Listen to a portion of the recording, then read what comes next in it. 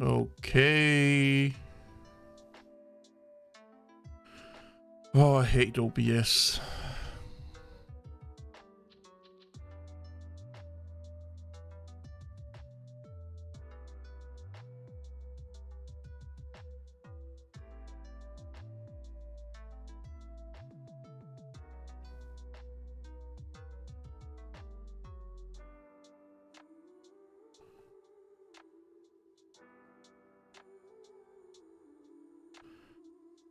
Oh, I forgot to set up the plugins.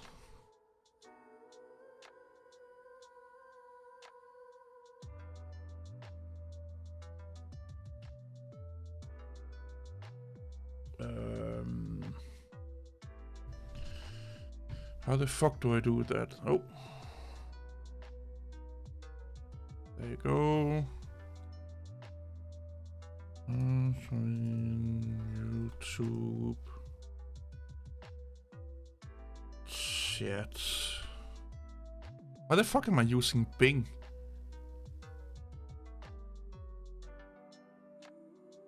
I don't want to do that. There you go.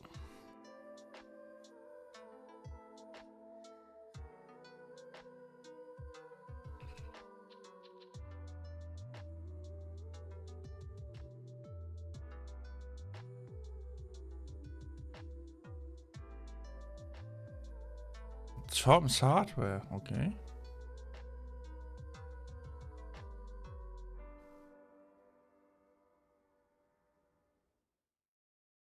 Yeah, I definitely need to figure this one out. I need to type all this shit down so I can remember it. Boop, boop, boop, boop.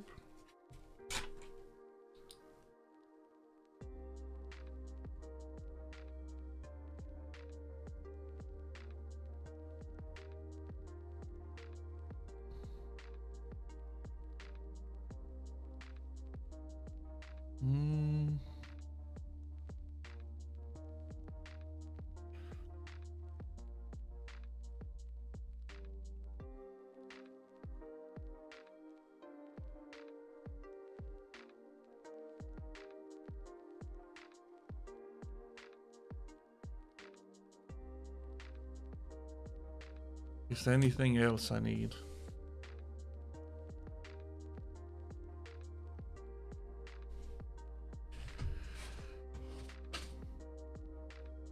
What happens if I...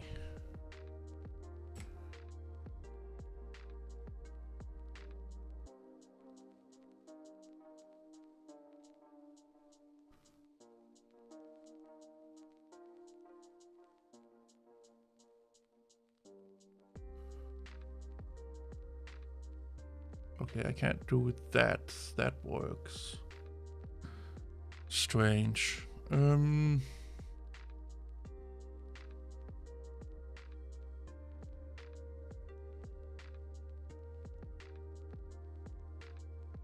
Okay. Cool. Who the fuck I beep on?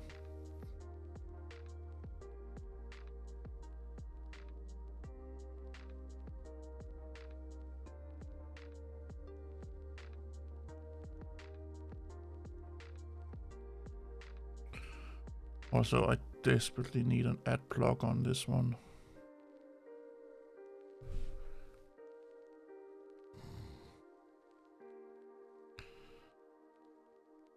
So basically, you're just putting in the URL.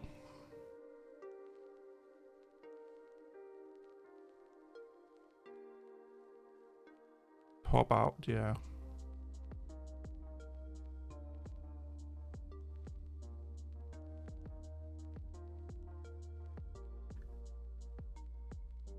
Maybe I should just code my own fucking stream layout. But who are these dudes? Oh god, exclusivity is the Achilles heel of the gaming industry. Well, yeah. Who are you people?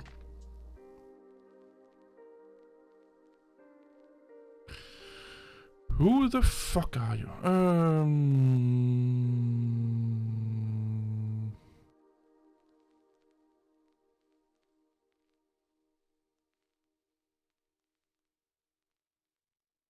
I've never heard about them. Bboom or Bbom is one of the leading consumer technology websites aiming at helping people understand and use technology in a better way. Leading means that you are well known. Again, never heard about you.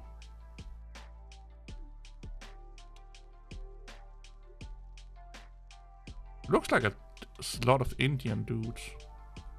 Hey, Tech.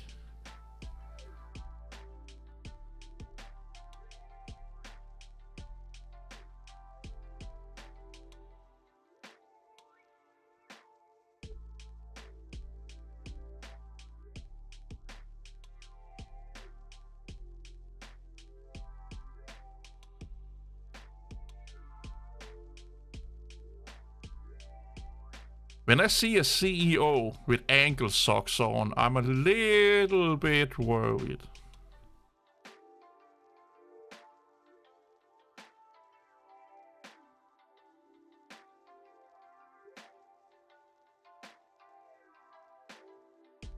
Oh, yeah, India's top 100 digital stars. Hey, Sivan? Can you guys not hear me?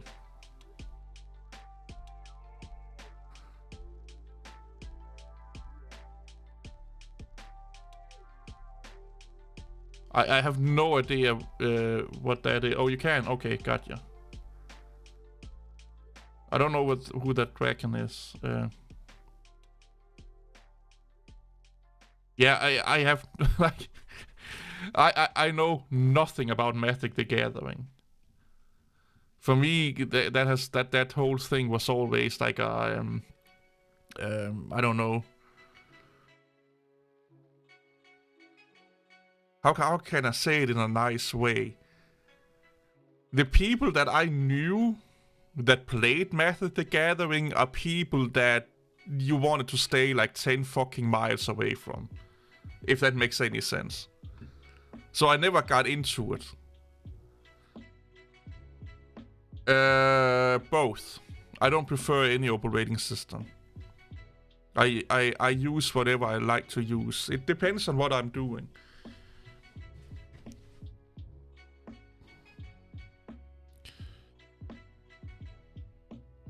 But I have heard a lot of bullshit about Magic the Gathering, though. Or what is it? Blizzard of the Coast? Is that the name of the company that make Magic the Gathering?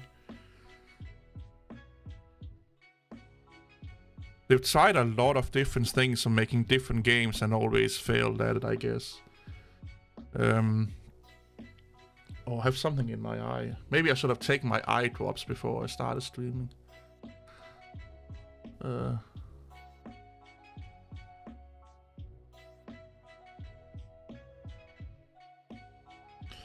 What IDE? It depends on what programming language I'm using. It's like...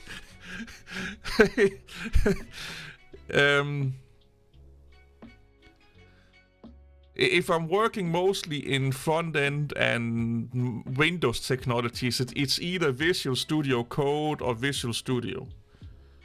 Notepad, I don't use that to program with, I use that to fix things with. So if you need to fix a variable or add a line or remove a line, you use Notepad, Notepad++. You don't use it to code. You can, but it's unnecessary. It's kind of the same as the Linux nerds. I'm living in the terminal because I'm a hardcore motherfucker. No, it's just like, yeah, you do it because you want to play smart, but it's not necessary. Hey, Don. Evernote. Everything is relevant if you like to use it. Yeah, I'm good, man. I hope you're doing good also. If you like using it, it's relevant for you. That's how it is. And it may not be relevant in a job application, But that depends on the place you work at. That's up to their prerogative, I guess. But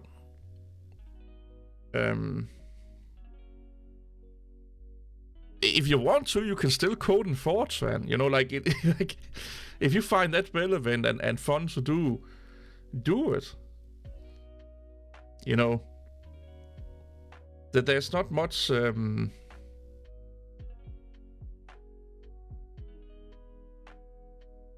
I just hate that. Well, I don't hate the term irrelevant, but it depends on the circumstance or the situation. It also depends on what you're working on and why, and there's a lot of questions. A lot of questions. What did OBS have to say? I think YouTube just continue sponsoring them or something like that. It was they tweeted, or is it called X'd? What the fuck do you call it when you post something on X now? It used to be tweets. Is it you've been X'd? X'd? That don't sound right. X.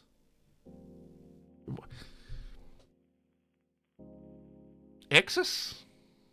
Yeah, he should. It don't work. Yeah, it's.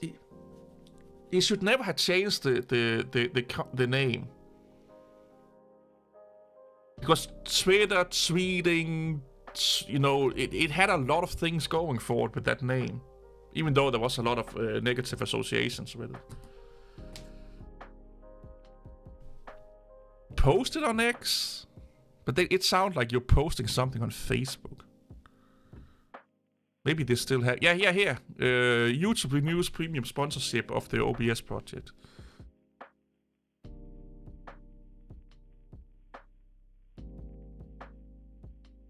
Nah, I think he wanted to... Like, I understand why he changed the name. Because Twitter had... like, the name Twitter had, like, a lot of negativity associated with it. And I kinda understand that you want to change that. To be honest, I may... Like, if I have bought Twitter, if I was, like, a billionaire, I probably would have changed the name also. Because if you ask most people what they think, if you say, what do you think about when you hear the name Twitter, it's drama, entitled motherfuckers, yeah. X is space, it's just, you know, SpaceX, Tesla, it's just in his, you know, it's, he just like it, I guess, you know. Yeah, honestly, I don't think he spent much time thinking about it. But it ties in with, like, his whole organization,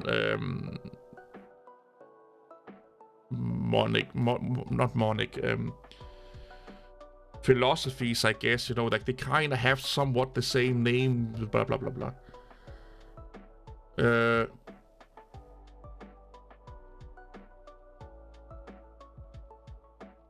Yeah, the people don't like people saying their mind, you know.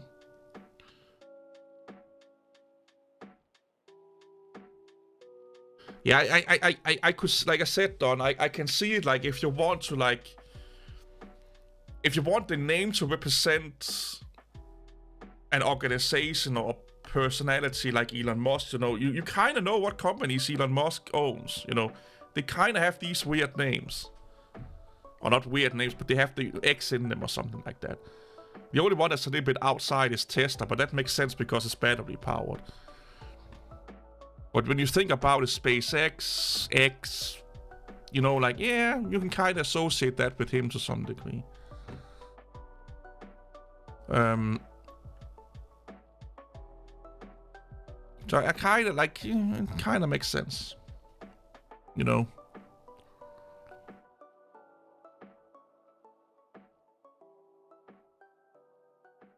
So I just bought these suckers here. I caved in.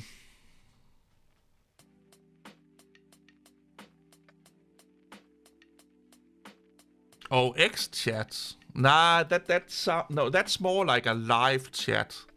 You know, like on YouTube chat and stuff like that. Yeah, XChat, yeah, an IRC client. If it was an IRC client, I would get that, yeah. Xmedia could be a good one. Or, well, I think we all know about X videos. If you're over 16 years, you probably know, X videos. It's like one of the oldest corn sites on the interwebs. So really interesting to see how. So I have a few things in life I can't stop buying: keyboards, backpacks, and headphones. I'm always looking for the perfect keyboard. I'm always looking for the perfect headphones. I'm always looking for the perfect backpack. And I spent way too much money going on that pursuit for everything. I have a video on my channel about what I think right now is the perfect keyboard for me, and it's the Magic Keyboard. But if I should go with mechanical keyboards, I'm either a brown or clicky kind of guy.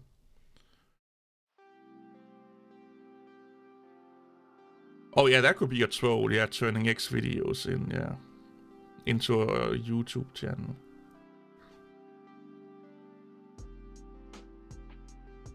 But anything that is similar to MX Brown or MX Blues are what I prefer.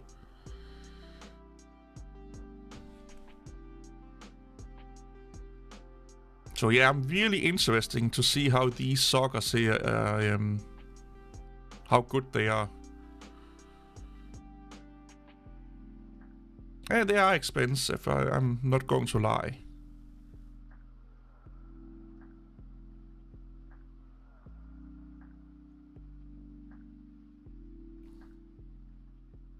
But I tried a lot of headphones over the years.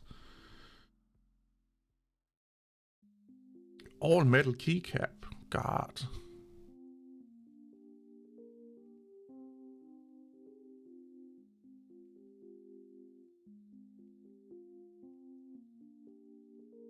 I don't know if I would want that. I don't know. A wooden or wooden keycaps. I could see myself get wooden keycaps because I like the feel of wood. And if you sand it right, you can get wood so soft. You know, it feels so soft. It almost don't feel hard. You know, so if you can, like, if you really sand it down to get that, like, kind of a little bit like a fluffy feeling of it. I just don't know how long they will last, though. MacBook Pro, yeah, I like the Magic Keyboard because it has that textile feel to it. And I always preferred I always prefer typing on laptops because there's not that much key travel. I don't like a lot of key travel. I feel I type faster and better with almost no key travel at all. Oh yeah, IBM, yeah, I like those.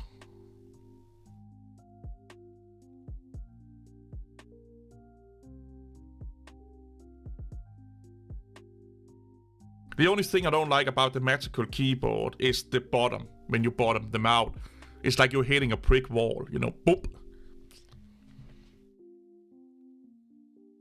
I wouldn't mind it being a little bit, not squishy soft, but just a tad bit softer, but that's probably what you get with not being mechanical.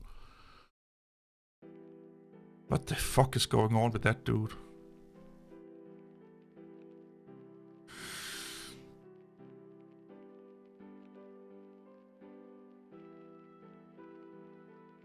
Where do they have it? In accessories?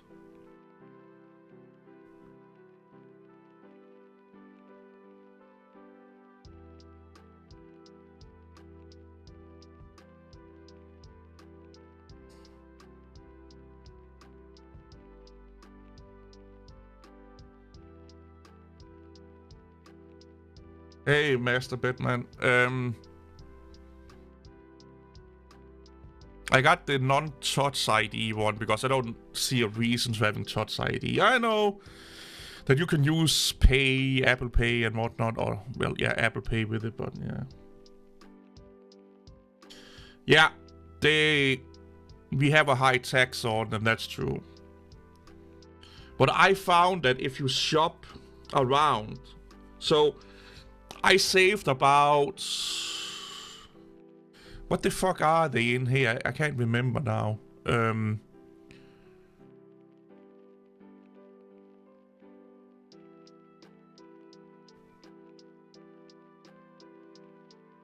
Oh, well, I probably need to go to the Danish side.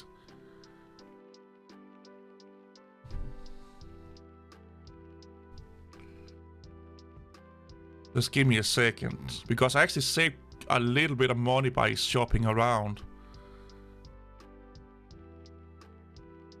Yeah, so I saved about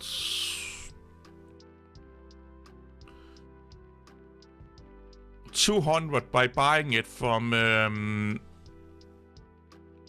is it AV Cable?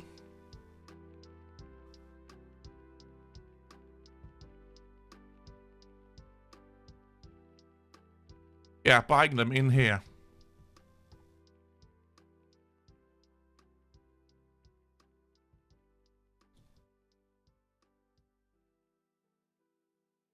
So this is what I paid for them.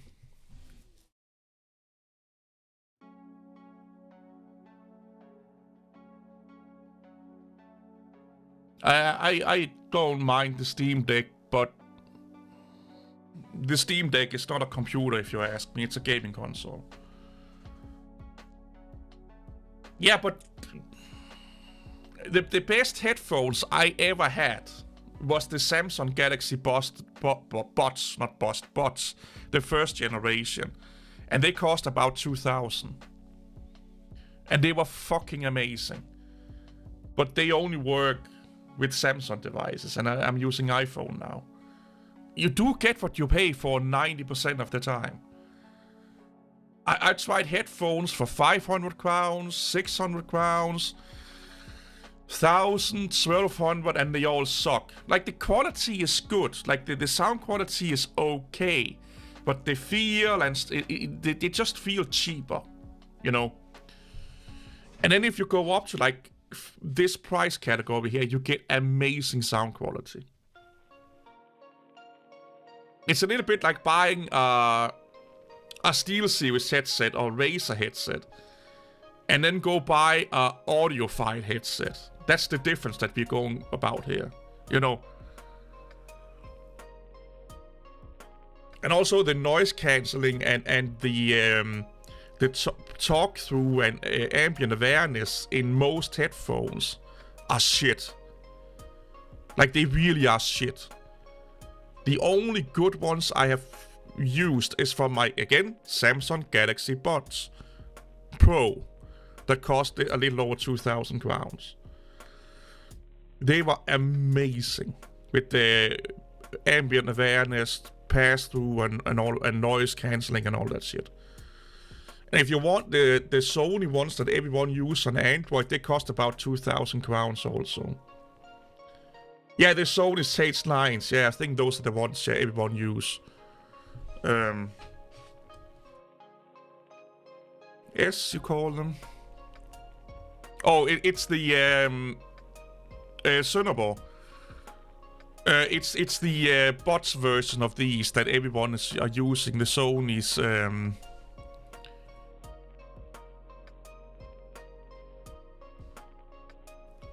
These one here. And they are also about 2,000 crowns. But again, this, like, if you want really, really, really, really good headsets, this is the price point you go into. So in the Freedom money, we are talking about $180 to $200, I guess. That's when you're going. Oh, this is with taxes, so probably $150 to $200. That's the sweet spot for great headphones. That's the sweet spot. Hey, Notebug. The sweet spot for really good wireless headphones are about the $150 to $200 zone.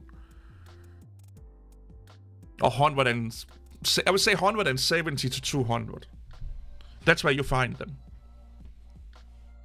If you start to pay like 300 plus or 230, 50 plus, you don't get that much extra value for them. But the reality of life is 99% of the time, if you want good quality, good products, you have to pay good money. I'm not saying that you have to pay a lot of money, but you have to pay good money for it. Yeah, they say Sony has some of the best noise cancelling out there, yeah.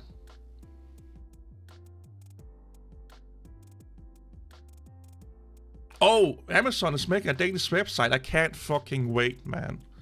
Please give it to me. Please give me a fucking Danish website. That would probably kill ProShop or something like that, I guess. I don't know. It could, if you get a Danish Amazon store, if you get Amazon Prime with all of the benefits, with Amazon Music and Amazon Video, it could kill a lot of fucking Danish web stores.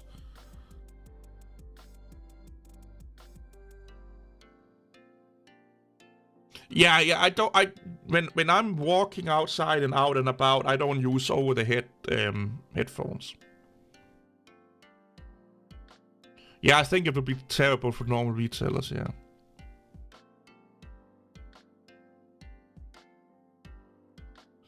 I don't like having, the only time I like having, normal size headphones or over-the-ear headphones or on-ear headphones are when I'm at home. To me, walking outside with big massive headphones on makes you look like a douchebag. Like you're too cool to talk to other people and be around other people. A lot of wired headphones are actually really good, honestly. Because when wired headphones started to be outdated, even the cheap ones was actually really good. Because they have really fine-tuned wired headphones.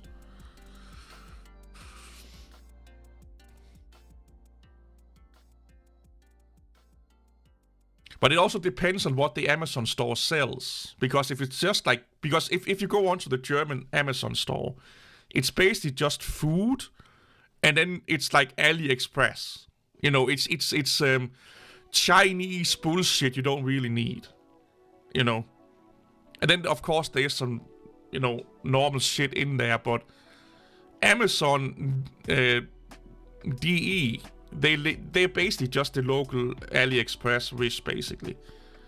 That's why people go on there, to buy cheap shit, And if Amazon DK becomes, the place to buy cheap shit, yeah, Yeah, I know that the German language is, Danish language is invaded on, yeah. Bluetooth is amazing, again, if they are using the right Bluetooth components. So, if you buy brand name devices, they tend to have good Bluetooth connection. So I've had like a Huawei phone. Bluetooth was awful on it. Then I bought a Samsung and it just worked no problem. I bought a really cheap ass YouTube dongle. Crap. Then I bought like a medium priced YouTube dongle. Amazing.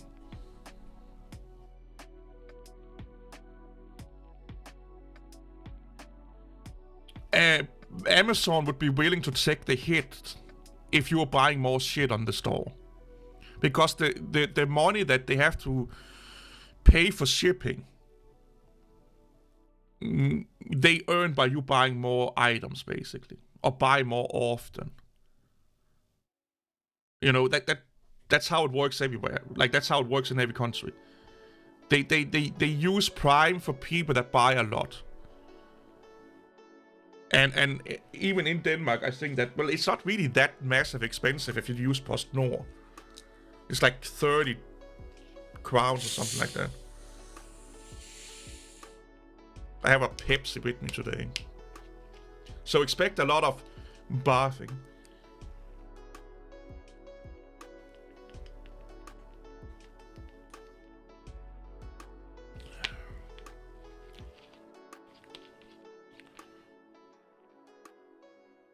$10,000. Holy shit.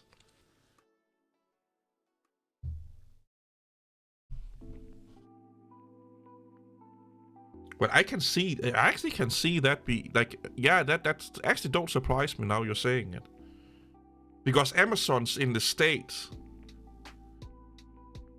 you know, they have a lot of shit. Because you have to remember, like, what Amazon is in the States is not what it is here in Europe. Like I said, here in Europe, Amazon, for the most part, are known as basically AliExpress. It's where you go and buy cheap-ass fucking random shit. And then maybe some food and cleaning supplies and stuff like that. Amazon is not the place for most European people where you go and buy vitamins and pills and stuff like that. Yeah, toys, pens, random knickknacks, fidget spinners, you know, cheap-ass fucking funny things and stuff. Like, a lot of the fidget spinners and the shit I take with me to work that we play with at work, I bought that on Amazon because it's dirt cheap. And it's based, like I said, it's basically just Chinese sellers selling it on Amazon. Yeah, that makes sense. Yeah, but here in Denmark, most of the stuff that they sell, like even in Germany, if you want, like, let's say, like Nvidia graphic card on Amazon, it's actually still cheaper to go to Alternative or some other German site than on Amazon and buy it. Unless you're a Prime member and unless they have a really, really big splash deal on it. But for the most part, Amazon is just, you know... Well, yeah, having your own Linux distro nowadays, if you're a big tech company that serve hosting solutions, is kind of par for the core. It kind of, like, if you don't have your own Linux spin, what the fuck are you doing? Like, you know...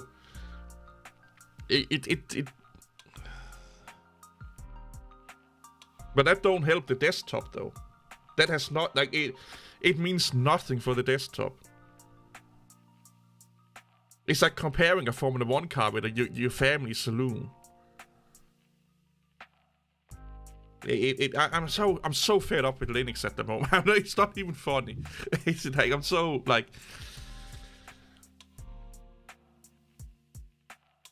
I'm so, like, the worst thing that ever happened was, like, what is the Linux market share? Have they gone under 4% yet?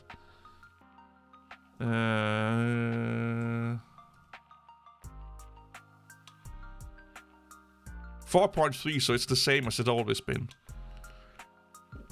Or at least it has been ever since they did the whole 4%. Where's the stat?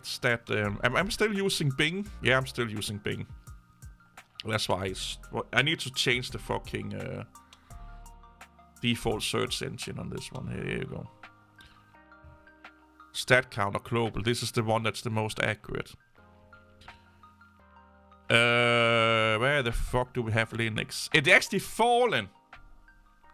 It's falling 0.1%. Where the fuck do we have Linux? macOS is a little bit on decline though.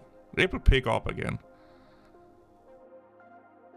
Yeah, Linux is... Yeah, Linux went up from November to December. Then it went up a little bit from January. Then in February it was...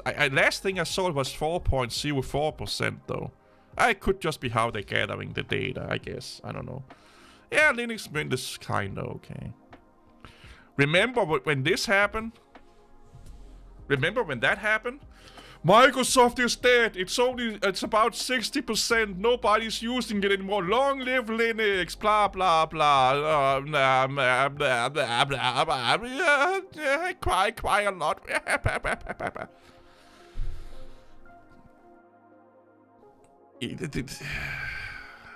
The cope is real, man. Like I just this here, on the other hand, I have no idea what's going on here. This could be what went on here with Microsoft. Like they lost about 5% of the desktop market, a little bit over 5%. But actually they lost more than 5%.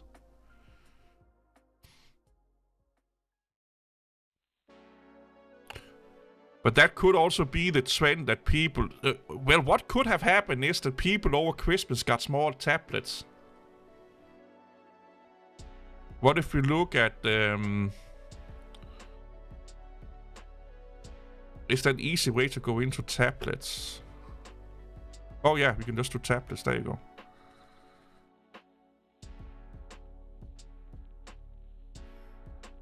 Oh, they've kind of been steady. Yeah, they actually went up a little bit here, yeah.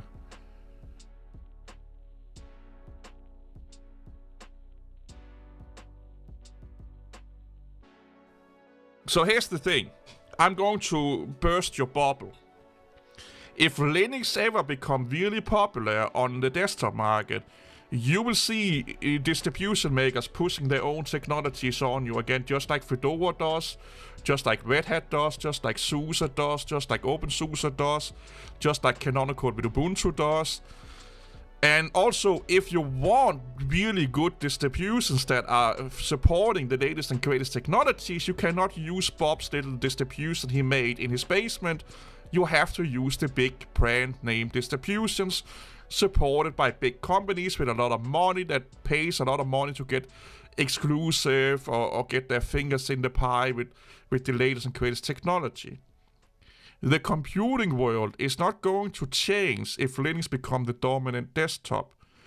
All the crazy shit people are doing on Windows, they will then start to do on Linux. That's all that's going to happen. And yes, you can use distributions that don't do it, but then you will lack compatibility, you will lack technologies. You will lack a lot of things because a random person or a small group of people don't have the same money that they can, or the same development power as big corporations have, so they will win. If Linux becomes the primary desktop on the market, it will be one or two distributions. So let's say we changed that Linux became 70% of the desktop market. 60 or 65% of that desktop market would be one distribution. One distribution. Even like 69% of that desktop market would be one distribution. And that would be either Red Hat, SUSE, or Canonical. And they will do exactly the same fucking shit as Windows is doing to make money. And the people support, like the programs, because you have to remember, a lot of the problems with Windows is not Windows doing crazy shit. It's the people that, like third-party developers doing crazy shit with you. Do you think Adobe will change their ways by running on Linux? No. It will still be a telemetry-driven, subscription-based, overpriced piece of shit. It just runs on Linux. Do you think Microsoft Office will be different if it ran on Linux? No. It won't. This whole fucking unicorn for fantasy most people live in with Linux, that the whole computing world is going to change if everyone ran Linux. It would be like me, like, if I just eat fucking, cabbages for like 2 months, I would be the sexiest man alive. And all the girls are sucking my fucking dick the second I go out my door. That is the same illusion that you live in. GPL open source, and Linux will not change that fucking shit. Because people that are using those software don't give a shit about that. So all of the things all of the bad actors are doing on Windows, they will do the same shit on Linux. You just don't have your operating system doing the same shit. So you may win 2 or 3% of the fight. If even that. But if you think that if Linux become the primary desktop, that it will be like it is now, that it's based like a free-for-all, and no matter what distribution you're using, you can do all the same shit. No. If Ubuntu become like 70% of the fucking desktop market, they will make sure that there are shit only working on Ubuntu that people want to keep that position in the market. It is business suicide not to do that. So that could be like, let's say, gaming. If you want to play the latest games, you have to run Ubuntu. Or yeah, you can run another spin-off, but then you have to wait a year, 2 years before you can run the latest and greatest games on it, because they have to re-engineer a lot of technologies. That's what's going to happen. If you think otherwise, you have no idea how the world fucking works. Like, honestly, I'm going to be totally blunt honest with you. If you think the computing world is going to change because everyone wants Linux, you have no idea how technology works and the technology world works. No idea. The only thing that changed is the platform that's hosting. Look at it like this. Look at your operating system like Amazon Web Services. This is what your operating system is. For the last 20 years, your operating system is nothing more than a delivery platform. The same with iOS, Android, tablet OS, call it what you will. What it does is delivering you content, games, applications, etc., etc., etc. So the only thing that changed by everyone running Linux is the delivery platform for your content is changing. But that also means that the only thing that then, that will change is the power that delivery platform has. Do you think Adobe will become, and companies like that will become open source because they run on Linux? Of course they won't do that. They won't. It's stupid. Why would they? Oh, thanks, Lamer. I think you're the one that's been... I think you're the longest running member I have. But yeah, why would Adobe convert to open source if Linux became a delivery platform? There's no reason for it to do it. They just have to make sure that shit works on Linux, that's it. It kind of already happening. Adobe have, like, is it Lightroom or stuff like that works on the Android? Lightroom is not an open source software. Here's the fact. Most of you that are running Linux nowadays are being told a shit ton of lies. A shit ton of lies by other Linux people, Richard Stallman, and the Linux community in whole.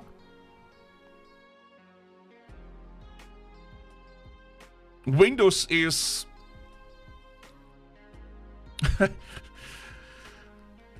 Windows is coded and made better than Linux. Windows today, like Windows 7, 8, 10, and 11 are built, maintained, and coded better than Linux. What you have to remember is Windows is running on 100x the time computers and configuration diversity than Linux is. It has billions of users.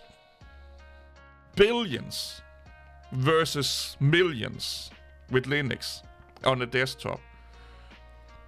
it's being attacked probably 1,000 times per user more than Linux is. With viruses and etc, etc. And it's still kind of holding up okay. Like, when you think about it, it's not doing bad. Being the biggest security target or hacker target on Earth, it's actually doing really fucking good. Like, it's doing really well. Linux probably will not do that well.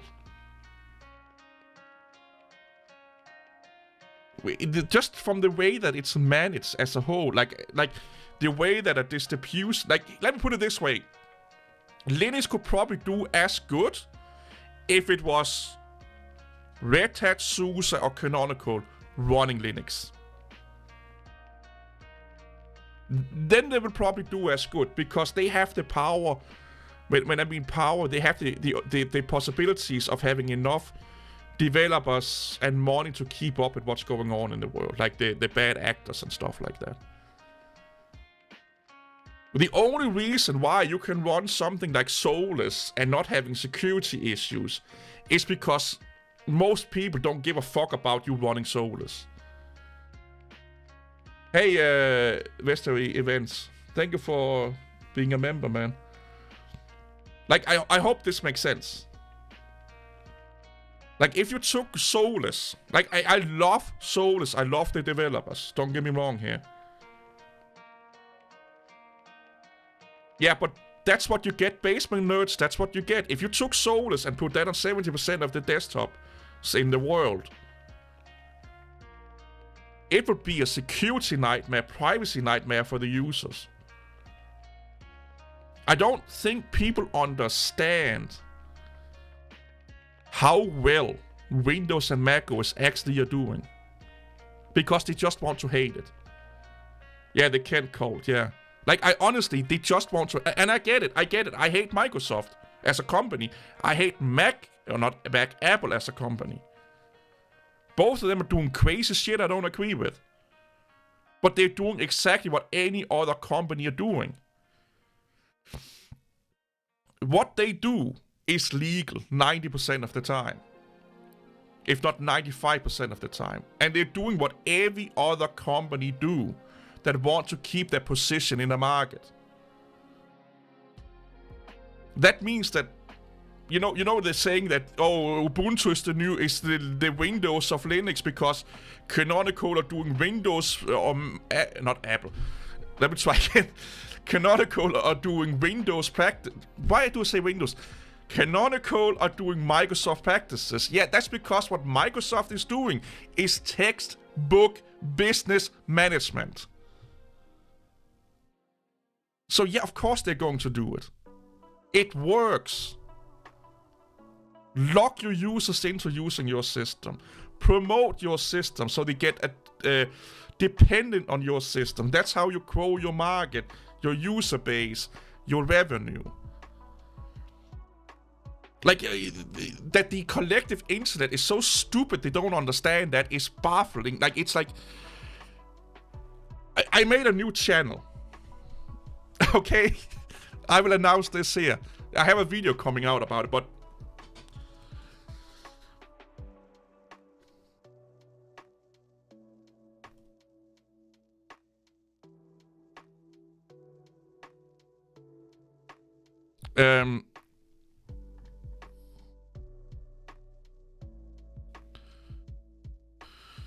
how the fuck do you... There you go.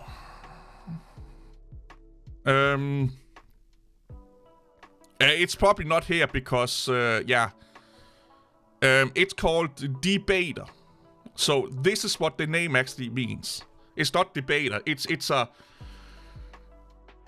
It's basically a troll channel. So you have to look at it like this. Debater. Beta. It's a bait channel, okay? I made a channel where I will upload bait videos. It's a social experiment. Yeah, there's something called Master Debater. Yeah, it's troll channel, but I'm doing this debater as a social experiment to show that the collective on YouTube, how stupid they are. That means that I'm going to make a lot of videos where I'm shitting on Windows. I will make a lot of videos where I'm shitting on Apple and Linux. Just to shit on them. Just to showcase how emotional invested people are into shit they should not be emotional investment. The whole channel's philosophy came about a conversation I had with someone at work, where we were talking about influencer versus educator, or entertainers versus educator. A Linux Fest, that actually sounds really... Oh, if your job is paying for it, like, it actually... Like, I would love to go to a Linux Fest. So, I'm trying to prove that people don't give a fuck about knowledge on the internet if they can get entertained. So I'm making a channel where I am clickbaiting like a motherfucker. I'm rage baiting. I'm emotional baiting. So all of those, you know, the videos I made, like 8 GB forever, Linux sucks, and like the title of this video here, I will do that times 10 on that channel within like the YouTube guidelines to show the intelligent, brilliant people on YouTube that say that, oh, I'm coming on YouTube to get educated. That if that's true, you're one of those people. You are so small minority that it's not even funny. And a place where this makes a lot of sense is in the Linux world. Because Linux people don't want knowledge. Linux people don't want to learn. Linux people don't want the truth. They just want to hate Microsoft and Windows and proprietary software. That's what they want. They want to sit in a circle jerking each other off about how smart they are and the rest of the world is stupid. Luke Smith is a great example of that, by the way. DistroTube is a great example of that. 90% of the Linux YouTubers out there is a perfect example of we want to be told what we want to hear instead of actually learning and being educated. And that is why 90% of all Linux YouTubers you listen to are full of bullshit and don't know what they're talking about. Because they are just saying the right shit. Because they are starting to believe their own Kool-Aid. And that's what this channel is going to prove. I will almost guarantee that this channel will grow faster than the one I have right now. End this confirmation bias, exactly.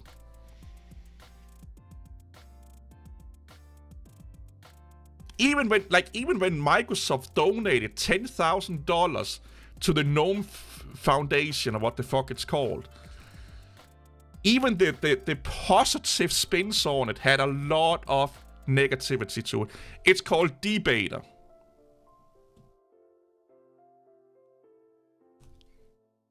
This is actually the name of the channel.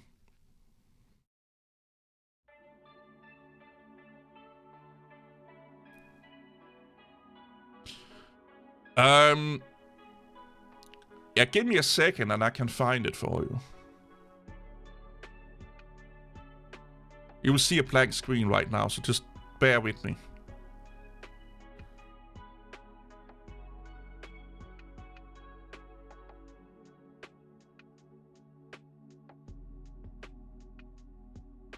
But like I said, I just made it today.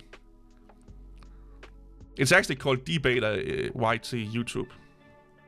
But I need over Easter here. I would be setting it up, and I hope next week or something like that I will make some content on it. I don't know yet. But within like next month, I hope to have uploaded 1 or 2 videos to it. I already made the introduction video to it.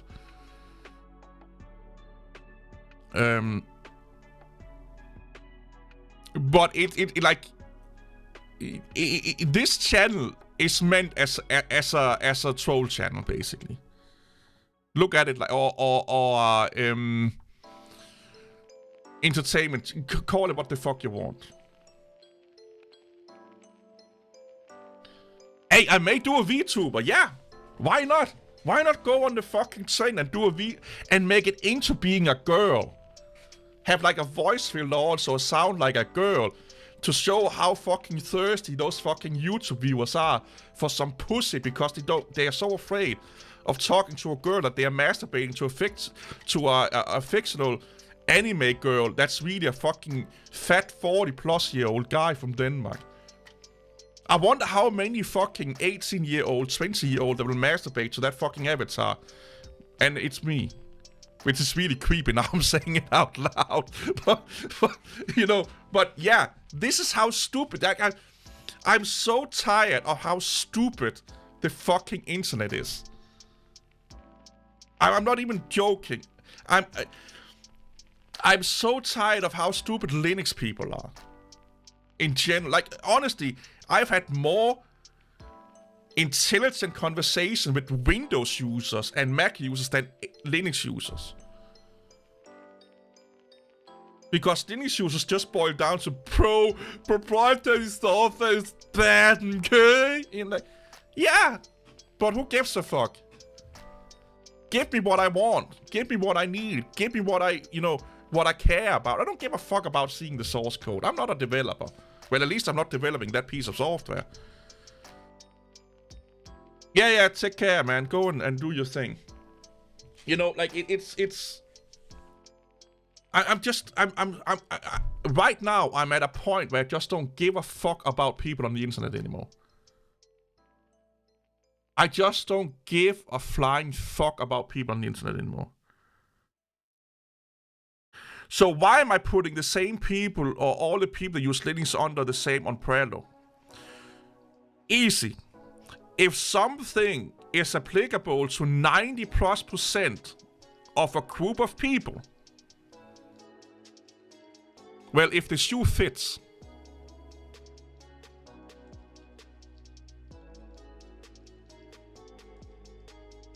it's like saying that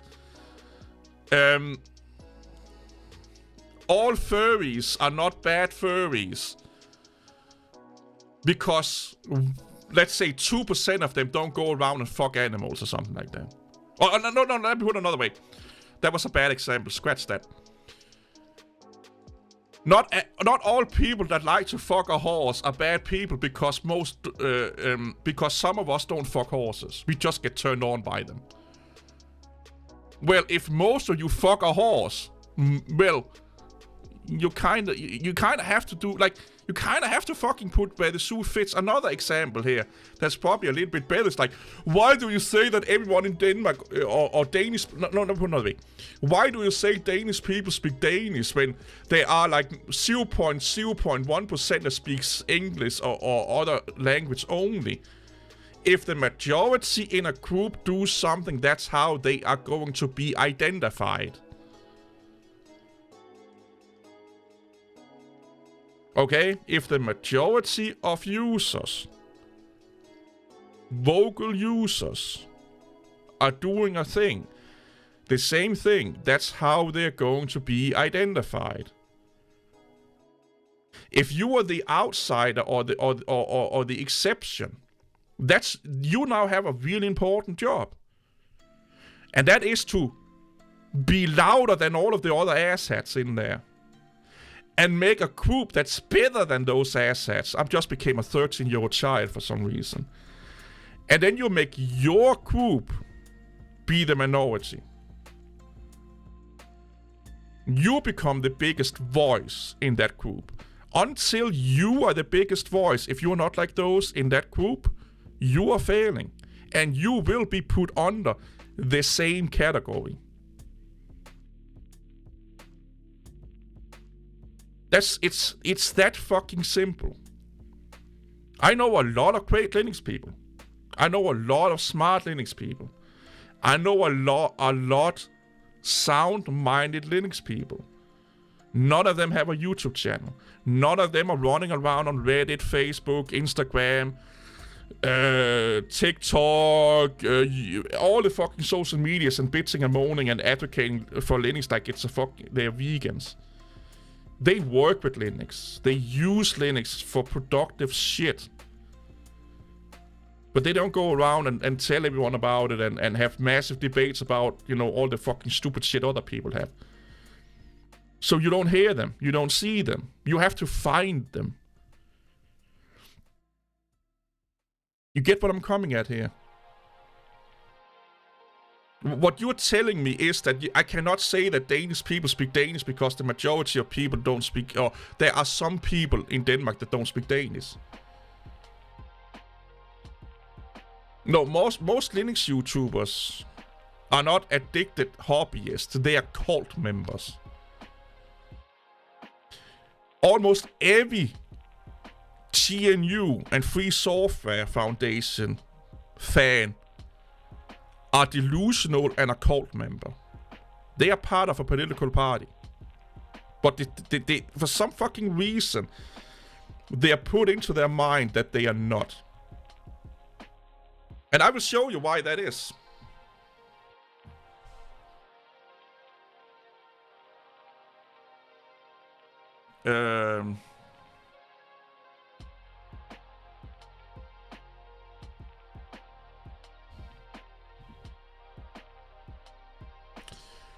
This is from Richard Stallman's own mouth. I am a single atheist white man, 55. This is from 2009. Rapidly intelligent, debatable, with an unusual interest in politics, science, music, and dancing. Nowhere there does it says software advocate, developer, technologist, technology advocate. Nowhere there does he say he is anything that has to do with what we do right now. He is the head of the Free Software Foundation, GNU. He regard himself mostly as a politician, science guy, music guy, and dancer. Not computer science, but just science in general. Okay? If he was really into technology, the way that all of his disciples are, go on fucking X, or Twitter, or what you will call it, or go on people's YouTube channel, proud Linux user, open source and free software advocate. He don't fucking even say that. What this should tell you, if you're just somewhat fucking intelligent in this world, is that he is all about politics. Not about software, not about technology. That's what he's saying here. This is from stallman.org, by the way. And for some reason, this won first place, which I really doubt. Like, I showed this to some developers at work. I showed this to some girls at work. Okay? All of them went away with an incel creep / rapist fucking mindset. Okay? When I show this to other people, the nicest thing I can say that is said about it is an incel. This is your god. If you are Linux Free Software Foundation GNU fanboy. This is your god.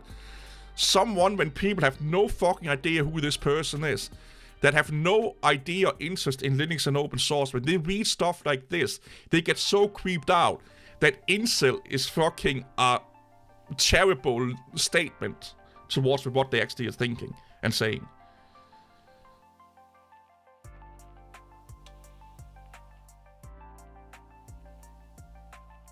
Yeah, yeah. Why bother with him? Because everyone uses him as a demigod within the open source and Linux community. But they don't understand him, they don't know him.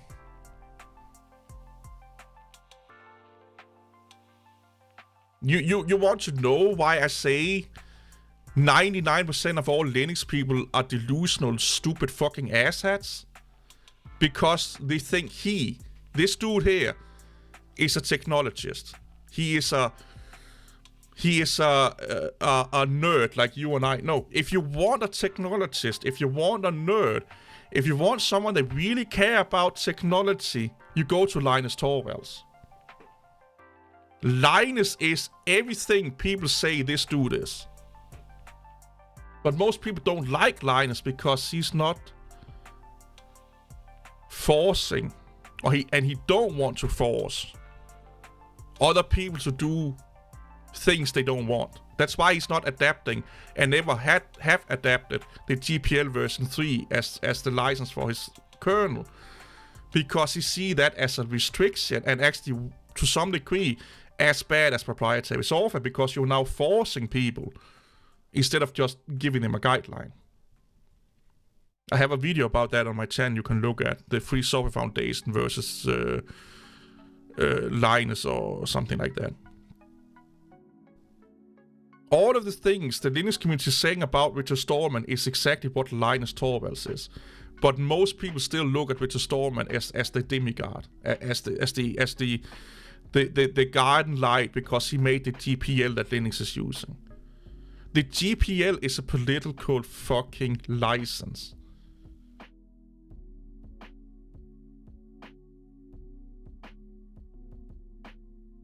That's it. Well, calling the GPL cancer is a little bit like... Back when that happened, I was the biggest Linux fan and Free Software Foundation fanboy you could ever dream of.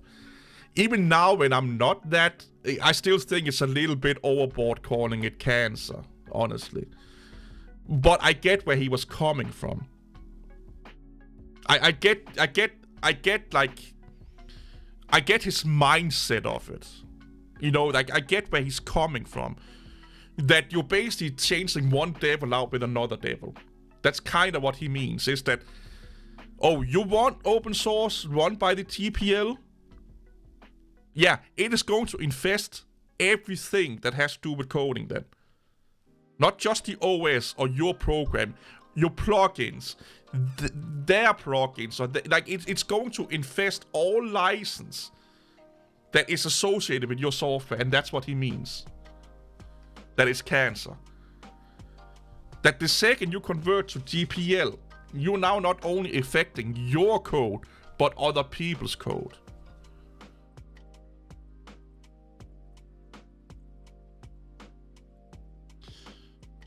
Yeah, Linus is kind of like Steve Jobs and Bill Gates in one person, yeah.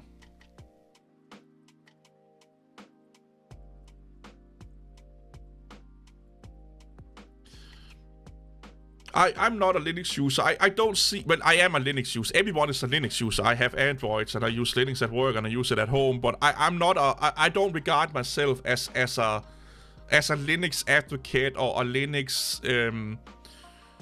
Let me put it this way. If people ask me who I am, I'm not going to say I'm a Linux whatever. Linux is like...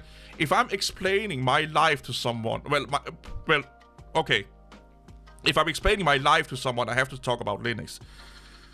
But if someone asks me, what is your interests? What are you, and stuff like that, Linux is not even coming up. Well, no, Android is not Linux, but people are using Linux indirectly in a lot of places anyway. If you have like a Synology NAS running around, you're using Linux. It's run by Debian. That's what I mean by it. Yeah, I don't tell anyone I'm a Microsoft user, I'm an Apple user, or I'm a Linux user. I just say I have an interest in technology, operating systems, and blah blah. And if they want to know more about that, I'll be like, well, I use Linux, I use Windows, I use Mac OS, I use Haiku, I sometimes use FreeBSD. Then I will explain it to them.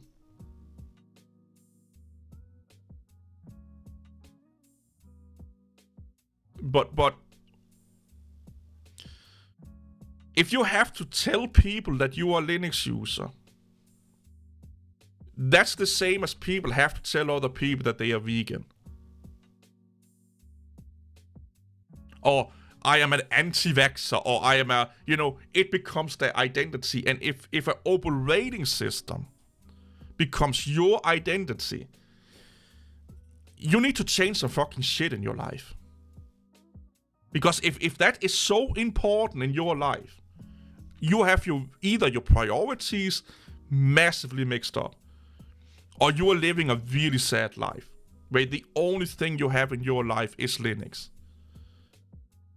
And then we need to do something with it. You need to go out and get some pussy or dick or whatever, like orgies. I don't know. You need go out and live. Go get drunk. Go out and live your life. Get some friends.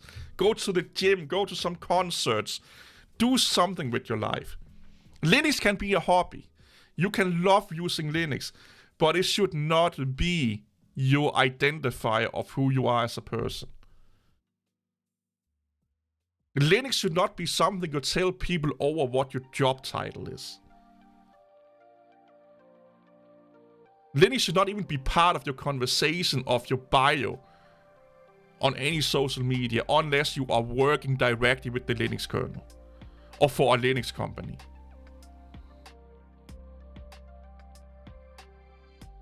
Because other than that, you are exactly like the vegans of the world. You have that's the most important thing about you. Fuck your fucking social life. Fuck your wife, husband, whatever the fuck it is. Fuck your kids. Fuck your job. Fuck your other achievements like black belt in whatever fucking martial arts you want to. You probably you may or may not have it in. All of that is secondary to you being a Linux user. Like, I say this to a lot of people. Can I just Google X? Yeah, there you go. Okay, I need to sign up. I don't want to do that. But let's have that up here.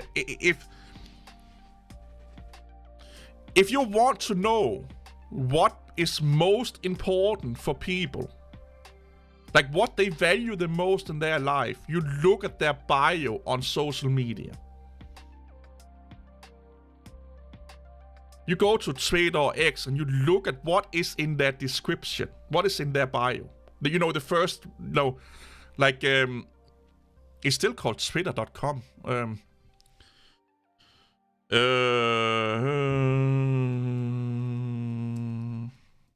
See if I can find my old Twitter account.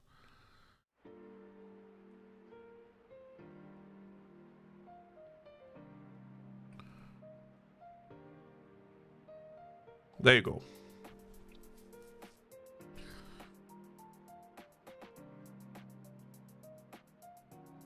You want to know what's important in people's life, you read what they say right there.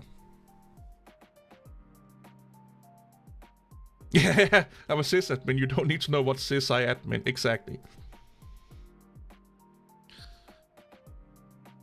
If someone puts activists, if someone puts, whatever Republican or Democrat or feminist or man's right activist or anti-vaxxer or vegan or Linux user, open source, if they put any of those things into their bio on social media, that means that is more than likely the most important things about them. And if anyone put unless they are working as an activist or working as a feminist, that's their job and it's a job title they have or associated with that job. If they put stuff like that in that basically don't mean anything, that's a massive red flag for you to run away from those kind of people. So if I see someone have like Linux user or free open source advocate or free software foundation advocate or stuff like that in their title as their description on social media on their personal account, I'm not going to talk to them. It's that simple. If I see someone feminist activist, I'm running away. Man's right activist, I'm running away. Trans person, I'm running away. Cis white male, I'm running away. Because you are stating shit that don't matter at all for us to talk to each other. But for you, that's what's most important. That means everything we talk about will be centered around Linux, feminism, cis white male, man's rights activist, blah, blah, blah, blah, blah, blah. That's what's going on in their head 24/7.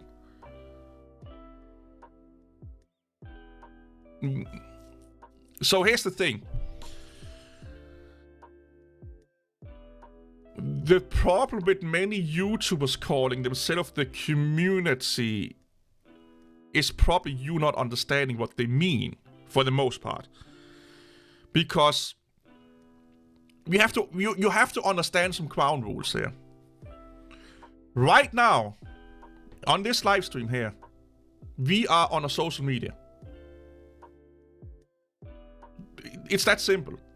You are not using YouTube anymore as a video platform. It has become a social media right now for you. If you're commenting on videos, you're using it as a social media. If you are liking or commenting or anything, if you're interacting socially with any videos on YouTube, it has become a social media. So you typing right now in this chat, you're using it as a social media. Social medias has communities. So, social interactions, you know, like when you go to work, your job is basically a community, so to speak. You know, it's a community, it's a group of people gathered around doing the same company things for the same company. So the CEO is basically having a community of workers and managers and blah, blah, blah, blah, blah. So they are not the community, but they have built or fostered a community. And I know someone mix it up and say that they are the community. I don't think that all of them think that. Some, of course, do, don't get me wrong. But what I think most of them are saying is that when you are engaging with a YouTuber on YouTube, you have become part of the community for the duration of you engaging with it. You can be a hater, a disliker, or a fan. You're still part of that community as long as you're engaging with it. So if you, after this live stream, don't type anymore, hey Ran, you're not, you're not part of the community anymore. You went outside. If you're freelancing for a job, you're not part of, and when that freelancing job is over, you're not an employee anymore. You're not part of that job community anymore. Community is basically just a group of people. That's kind of, one of the bases of a community. It's a group of people with that are centered around the same interest or, the same stuff, doing the same stuff and whatnot. I'm using Mac OS, the best distro on earth. So yeah, like, if they say that they are the community and calling themselves the community and they believe that, yeah, they have a massive fucking ego problem or something going on in their head. I will be with you on that 1000%. But what I have experienced on being on YouTube ever since YouTube came out in 2004 or 5 or whenever the fuck it is, most people, they say that they have fostered a community or they have built a community or they are part of a community. Cody, I could not give less fuck about Linux right now. I could not. I don't give a flying fuck about Linux at the moment. And the fact that people want me to give a fuck about Linux makes me want to give less fucks about Linux. Linux have done what Linux can do for me at the moment.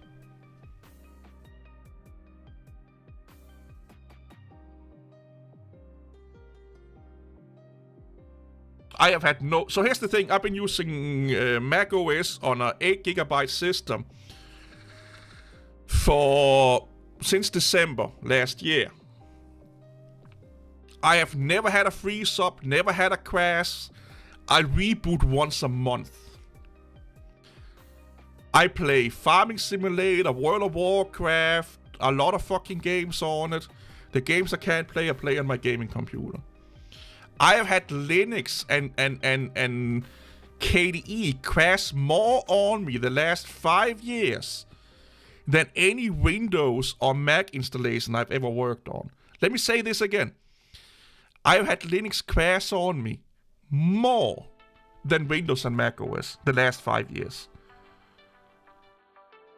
I have had Linux break shit on me more than Windows and Mac OS. I don't give a fuck about configuration. Who gives a fuck? Like, how many, like, let's say I could, really perfect example. Let's say you could okay, Windows, you can customize Windows more than you can customize Mac OS, right? This is what people do the most on Windows. They install Windows, they choose a wallpaper, they enable dark theme, that's it. That's it. Part of my job is doing IT support, and I've been doing IT support for people since the 90s privately. 99% of people that I install Windows for, you know what their biggest request is? Can I use this wallpaper? Not can I change this, can I, also... The stupidity in people's mind that think that customizing your desktop is a selling feature that people care about is so low IQ that I can't even explain it.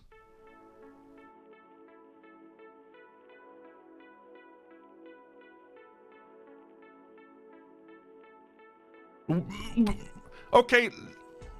Okay. Linux is not forcing you to use anything then. Of course it is. You're probably running a system running systemd right now. And it's probably embedded so much into your system that if you want to run that same distribution without systemd, you basically have to remake the whole distribution. Yes, you can find another distribution that don't run systemd. But Steam don't run well or at all without systemd. So if you are a gamer, you are forced to run a systemd compatible system. If you think Linux or distributions are not forcing you to use shit, you might as well be on LSD and think that Richard Nixon is sucking you off right now or something like that. I never used WhatsApp on Mac, so I can't say that. Yeah, you can customize. I was talking about Don. I was talking about Windows, not Mac. I think I work with Hyperland a little bit, but not much.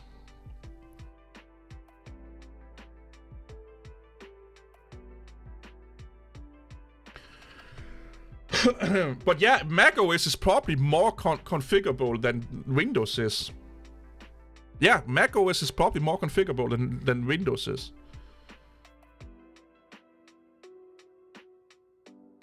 I don't think... So, like, if you want the best experience on Linux, you kinda have to run systemd. That's where all the effort is going into, that's where all the money is going into, that is where the majority of developers are working. So if you want the best Linux experience you can get, you have to use the systems that the majority of people are working on, sponsoring, helping out with, etc, etc, etc. And I'm talking from someone that have used Linux since 1997 or something like that. Like, I say this all the fucking time. I know people don't want to listen to me, but I fucking use Linux longer than most people have been alive that use Linux today. I started out using Linux when they were still a fucking sperm in their dad's ballsack. But what the fuck do I know? You know. You're not like... Here's the thing with the Linux... So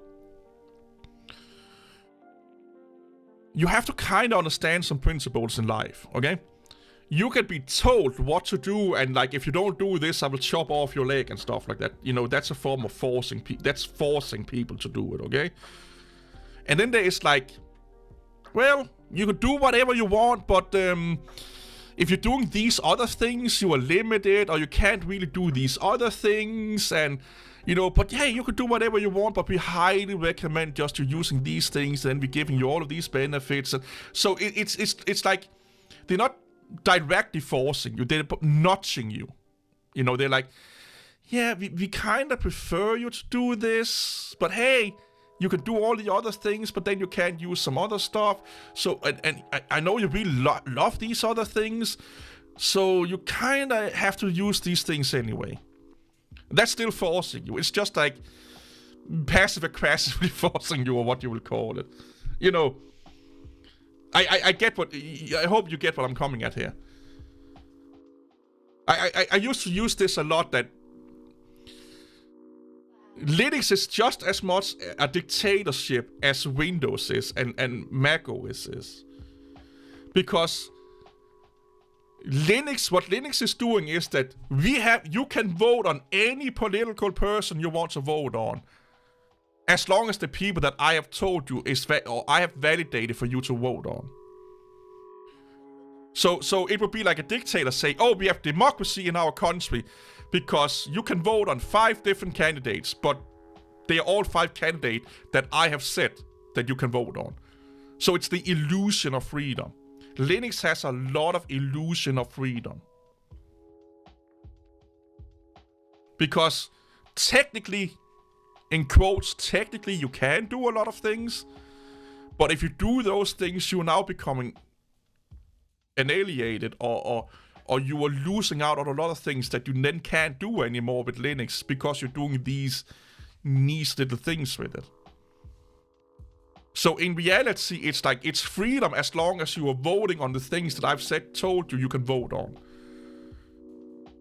It would be like Coca-Cola say, oh, we are not a monopoly because you have fans, say you have these other brands, so you can drink those, but hey, fun enough, we own all of them. We own all of them. So if you're buying Fanta and these things, you're still sponsoring Coca-Cola. That's the thing. Linux is a dictatorship. It's just a dictatorship disguised as freedom, because you do have options, but you can't choose what you want because the only options you have are options that someone has validated for you. So it's like, do you want to be told what to do directly? Or do you want to be told what to do indirectly with the illusion of freedom? And most people, sadly enough, they want the illusion of freedom. Like, here's another thing. In real life, no matter where the fuck you live in the world, if you live in a country, at least in the Western world, and you think you're free, even in fucking America, especially in America, you are the most delusional fucking idiot on earth. Like, America is the country that is spying on their citizens the fucking most.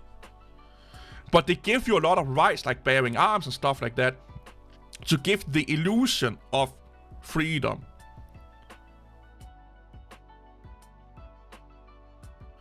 They say that, oh, well, we can go up against the state because we have guns at home. Do you think you can do, like, let's just say, do you think a city can do anything about the collective power of the American army? If the army is behind the president and he says, attack that fucking city there, they can't do shit. You don't have access to fucking F-22 Raptors or F-35 Lightnings, or what they're called nowadays. All you have is a fucking gun. They have missiles, ballistic missiles.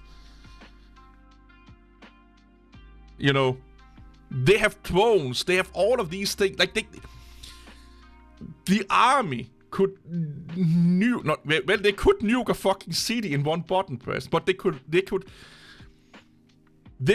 level a fucking city in under 5 minutes if they want to. You can stand there with your fucking 1911 and shoot it up in the air, your AR-15, I think your fucking operator from SEAL Team 6 or something like that. You have no fucking power over the American state and army. As long as the army or the armed forces are doing what the president is saying, you're fucked. You're fucked. If you really want to go against your president, you need to get the army behind you.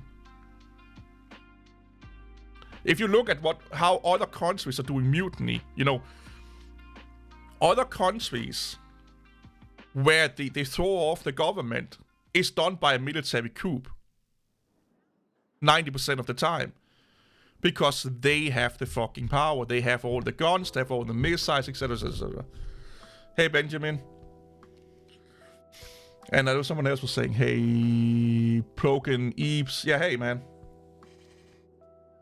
Yeah, if you think that just because you can run around... Yeah, you can protect yourself against intruders and all that fucking shit. But you can't protect yourself against the government. Not even each state's national guard, because I think Texas is has the biggest national army of all of the states. But if all other states' combined army goes against Texas, it will be a tough fight, but they will more than likely win. It will help to get your national army to back you up, of course it will. But this like, I hear this, you know... And no one gives a fuck about anything, I get that. Yeah, I totally get that. But this like, oh yeah, I have the right to bear arms, so therefore, you know, like, I cannot be controlled by the government. Fuck you. Like, come on, man. How fucking stupid can you be? No, of course you are. Like, come on. It's all an illusion. Just like with Linux, it's in most of this bullshit or talking points that Linux users come with are massive illusions.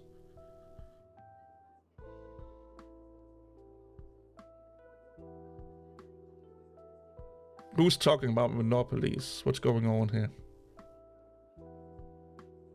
No, having a monopoly don't mean that your OS is bad, no.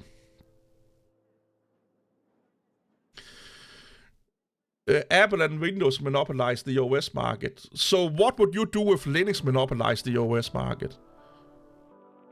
That would be bad then. Or is it, so here's another mentality that just shows how fucking stupid Linux users are. It's not okay for Windows and Mac OS to do bad things, but we can do it because we are the good guys. Yeah.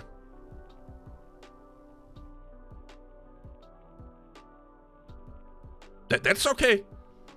It's okay for us to be a monopoly or do anti-consumer practices, but not for Microsoft and Windows or Apple and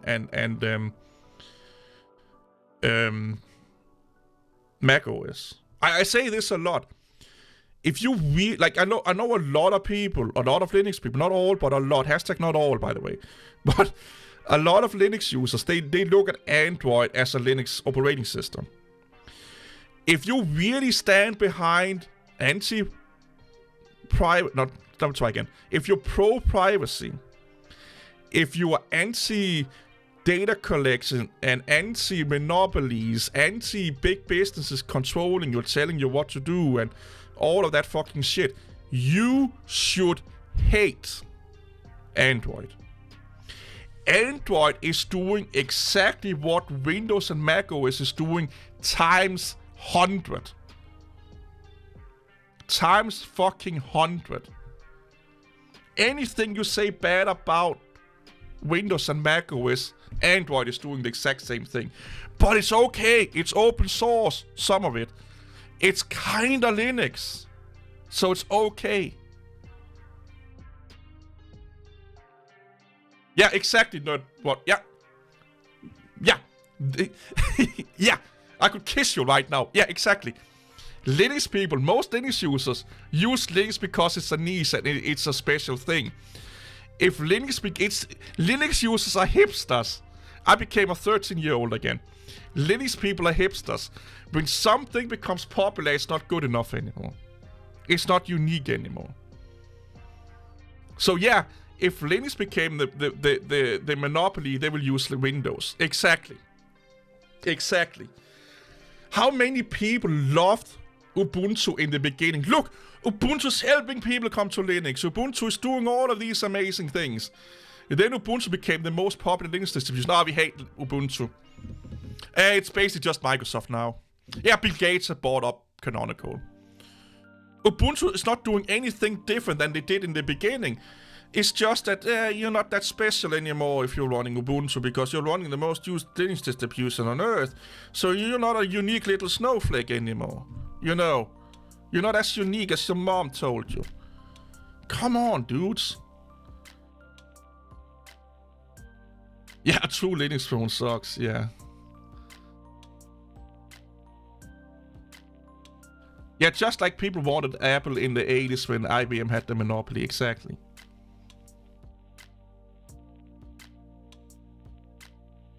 Linux don't empower the users to customize or innovate. It don't. If you are... How fucking stupid can you be? If you are a user of Linux, would that empower you to sit and learn coding? Because that would tell you a thing here. Innovate. You don't do that by fucking making a theme on GNOME. Innovate, you do that by coding. Making brilliant fucking programs. I don't think Linux would make anyone code that are not interested in coding to begin with. Customization means shit. How many of you have an Android phone? How many of you are spending hours and hours customizing that Android phone versus just using the stock standard UI that comes with it? If you look at the combined Android users on Earth, 90+%, I would even say 98+% of them are using the stock standard fucking UI. And you can customize the living shit out of Android. I've done it multiple times.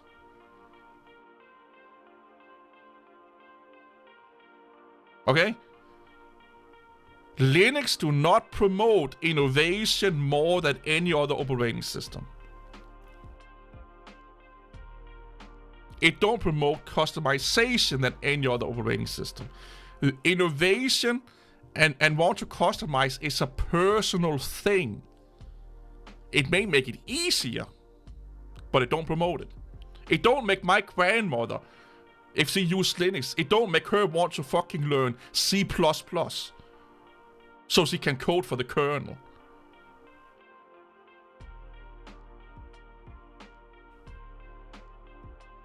Apple is for rich and lazy people with limited creativity. So, most of the fucking open source software that you're using is built on Apple hardware.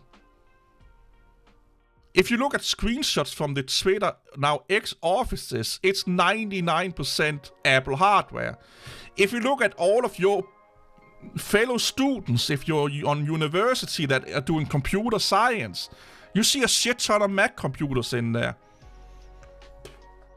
If you think that only lazy and limited people are using Apple products, it just shows how little IQ you have as a person. The product you use don't dictate if you are lazy or have limitations in any fucking way, shape, or form. Some of the most brilliant programs... The internet was invented on the precursor of macOS. Not Linux. The precursor to macOS that we have today. The fucking internet. Doom was developed, the original Doom was developed on the OS that is the precursor, a proprietary OS that's the precursor to macOS as we have today. I could go on and on and on and on.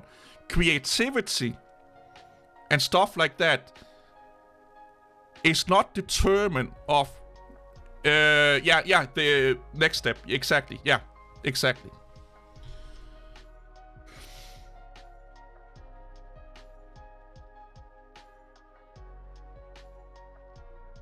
So here's the thing.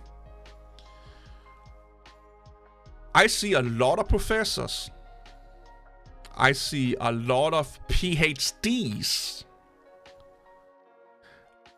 I see a lot of associate degrees holders running Apple products and Windows products. I don't know which one is most used, but they use a lot of those things. Yeah, I use NextStep. Yeah, I messed around with it a little bit. Yeah. Why do you think?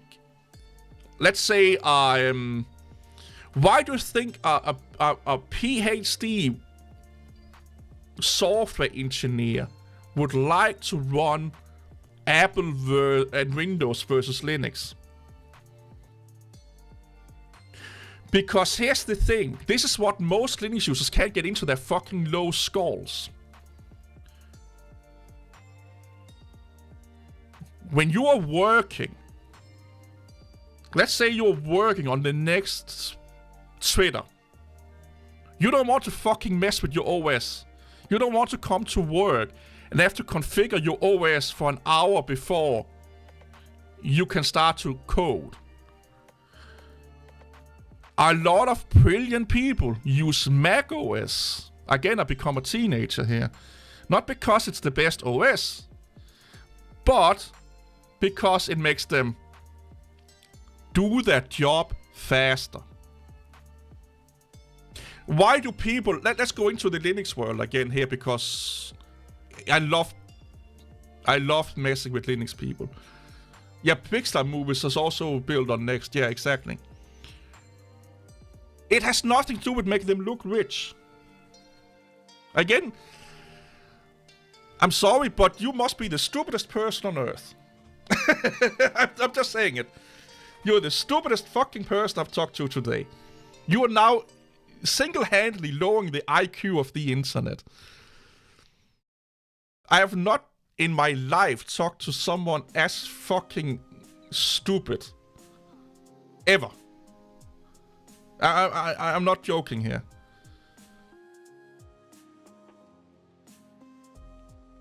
I'm not even fucking... Like, even if this is a troll, I kinda... Yeah, you got me going. But it's still what 90% of Linux users are using your arguments as you're doing right now. That's the sad point.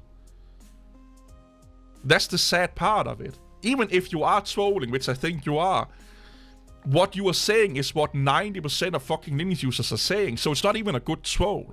Because what you're saying is exactly how they think. You may not think it personally, but that's what the majority of Linux users think, and that's the problem with them.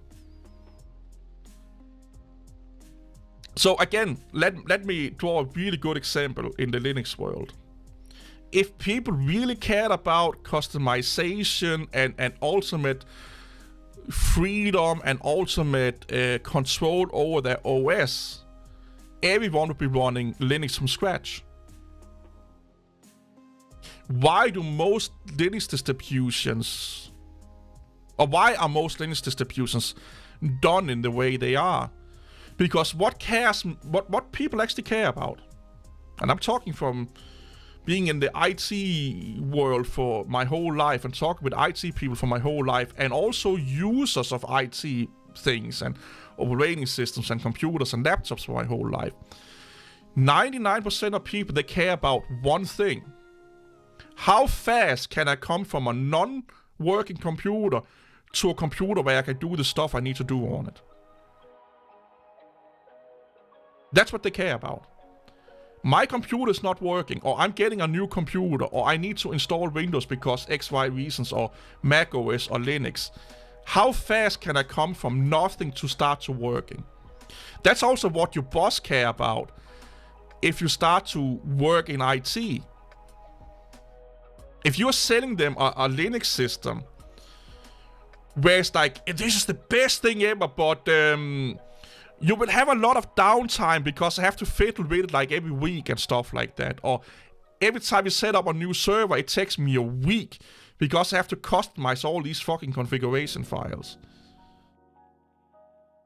Yeah, you will not have a job for that long.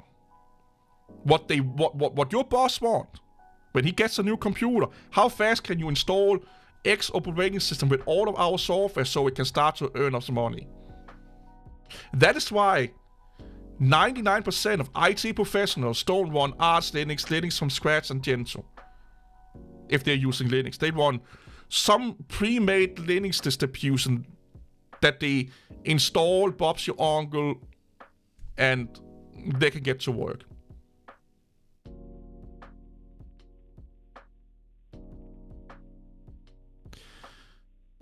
Hey Wilson, have I said hello to you, by the way? I feel a little bit bad. I haven't seen, just noticed you right now. A lot of your names, because you're blue and stuff like that, start to, you know.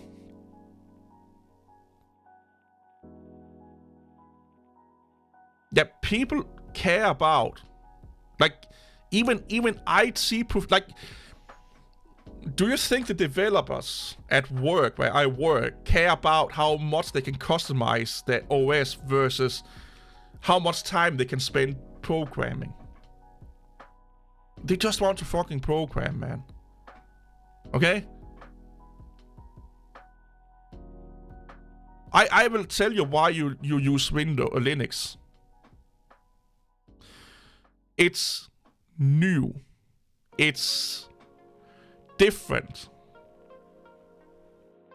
It may even feel that you are a little bit smarter or unique or whatever you will call it. Trust me, when all of those feeling of Linux being, oh, this is a new thing, this is a unique thing, when all of that wears off, you will migrate over to Windows or Mac OS more. You will probably still use Linux, but you'll probably migrate over to, you know, something. I actually like your name, Ham Radio from a Balcony. I like that shit. When you realize, and you probably need to be a grown-ass adult to realize this, I'm sorry to say this, but when you realize that what OS you are using or what license of software you're using have nothing to do with your capabilities as an IT person or your IQ, that's when you're free. That's when you understand that all of this is just a pair of pants. What pants do I wear today? What shirt do I wear today? Is it a Linux shirt, a Windows shirt, a Mac shirt? That's all it fucking is. And then it's also about what jobs you get. You know, where are you working? What are the technologies that they are working with? Is it a Windows-centered company? Is it a Linux-centered company? And etc, etc, etc. People that have this illusion that smart people use Linux, intelligent people use Linux, and blah blah. This is the biggest fucking stupidest lie you can tell yourself ever. Awesome! You're a ham operator. Well, that could be why you like Linux, yeah. So are you thinking about making a channel about that? BSD is amazing. I wish BSD was more popular than Linux. Because BSD is somewhat more organized than Linux is. And has less politics to it. Where the fuck is my soda? There it is. Yeah, I hear a lot of good things about NetBSD. Like I would say this video editing is based on macOS, but Windows is like so fucking close. It also depends on what software you like to use.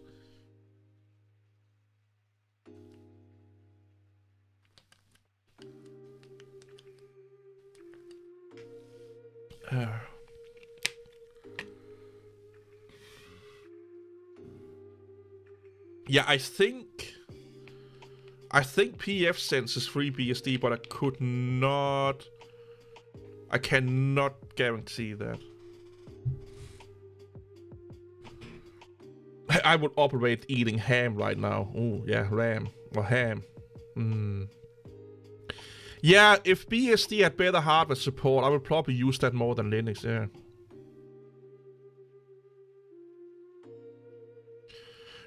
Rust is another thing that I have a massive problem with.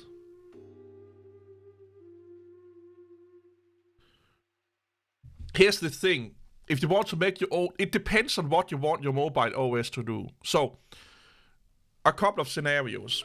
If your mobile OS is just going to be something you do for yourself for fun, and you're running your own little programs, and you're just goofing around with it, go BSD if you want to.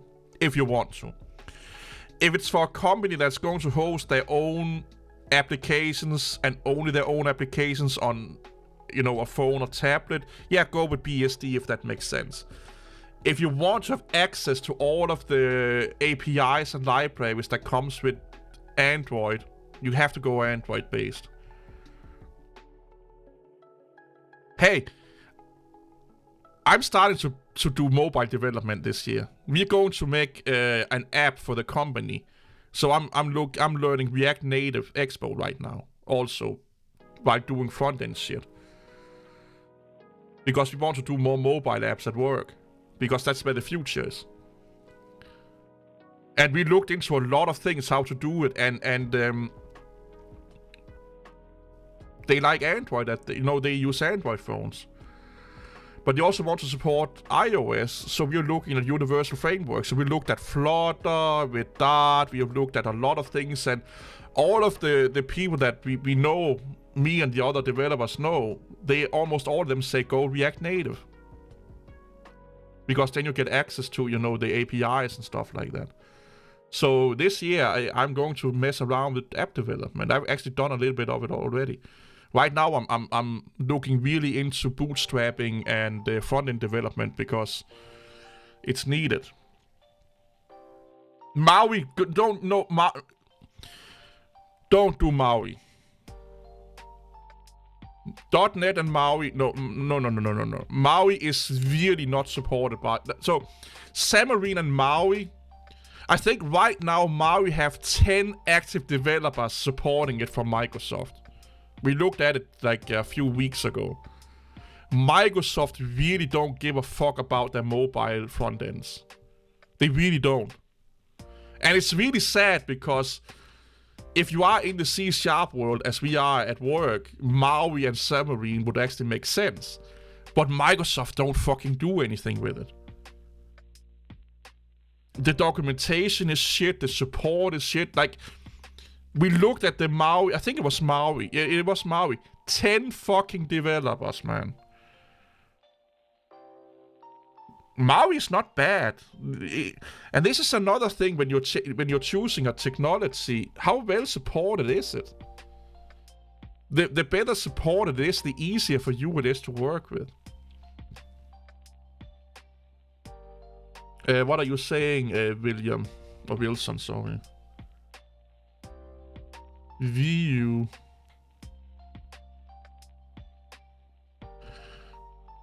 Yeah, I've heard about that, but I never, most people that I have, researched, we are using Blazor. So we use React Native to host Blazor, basically. That's our idea is, Wilson, and correct me if this don't make sense. But we only done preliminary research into how to do it. So we not spent a lot of time on it. But our idea is to use React Native Expo as the middle layer between Blazor and Android. No, not Android, the phone. Because React Native has Nerdbug contributors is not the same as developers. That's just people contributing to it. It's not how many people are actually, hired to work on it, basically. But yeah, the developer, one of the developers, if you go to React Native and stuff, they have way more contributors. Like I said, one of the developers at work, I set him to research how many people, how well supported Maui was, because then we would use Maui and... So the idea here is to go, Wilson, I'm going a little bit back and forth, but the idea is that we are using React Native with Expo. Yeah, so React Native is basically the sandbox. So we're using React Native to host Blazor, to basically serve a web page as an app. And that web page will probably be done with like bootstraps just to make it easier. You get what I'm coming at here. Let me do it. I haven't used Paint in a live stream forever, man. Let's do good old Paint. So, the idea here is that we are using React Native. And then we are using Blazor.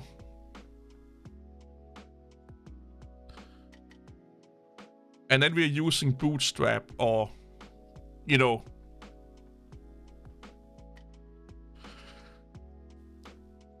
So this is kind of how it's going to do, because Blazor just allows you to use CSS, HTML, and JavaScripting on top of C# code. And then, of course, that is going to be hosted as an app on a phone.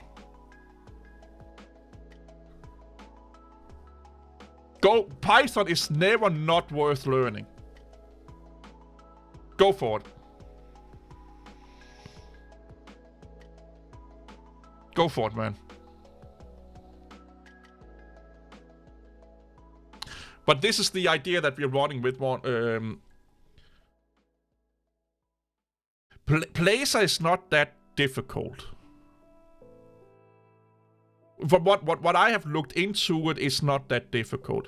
If you know C#, like if you have the basic understanding of C#, and you know HTML, CSS, and JavaScripting, you can do Blazor. Yeah, because Blazor is basically just a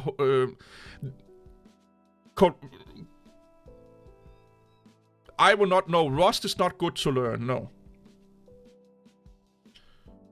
It depends on what job you are going for, but most of the time, learn the programming language that has the most jobs available. And that will be C#, Java, Python, C++.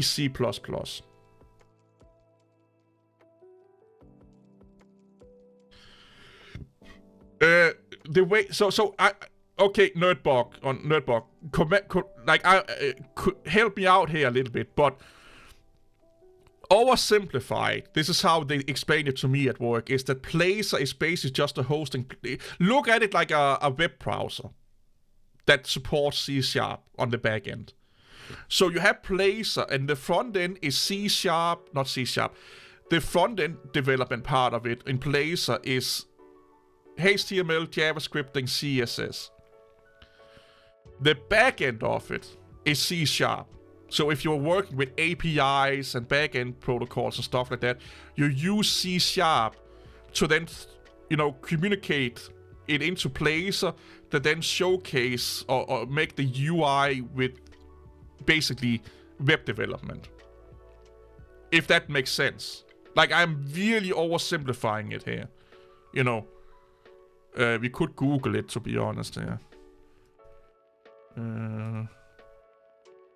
Here, build client web apps in C#. So it's basically their version of Electron. Okay? It's basically their version of Electron. No, not Electron. What is it then? Web apps, but you're basically hosting a web app in an app form. That's basically what you do with Electron. You're just using Node.js in the backend. And if you're using React Native, you're using Node.js anyway as the hosting engine. So the idea is to get React Native, to host the Blazor application, if that makes sense.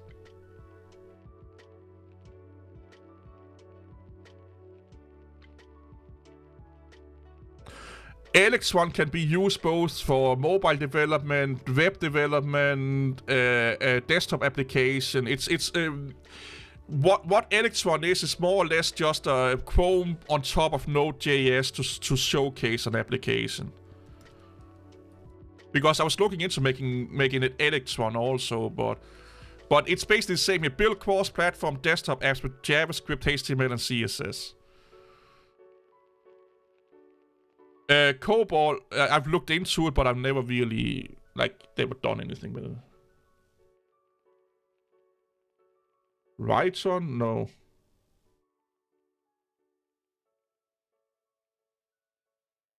Yeah, Nerdbug, yeah, but simplified, I would say it's kind of the same shit. It's just how you do it. You know, different approaches to reach the same goal, I will guess. Right? That's how I look at it. You know?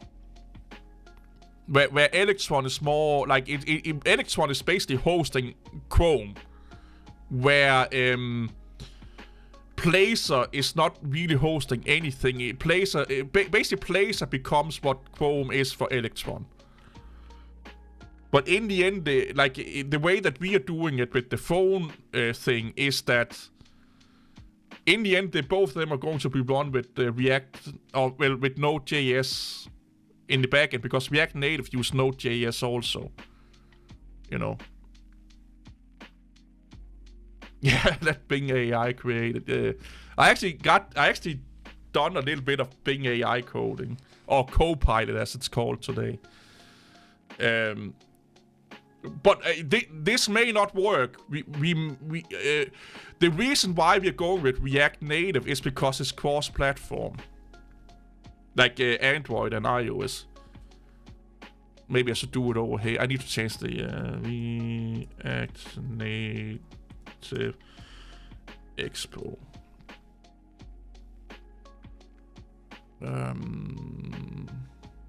Oh.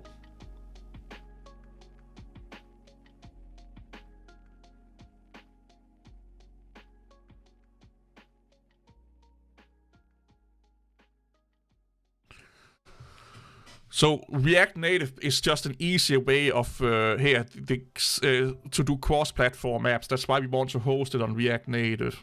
Yeah, I have asked a lot of app developers, and the people I work with have asked a lot of app developers, and they all say that if you want to do cross-platform, go React Native with Expo. Yeah.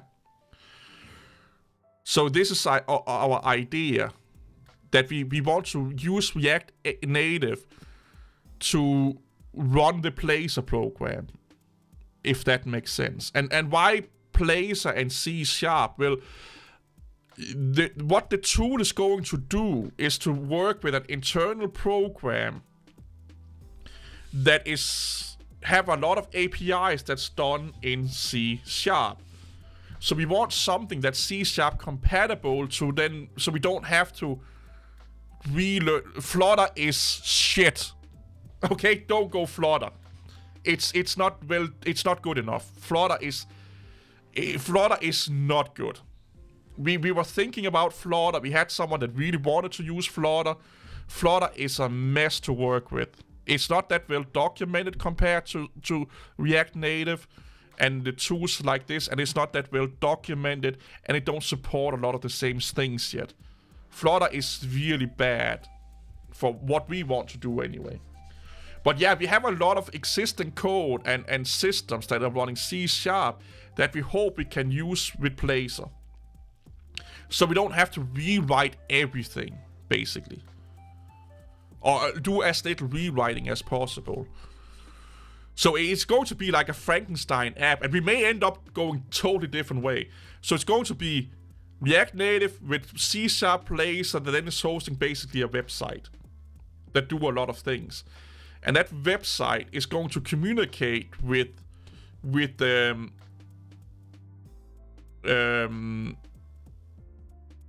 through Placer, and React Native is going to communicate with tablets and mobile phones. That's what I'm trying to say. And then we can take some part of the websites that is hosting on Placer and put that into a website. But it's a massive project we're going to work on. But yeah, I spent like a month looking into Flutter, and Flutter is amazing. It's easy. It's interesting. It's just not. Unless you, let me put it this way. Django, I looked a little bit into that also. Yeah.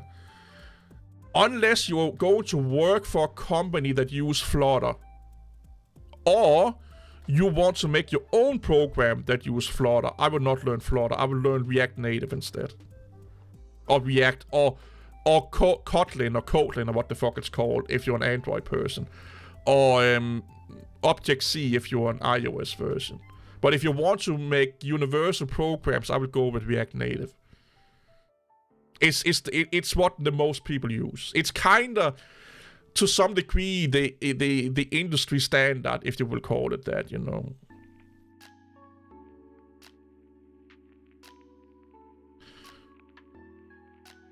Yeah, but here's the thing, Wilson. I don't think we're going to do Docker things because this is going to be a mobile app, you know, like, and we're not. The things that are going to be run on servers are going to be hosted on Azure Cloud. So we could probably speed up, or boot up some Docker containers there, but it's mostly just for databasing, like SQL and stuff like that, and authentication.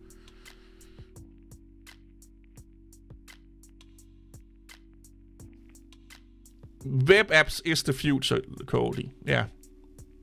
I hate to say it. I personally don't like JavaScript, CSS, and HTML. But like the dev says at work, for every C# developer, there's 100 front-end developers, like web developers. So a lot of technologies are trying to utilize that there are that many web developers. So in the future, web developers are going to make desktop apps, and people that know C# and C++ are going to do really few select tasks where it just is necessary for them to do so. But that is basically what, you know, stuff like Blazor, Electron, and all those platforms are trying to do. So you don't need a many like real developers. I'm not calling real developers, like back-end developers, basically. You know.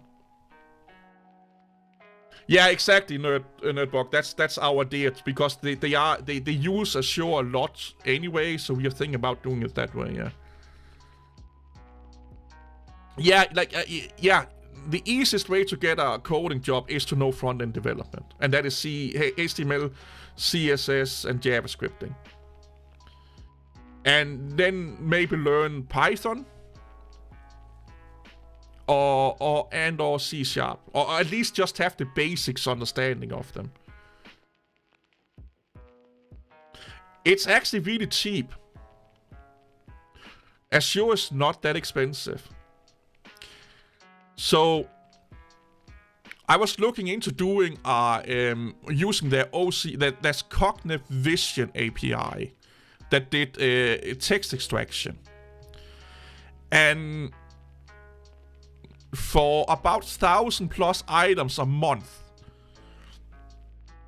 that you need to take extractions out of, it will cost like $3, between $1 to $3 a month for a company that did between 100 and 200 items a week. You know, I would go for that, Lamer. I will go for it, yeah. Yeah, exactly, Wilson. Yeah. Use HTML, CSS, JavaScripting, and Python. Well, that's basically what I'm doing, so I must be a full stack developer then. You know. HTML is really easy. And JavaScripting is not that bad, but I think I'm a little bit of a purist. I just like that you are coding. The closer to the metal you're coding, the more I like it. Okay? So, I do like Python because it's really simple, but when I go into like C# and other stuff like that, I feel more like I'm actually programming. But it's something mental in my brain I just need to get over it, because nowadays, if you know HTML, CSS, and JavaScripting, and you go with like, you know, build an Electron. Like, fuck's sake, a lot of the apps that you're using nowadays are Electron apps. Discord. You know, like, here. here, all of these apps are basically done mostly with CSS, JavaScripting, and HTML. Notion, Obsidian, Skype, Slack, Signal, Postman, Slice, Tide Swallow, Twitch, Visual Studio Code. Yeah, VS Code, yeah, is basically a web app hosted on Node.js via Electron. This is the future, peeps. You know. Docker, I will say, I will not if he wants to, it depends on what he wants to do. You know, because Docker, you can learn that at your job. I will be focusing on learning the full stack thing or the front end thing first. And then, you know, fiddle around with Docker. But if you need to learn Docker for your job, just learn it at your job. Like, they will rather hire you if you're a really good full stack or front end developer that don't know Docker than you're a really good Docker developer. Because Docker is not that difficult. Or Kubernetes and stuff like that, yeah. Like, yeah. I would start out. I will start out with learning how to do the front end stuff, like the HTML, CSS, and JavaScripting first.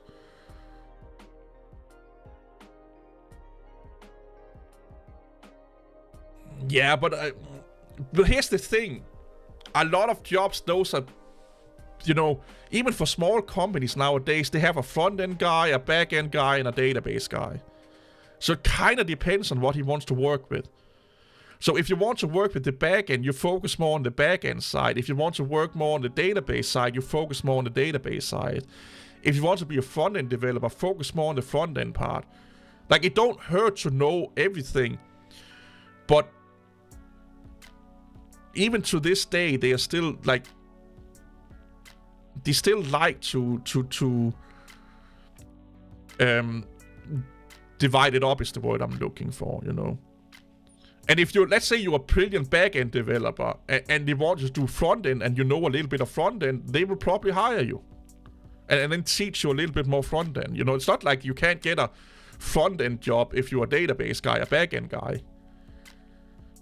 You just have to show that you're a good employee that knows, that's really good at coding, basically.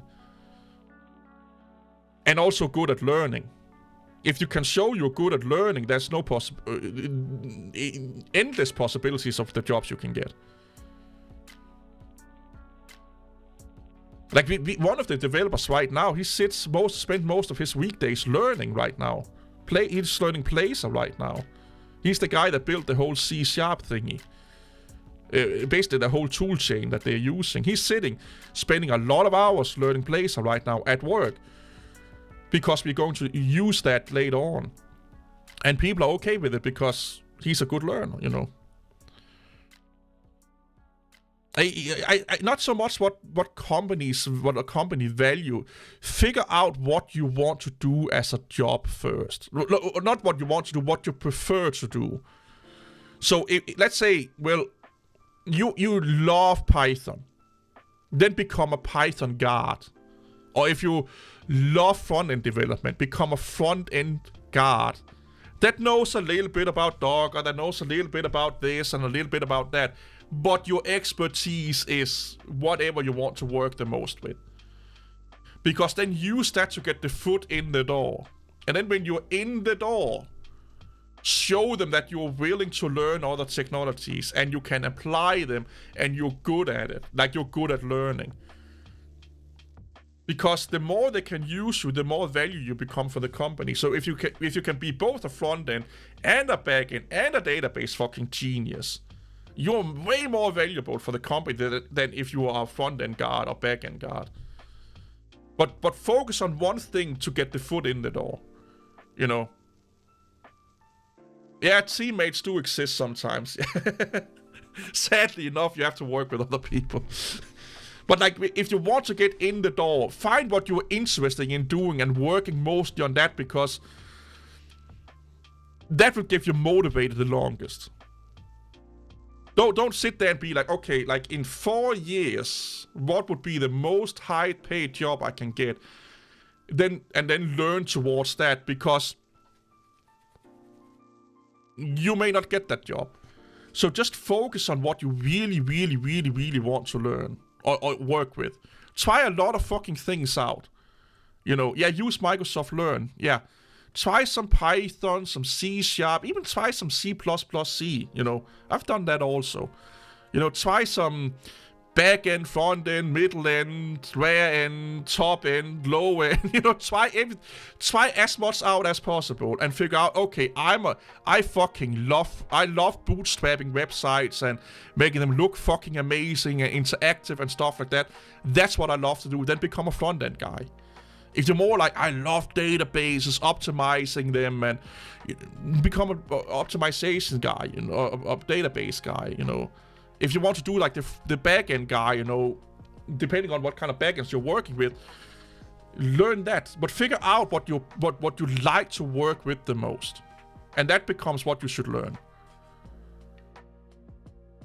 Oh, Microsoft Learn is one of the best sites to learn from. I took a lot of Python courses, Free Code Camp, Code Academy, and all those fucking shit.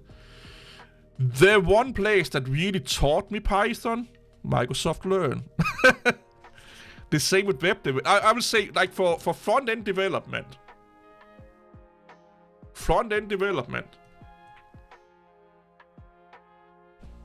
Go with this one here. Front-end app development. This site here is the best fucking site.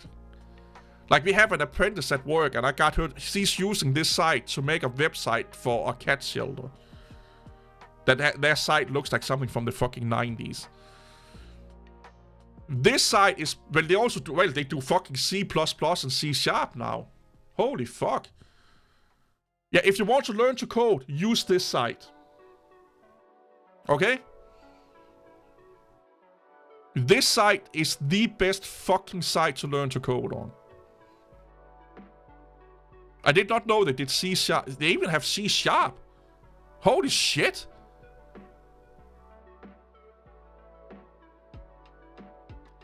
Why is it having a bad rap?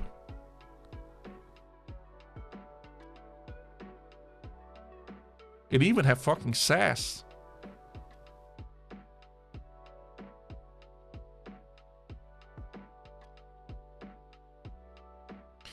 Or maybe I should look into SAS.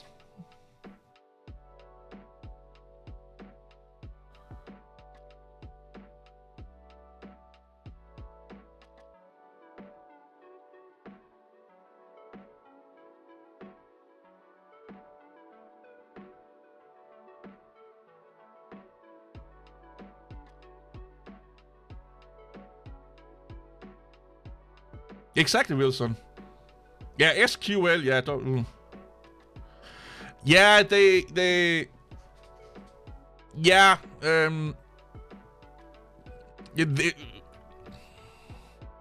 I think people misunderstand the site, Nerdbug, if that's what you,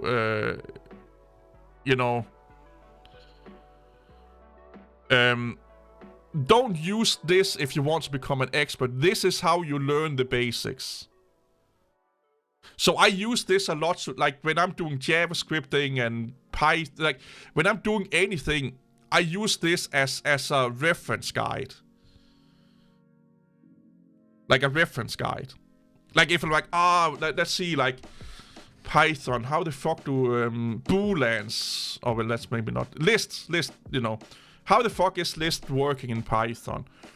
Just to, refresh, that's what I use this for. And Nerdbug, we also have to remember a little bit that there's a difference between learning something that with no knowledge or limited knowledge and then relearning or learning on new technologies with a lot of other coding experience.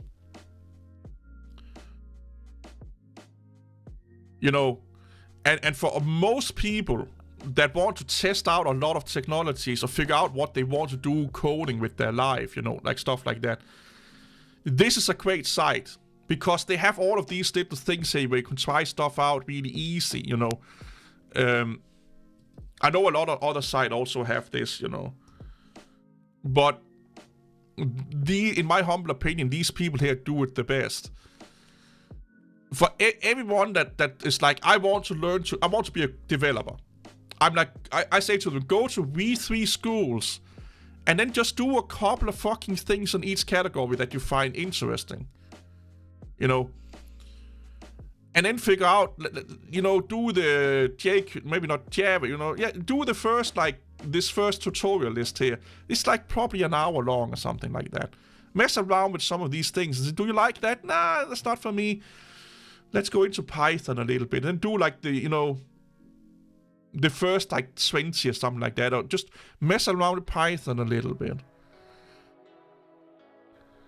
And then figure out what you want and then just go through it. Like I said, I use this every fucking day at work. I use this site. Of course, I then also use Stack Overflow, and I use, like with Bootstrap, I use Bootstrap's own site, for example. You know.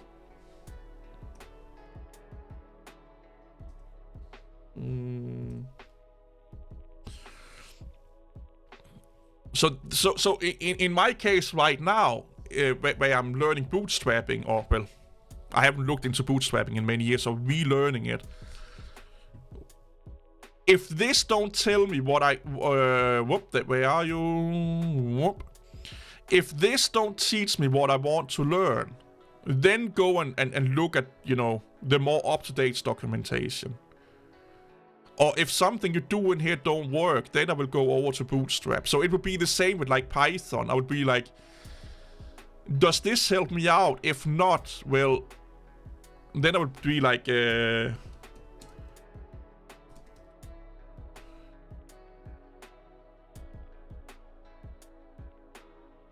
would be doing something like this here, or, you know, I would have like a more up-to-date or more in-depth Python guide running on the side node.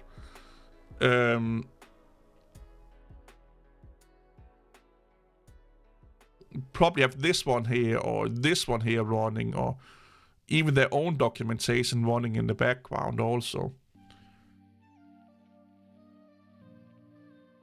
I have no fucking idea, but I started like a week ago. Yeah, a week ago to learn Bootstrap. And Bootstrap 5.3 was already out. Oh, I just, like, I never really used Bootstrap, but I known about it and messed with it. But for the front end of the app that we want to make, if we can make that into a Bootstrap, if you can use Bootstrap for that, that will make more sense, because Bootstrap is like mobile first, as they call it. So it will work on mobiles and web at the same time. So we don't have to, you know, basically a lot of the code is done for you. That's why I like Bootstrap. And that's why I was like, yeah, let me mess around with it. Because some components of the app is going to be a website also. So we can do the same thing on the app and on a website. Like when we're talking more about item management and stuff like that. Yeah, of course, like, when you become knowledgeable and experienced in a programming language, the tutorial sites kind of have run their course. And you go more over to like Stack Overflow or the official developments and stuff like that. But I will say that for Lamer, I would like if I was Lamer, I would be going over this website here and try a little bit of everything that piques your interest, you know. Kotlin here, for example, if you're a mobile developer.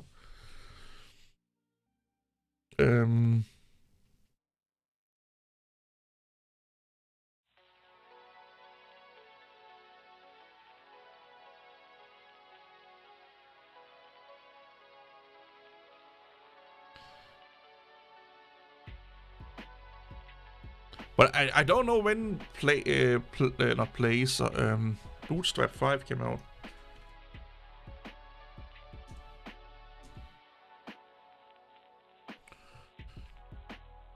...2021.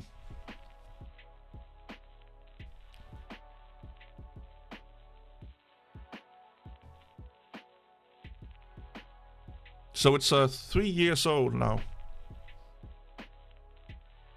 Then almost 3 years old.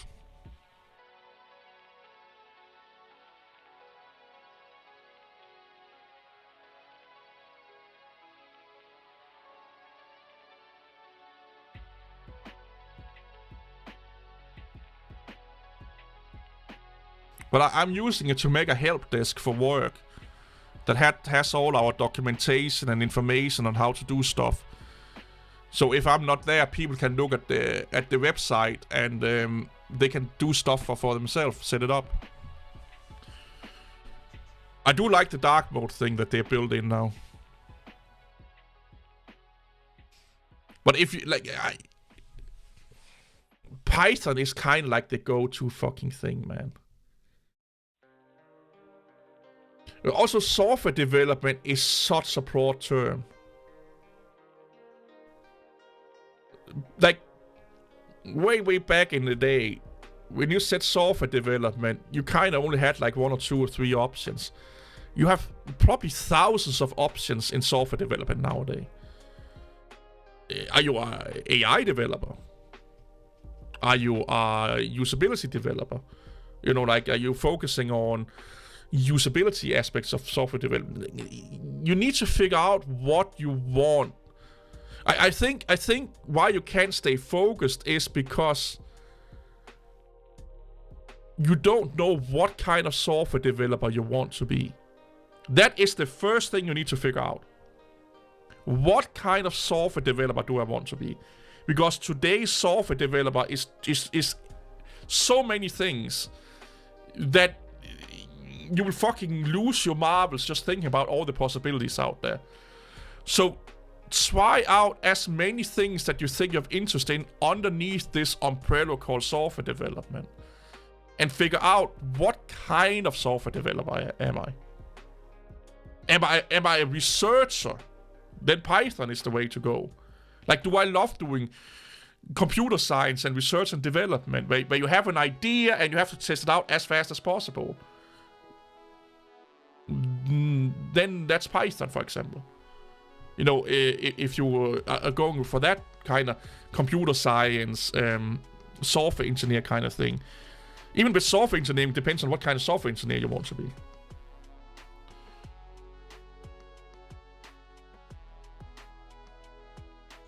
Yeah, but again, this generalized nowadays, you should not. You need to figure out what kind of, like I said, figure out what kind of developer you want to be. Yeah, have fun, Nerdbug. Yeah, that's because college want you to get exposed to as much as possible, so you then determine what kind of developer you are. But you need to sit down and be like, do I like to make pretty, you know, websites, you know, front ends? Do I like to make UIs? Do I like to make something people interact with? Then you're a front end developer, you know. Or are you more interested in the code behind the website? How the website or the program are talking with APIs and utilizing, you know, how am I going to use the webcam of this device to display it on a program? Then you may be more of a backend developer. Or do you like organizations, databasing and stuff like that? Maybe a database developer. Those are like the three, like, also 3 big groups, to be honest. But okay, I want to be a software developer. Okay, am I a database, backend, or front-end developer? Figure that one out. Okay, what kind of front-end developer? What kind of back-end developer? What kind of database? Am I an SQL database developer? Am I interested in something like Apache and stuff like that? You know, figure out what the fuck you want to do. Narrow it down. So again, if you go into Paint here, oh shit! I crapped my pants.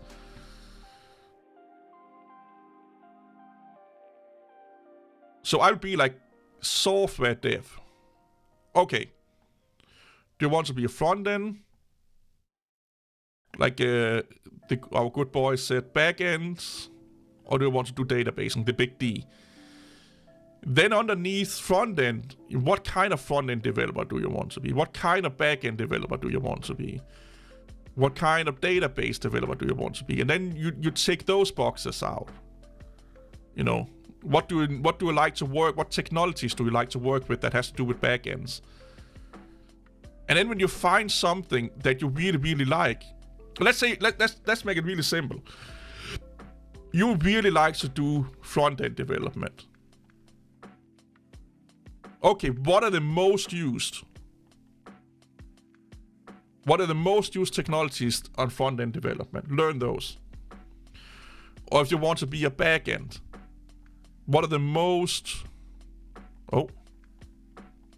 most used back-end technologies? Learn those. Because if you learn the most popular systems, you have a higher chance of getting a job. If you want to be an R&D, research and development guy, it would probably be Python. With NumPy and stuff like that. Then learn that. To figure out what kind of developer you want to be, and then learn the most used tools, like the top 2 or 3 that the most jobs are hiring for. And it's really that simple. And then when you get a job, then you can start to go into those niche little jobs. And like, I really love JavaScripting. So if the company is big enough, you could become a JavaScripting developer primarily, But for a lot of companies, you probably are going to work a little bit on a lot of things. Like, one thing I hate, especially with Rust people, I hate Rust people for this reason. Like, I only want to do Rust. You are going to do a lot of other things than just Rust. If you're a front-end developer and you love front-end, you may at some point also mess a little bit with back-end and databasing. Just a little bit. You cannot be a one-trick pony and expect to have a really good job for long. Have something that you're good at, that's your expertise, but be willing to work in other areas also. And they may also become your expertise. Or you will become even better. You could start out as a front-end dev, and then you get a job, and you figure out, I fucking love databasing. I'm autistic as fuck. I love SQL. And then you just become a god in SQL, but you started as a front-end developer. A lot of people, they start with one thing and migrate to something else. Don't limit yourself to be like, this is what I learned, this is what I know, I am never going to do anything different than that. That's the fastest way of either getting fired or not getting a job.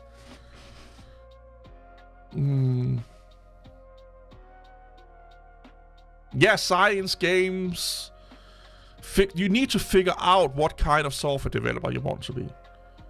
Or not want to be, that you have the interest in. If you love Java, become good at Java. Because if you're really good at Java, C# is almost like... Well, you almost already know C#. Like, it's that fucking easy going from Java to C#. But if you're really great at one development language, it's not that hard to learn the second one. It's even easier to learn the third one. And the more languages you learn, the easier they become to learn a new one. It's always the first 1 or 2 languages. At least the first one is the hardest one to learn. But be really good or decent at one programming language. And then everything just becomes easier. Then it's just like, how is this language handling functions, variables, methods, objects, all of those fucking things? And what do they call them?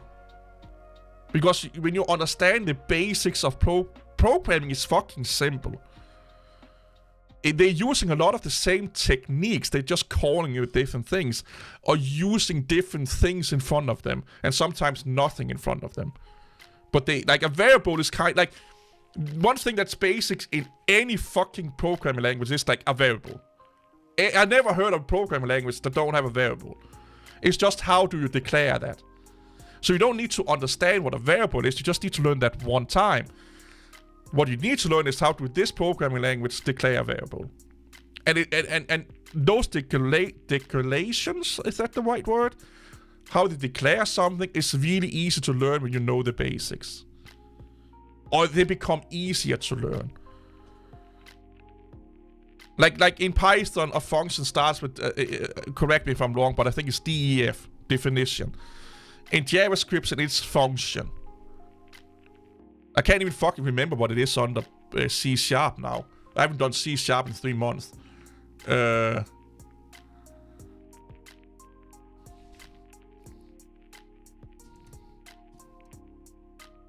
then you just do the C# methods, they're calling methods. Yeah, they use static void. And then they also have like private void or something like that, I can't remember. So you know what a function what a function is. All you just need to know is what to put in front of the function name. In Java, it's kind of the same. Here, where's JavaScripting? Here. Functions, methods. No, that's not it. Functions, there you go.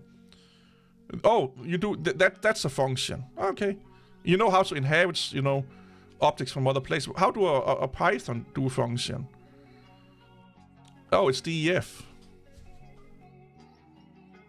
If you understand that a function is just a batch of code that you run by calling a name, if you understand that basic principle, then it becomes really easy to learn another programming language. It's just what do I put in front of it so the programming language know that it's a function.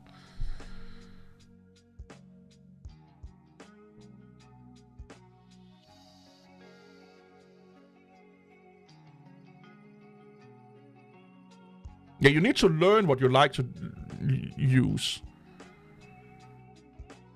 Oh yeah, done. Rust people are going to wake up one day.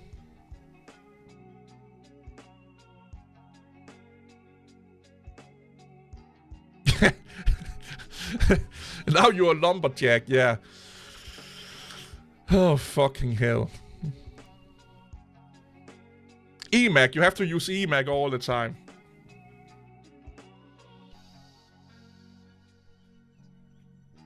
You need to figure out what you like to do, Lamer. Just pick one thing. And at some point you have to make a decision. You can't try new things out for like 5 or 10 years. Google Carbon, I don't know. Is there?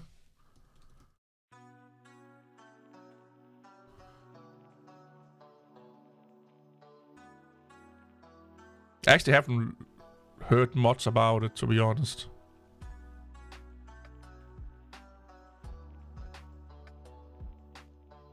No, I think it's still in development. Yeah, it's an experiment success. Yeah, that's what I thought. Yeah, now I remember it. No, nothing really new.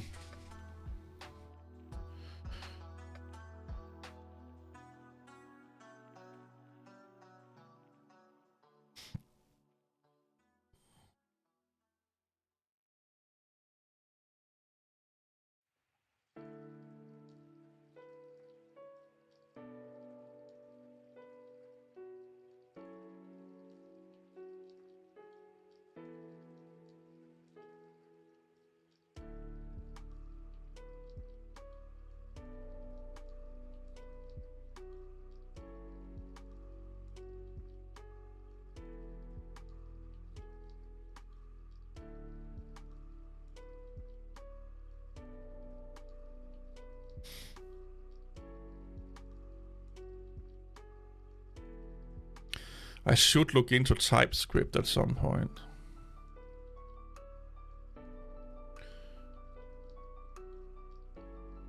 Yeah, Google create new stuff all the fucking time.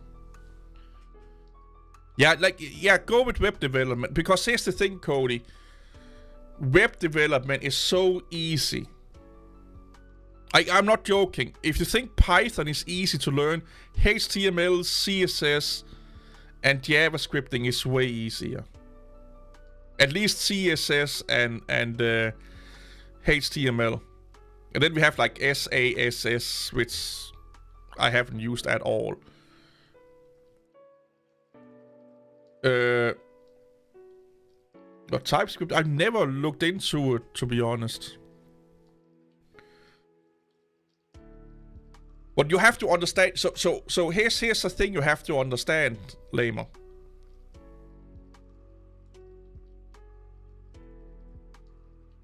HTML is I think they call it a markup language.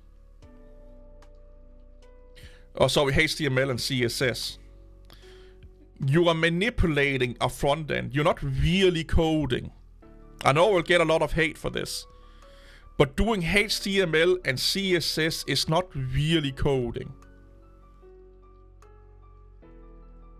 Like, you're not going and messing with methods and variables and stuff like that until you go into JavaScript. JavaScripting is probably the closest to like proper coding in front end that you get. Or at least like in the HTML website stack. And you will get into JavaScripting. So if you really like CSS and HTML, yeah. Exactly, Wilson, exactly. But HTML and CSS is a good way of getting into, do I like sitting in front of a computer, typing lines of letters and numbers that then produces something, you know, on a screen? If you like that, then okay, I do like, in quotes, coding. aka I do like sitting in an editor and typing a lot of shit and see the results of that. And I do like, you know, error finding or bug hunting and stuff like that. Then you can go in and learn more traditional programming languages like Python, Java, C++, C#, whatever the fuck you want. However, I will say this. If you want to learn proper coding, like coding, pick either C#, Python, or Java. There's not a... C++ is really specific areas of work areas, like AI. Well, Python is also heavily into AI, but embedded systems and so on and so on. Java is massive in the corporate world. Massive. So is Python. Python is more like research and development, science, and stuff like that. But if you want to work for companies that do corporate software, it's either C# or Java, for the most part. Maybe a little bit of Python, but C# and Java is kind of where those live. A lot of startups, they really like, you know, Rust and Python because they're easy to get into, and they like programming languages where you get from idea to proof of concept really fast. Yeah, Python has become gotten a long way in administration and testing areas and for applications purposes and stuff like that. But for like a lot of heavy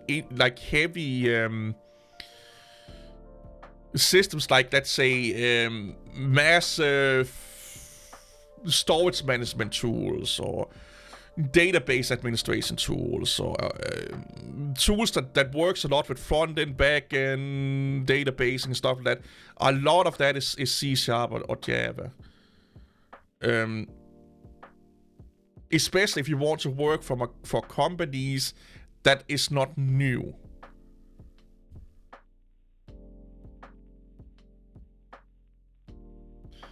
Yeah, but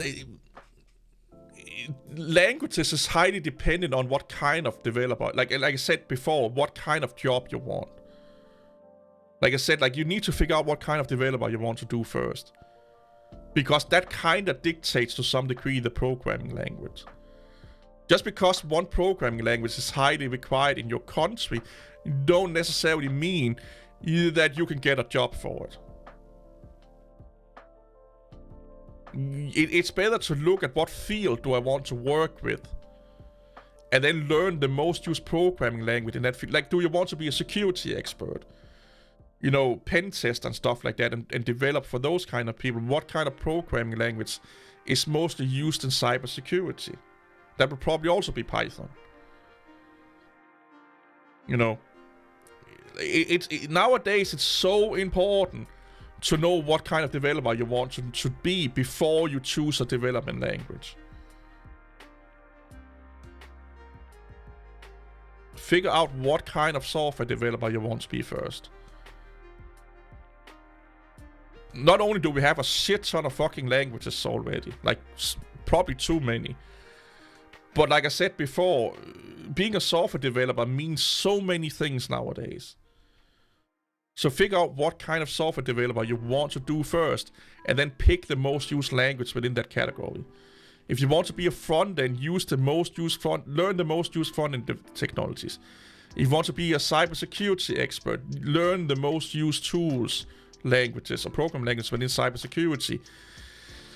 If you want to be like a system administrative developer kind of thing, then learn the most used technologies in that. You know, you want to develop tools for system administration. What is the most used programming language or tools in that area? Because you don't need to know the programming language the company use to get the job. You just need to show them that you can code, basically. Well, yeah, reports, but yeah, but you also like it. You also need to know how to code and stuff like and find vulnerabilities in code and whatnot. But yeah,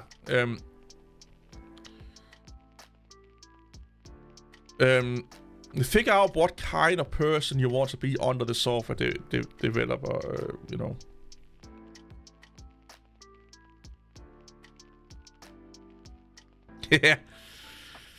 Yeah. There's so many that's the problem, that there's so many options, and one job description means so many things nowadays. So many things. So you know, figure out what kind of like it's the same. Like I want to work in IT. That's an even broader spectrum. You know, okay.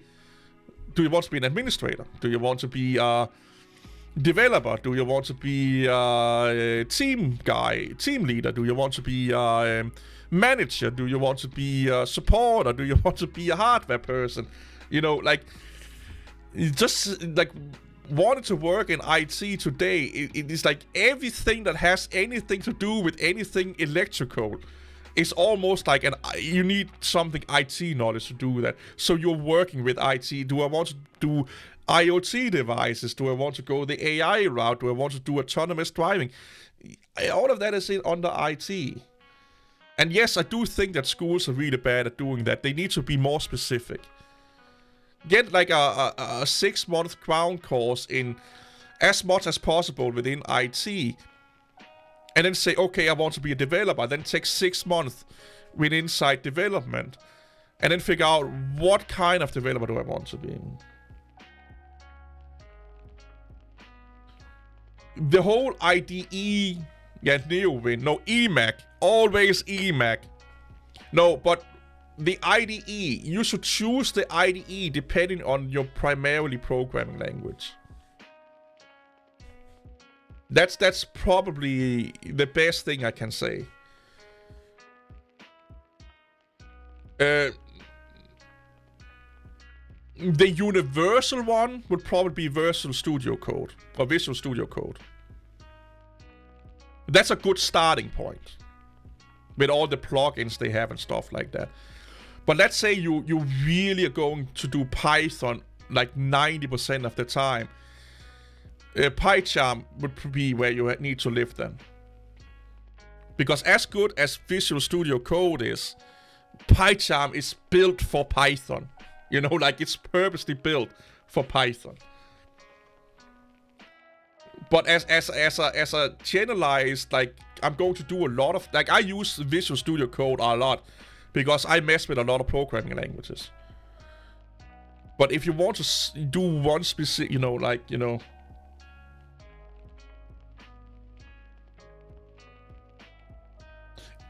I'm not saying, well, GitLab, yeah, kinda, yeah.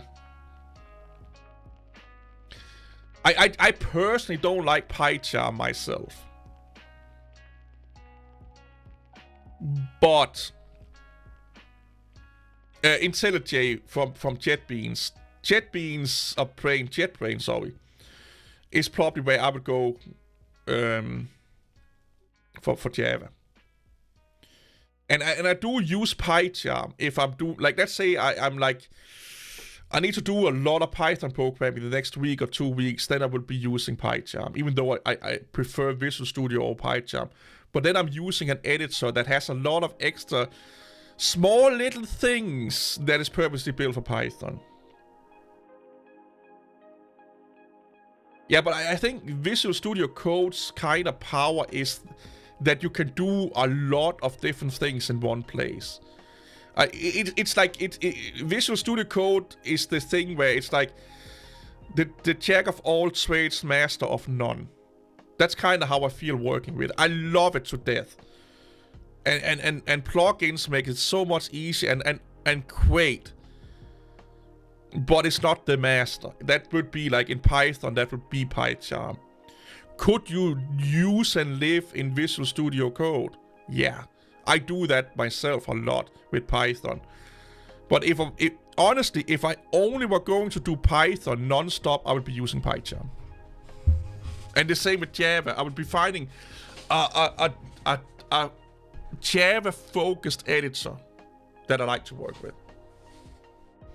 Because, yeah, you could get 90% of the functionality out of VS Code. But it's the last 10% that makes it a master. You know, that makes it great. And not just good. You know? It's like, yes, she has good titties, but she's stupid as fuck. Versus, yes, she has okay titties, but she's brilliant, I'm taking her. You know, like, you know, that it's kind of that thing, you know. Yeah, I can live with the good titties for a while. But not if I should live with her every day for the rest of my life. Them titties, they don't mean anything. Or they mean less and less. If that makes any sense whatsoever. Like, but yeah, I'm what I do right now, I'm all over the fucking place. Like, when we have to go back to do C#, I have to relearn a lot of C#. I've already forgotten it. Because I do so many crazy things. But here's also the other thing. When you have learned something, it's easier to relearn it. And way faster. You start to, you know, you be like, that's how it is, you know. Like, you just need like a day or so to get refreshed or something like that. Versus weeks. You know.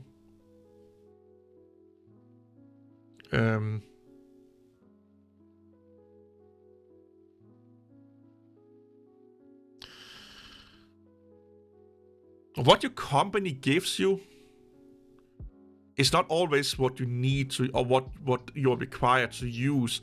I've noticed that a lot of companies, they're like, this is what we use, but you can use whatever the fuck you want, basically.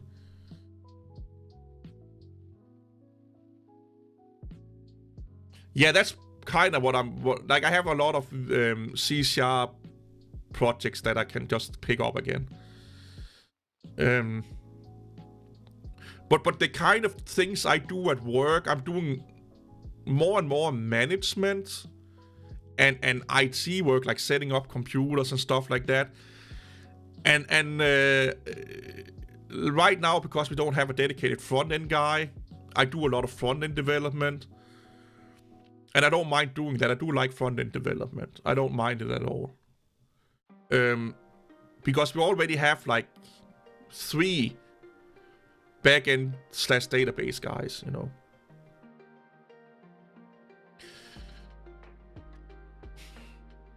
I've only briefly tried the open source VS Code. And I'm like, yeah, it's okay. You know, it's okay. But I see, like, I see what I do at work right now is I help out where needed. So if they need me to do something, like, I look at myself as I'm doing a lot of the shit that the developers don't want to do. So I help them out doing a better job, basically, or doing things they like to do the most. So if that requires me to learn a new programming language just to do a few things, then I only learn the things I need to learn to do those things they need me to do. So that means that there's a lot of things I don't understand about the programming language, but I know enough to do the job, and then with their help, I can then take some pressure off their shoulders, with helping them a little bit.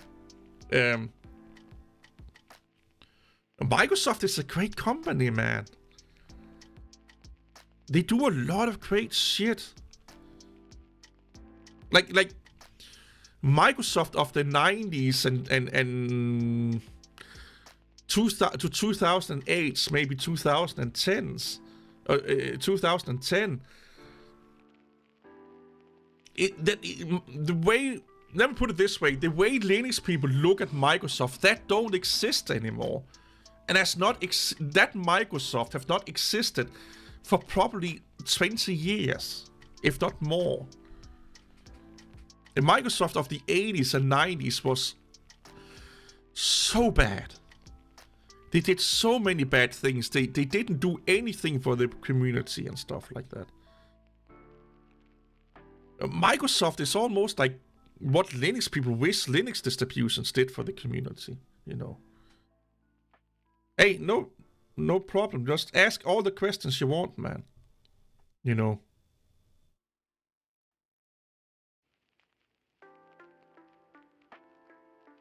Microsoft realized that it's better to play nice than to play the villain.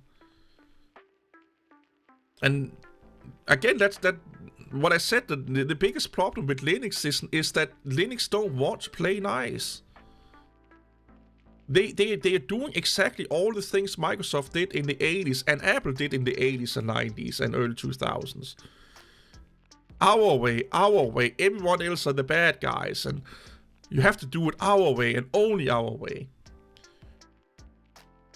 Like Apple became the most profitable company in the world when they started to work with Microsoft and not against it. The same with Microsoft. They became so much more successful when they started to work with other people and not against them. And if Linux could do the same, why do you think Red Hat and SUSE and Canonical are so successful? Because they are not working against Windows and proprietary software. They are working with them. They have their preferences. They have their ideas of how they like to do things. But that don't exclude the rest of the IT world. And that is why they are massively successful and other Linux distributions and Linux companies are not.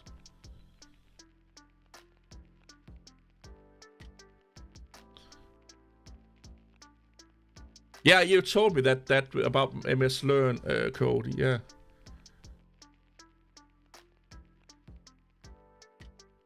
Yeah, but that's that's just what you deal with in the Linux community is bad.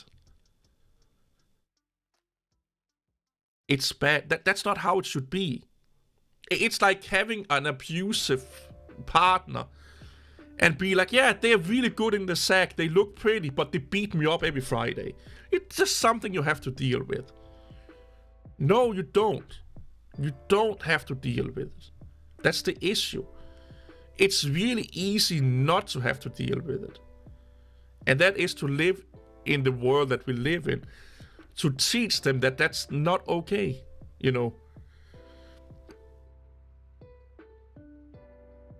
Linux people need to understand that I have used Linux since the 90s. I've talked with Linux users since the 90s. I have seen more fake people in Linux than any other nerd subculture ever since the 90s. Okay? My opinions are not based on I started to use Linux yesterday. It's based on close to 30 years of experience with these things. And when I'm talking with other people privately, they say the same. They don't say it in public because then they don't get views. Nobody wants to listen to them. It's a little bit like whistleblowing. They are afraid of saying it because imagine DistroTube saying the shit I'm saying. He will lose most of his fucking followers the next day.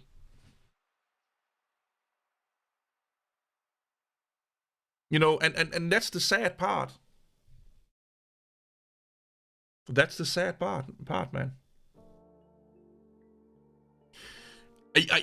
I made a video talking about that. All of the things. No, what the fuck was it? I cannot remember the. I basically made a video about that there is a difference between people working with Linux and people using Linux as a hobby. Because all of the anti-proprietary software, anti-Microsoft, anti-this and this, and we need to fight this and stuff like that, I've almost never heard that from an IT professional. It's the Linux hobbyist desktop users. I hope that makes sense. So yeah, IT professionals don't really like Windows, but they don't hate it. It's just irritating to work with. You know, most IT professionals don't really care much about open source versus proprietary software. They may prefer open source, but they don't really care that much. They just do whatever the job requires them to do. The people that are angry, that are yelling and screaming, that are the toxic part of the Linux world, is mostly non-IT professionals.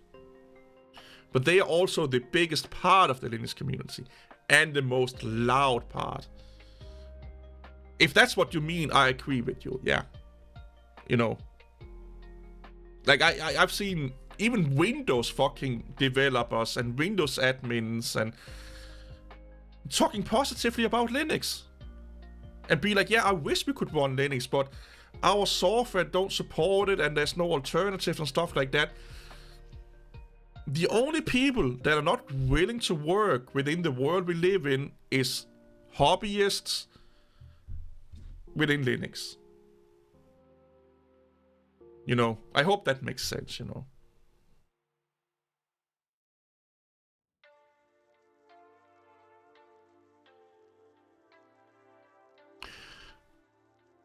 Wilson?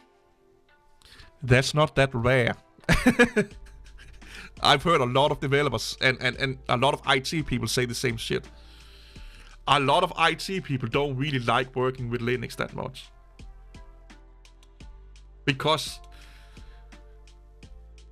this is like hashtag don't, not everyone and not all the time and all of these caveats you have to put in there. But in a lot of instances, what you can do with like a tick a box and click an OK button on Windows and Mac OS takes you 3 or 4 times longer to do on Linux. Or are more complicated to do on Linux. Yeah, if I had the choice of ticking a box and clicking OK versus having to sit and figure out a config file that's 200 lines long, what do you think I want to do? Yeah, Wilson, take care, man. Hit me up on Discord if you're not on Discord. We need to talk more development. We may need to hire you as a consultant or something. You know, like I do see that a lot. I don't know if I would say like so much that it's a trend, but I do see it a lot. That a lot of IT people actually like the simplicity and the streamlining. Like, ever since the 90s, even back then, people that only worked with Microsoft technologies, that almost anyone I talked to, they loved it. Like, you know, the ecosystem, what we talk about with Macintosh, the ecosystem. Like, if you're working in IT, and you're only working within the Microsoft ecosystem, it's almost like fucking Apple for the consumer. You know, it plays together, it functions, it's easy, it's convenient, it's you use less time fucking around with your dick over your shoulders and all that fucking shit. You're actually just working. And this is another thing that Linux lacks. Like, Linux could learn a lot from Windows and Apple. Take all the good parts. Do all, like, there is a reason why Windows is used by that many people, and the same with, you know, Mac OS and Apple products. You know, the front end girl we have at work, or the apprentice, I'm like, why the fuck she had her MacBook with her to work? I'm like, just to be curious, I just got a Mac myself. Why do you like to use a MacBook Pro? And like, it just works, it's streamlined, you know, it's easy, convenient. I don't need to fiddle around to get shit done. I'm like, yeah, I get that. You just want to use your computer. You don't want to fix it. And I get that. And Microsoft is a lot like that in the corporate world with Azure and Active Directory, or Azure Directory as it's called today. And if you work within that ecosystem, it's almost like fucking Apple for us consumers.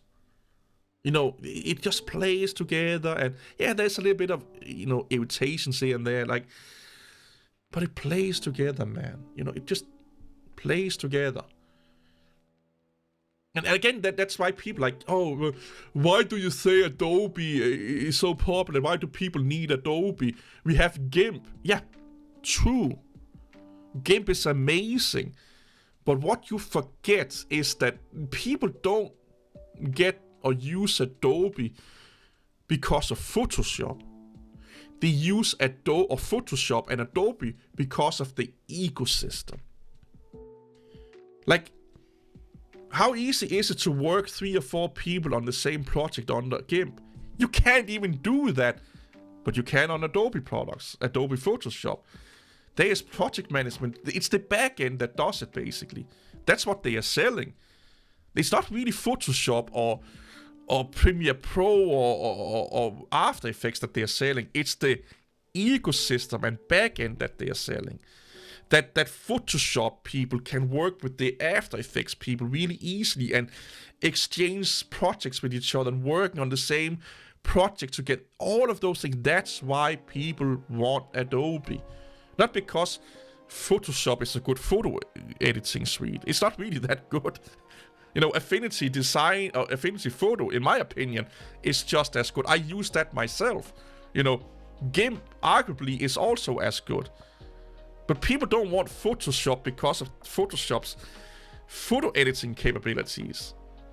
They want it because of everything else. The backend, the ecosystem and stuff like that. I need to make a video about that.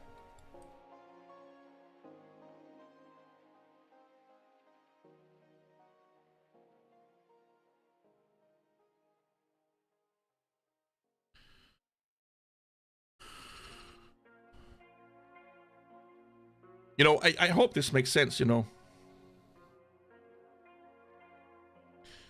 Yeah, corporate software for corporate companies, yeah. GIMP is different, but when you get your head around it, you know, it's not that bad. Yeah, Affinity makes a lot of great software. Blender is another good example. Yeah, I get it, you know, but I love when a Linux user say that, oh, I see your company is using X, like Autodesk software or Adobe software. Just use X free software or X, you know, open source alternative. when they say that, it shows right away how little they fucking understand about what they're talking about. If someone see a company using Photoshop and say, why don't you use GIMP instead? That there tells you everything that you need to know, aka don't listen to that fucking person. You know, because they don't understand that it's not because of Photoshop that they're using Adobe Photoshop. It's what I said before, the backend. You know, and the support contract. Yeah. The support contract, yeah. Of course. When shit hits the fan, they need someone to call and bitch and moan to. And they are willing to pay a lot of money to bitch and moan to someone so they come and fix it for them as fast as possible. Of course, yeah. Of course. That's a massive part of it also.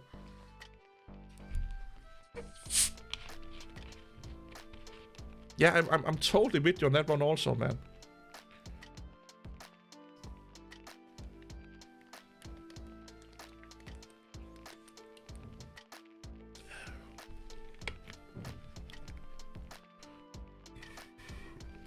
Yeah, there's a lot of exceptions with FOSS software. Like VLC is another one of them. Audacity is another one of them, you know. But they are OBS Studio is another good example of really great open source software. But VLC, Audacity, and OBS, where's the biggest user base? Blender, where's the biggest user base? Windows. It will not be surprising to me that the people supporting and coding for those popular open source software are all doing that on Windows and or Mac OS. Statistically, that would make sense. Like, if we should go by statistic, 70% of all VLC users should technically be Windows users. That's a good argument you can use, because if VLC is used on desktop computers, what is the vast majority of desktop computers? They are Windows. There could be made an argument that more Linux users are using VLC than Windows users. We don't really know that, but that's also an argument you can make. Yeah, go take care of yourself, man. And good luck with those tickets.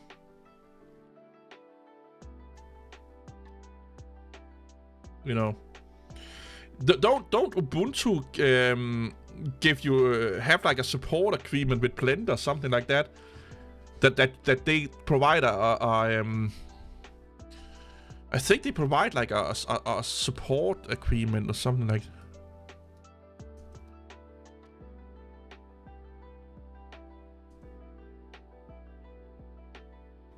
Yeah, here.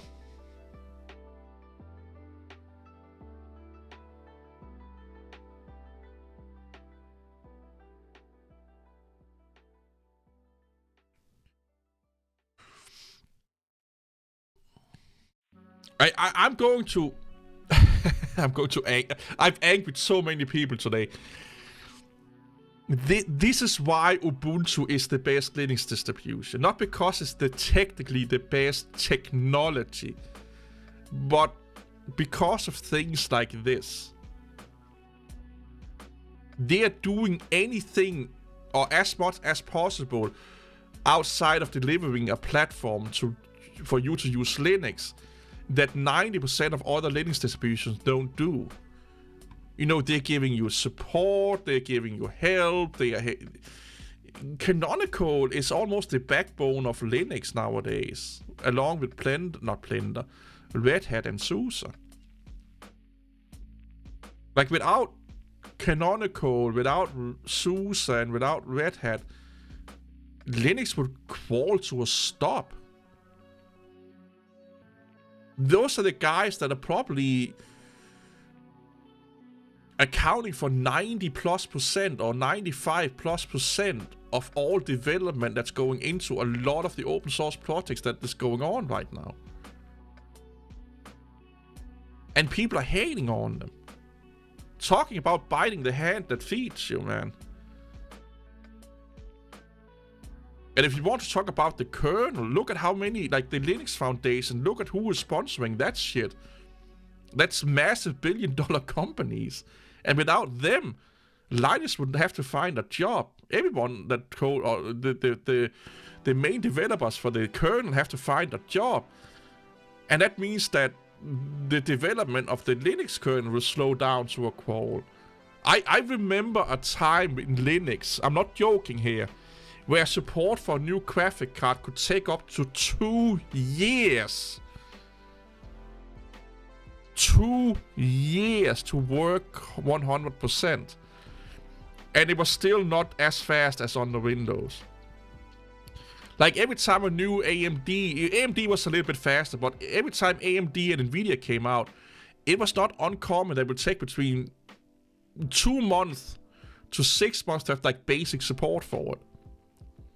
And that was before big, massive companies supported Linux. That was before the Linux Foundation had a lot of massive sponsors. AKA, that was before developers worked full-time on Linux, where they actually had to have other jobs. And if you want to tell me that Linux is not alive because of big, massive companies, you're fooling yourself. Because I used Linux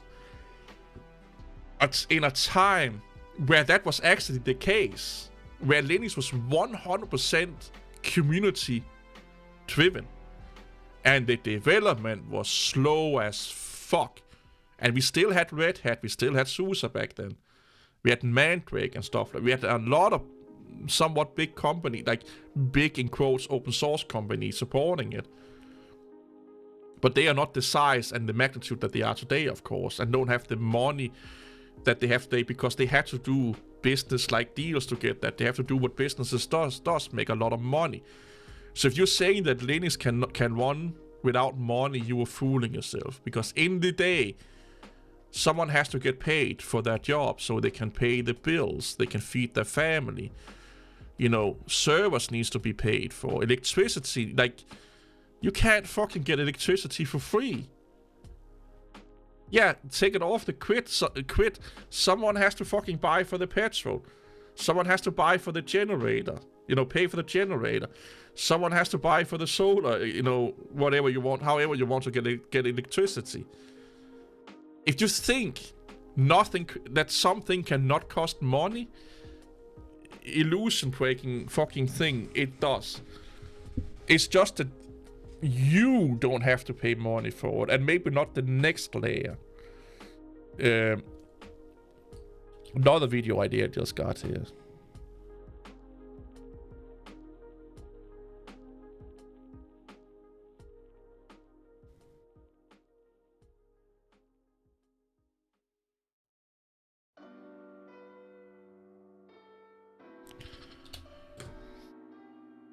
And that's why I honestly think that a lot of Linux people are Marxist people in the back end. Whoop, whoop. Also, I'm debating a little bit if I should save up for a Mac Mini M2 Pro just for fun. Just to get like extra cores and whatnot. And then use the one I have right now as a recording / streaming machine.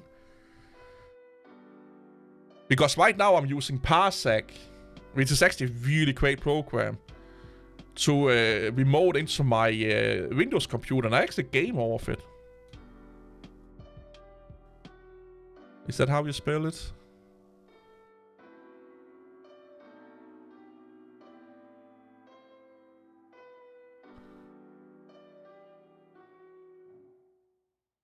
This is the best remote desktop app I have ever used. And yeah, you do see a little bit of artifacting, and depending on how good your network cables are and your router and stuff like that, like you need good fucking connections to the computer, okay? Like, you can't run this off a 52k modem or something like that, or with crappy cables. But if you have a decent setup, you'd barely notice that you are actually, running the game over the network from your computer. So if I want to play a game I can't play under my Mac, I just parsec into my fucking Windows computer. And a game on it. I should make a live stream where I game on Parsec.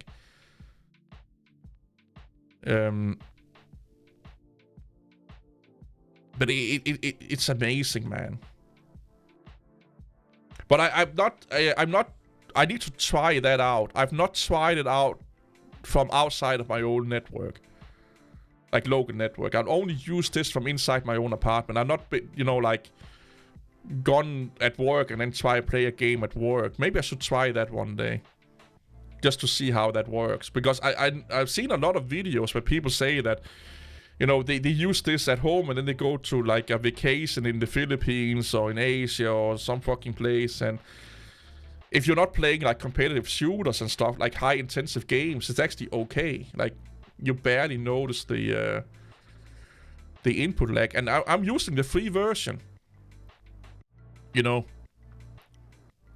using the free version. I'm using this one here, the personal free version. And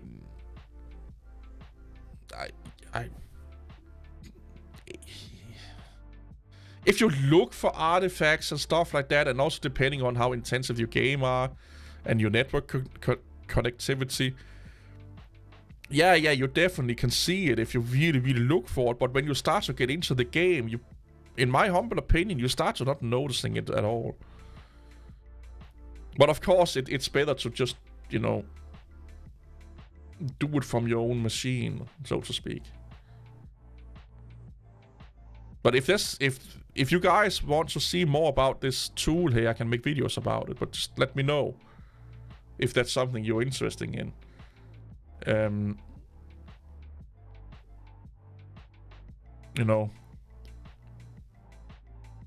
Is those the one that do Digital Foundry?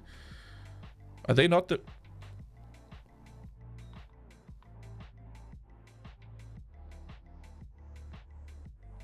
Okay, I got just,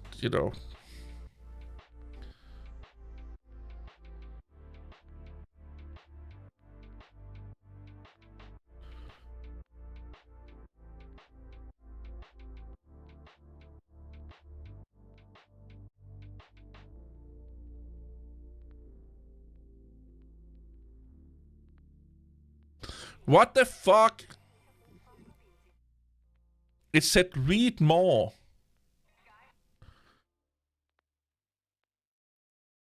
The fuck?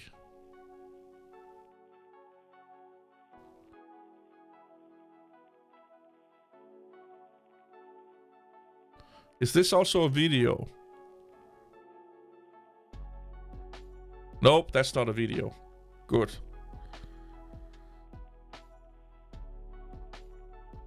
I was debating on getting a Xbox Series S.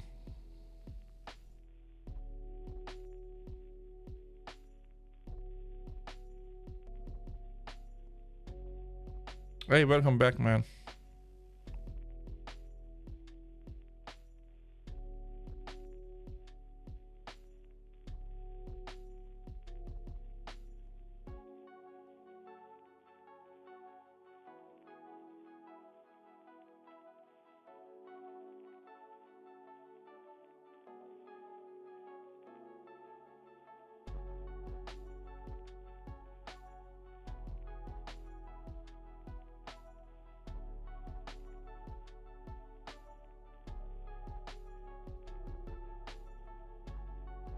I love this fucking thing here. And here's the good thing about it is that when you have the client running as you know, it starts up and Windows starts up, you don't need to log into a user account before you can access your computer remotely.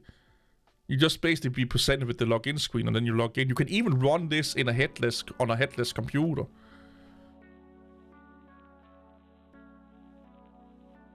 So you don't need a screen on your computer.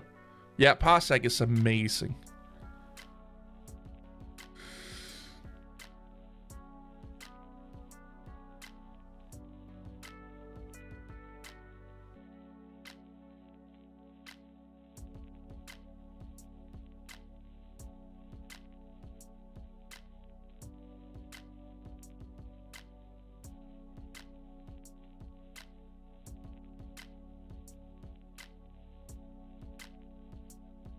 Yeah. Go take care. Go take care.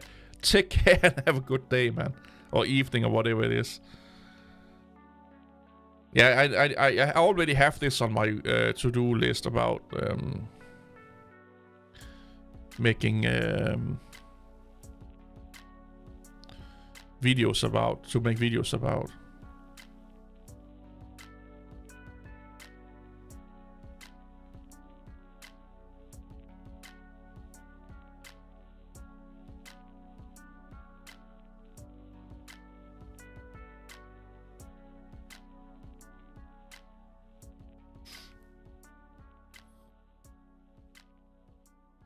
And honestly, it's not that expensive. Like $9 a month. Again, this is if you pay every year, but again, $10 a month is not that, you know.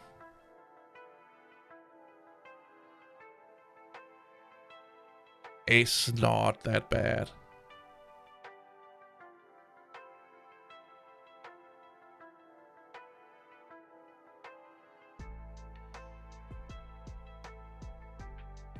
If I was traveling a lot, I would pay those $99.99 per month.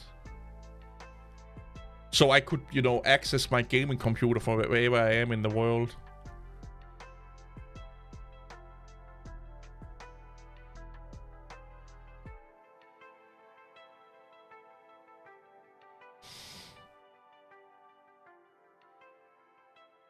But that's just me, I guess. I don't know.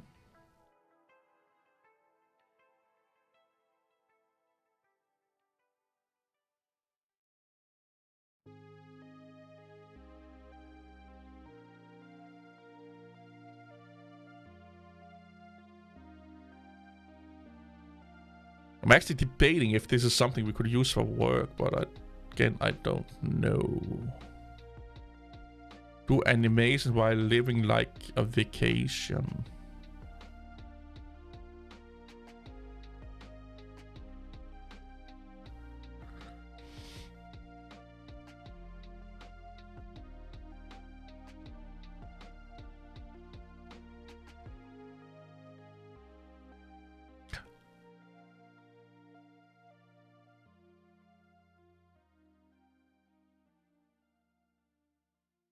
She looks like she's asleep. What the fuck?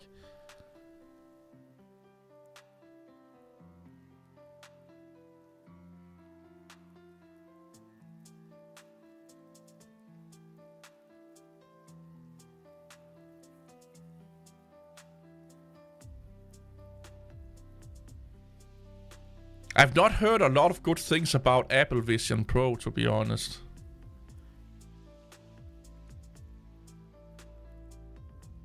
I'm also thinking about getting an Apple Watch. I don't know. I'm like, I just got fucking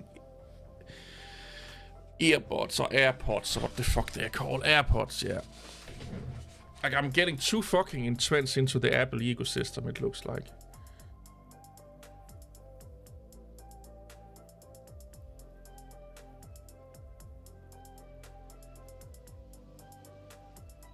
This just seems so expensive for what it is, though. I've heard a lot of people are massively underwhelmed by this thing here for some reason.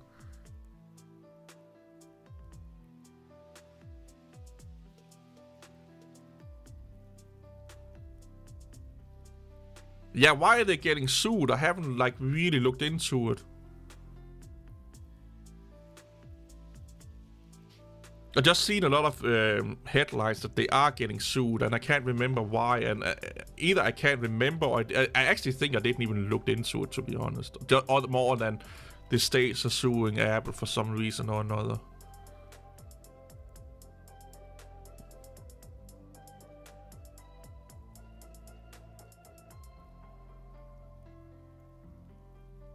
Oh. Oh, so they are anti-competition, or what you will call it, yeah. I don't so I don't understand this, to be honest, because yeah, antitrust, yeah, because here's what I'm thinking. If the AirPods are so good, like I have not heard anyone talking bad about AirPods, okay? Of course there's always someone that come, but for the most part I've only heard good things about AirPods. Imagine how much more they could sell if they could be used on other devices. You know, like being that locked down, or do like Samsung used to do that, and then just lock out some features.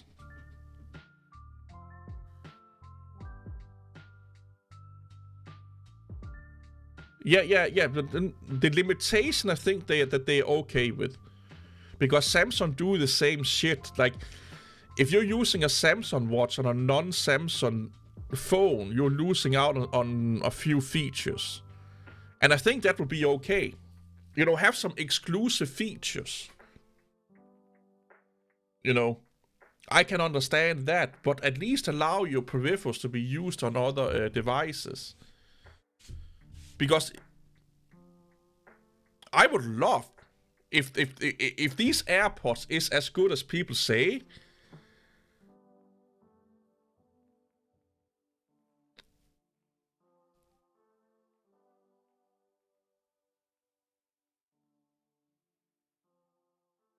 Yeah. Eventually, I've heard a lot of people being underwhelmed by the Vision Pro.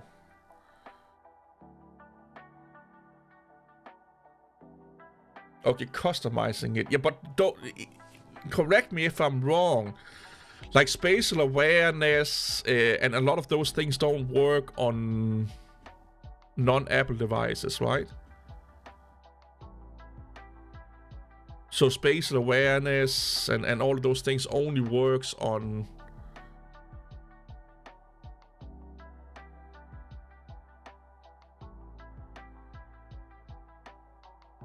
That could just be the version of Bluetooth, though. It could be that your Android phone is using a older generation Bluetooth. It could be, I'm not saying it is, but it could be. But it could also be software limitations. But isn't there something about that they only work...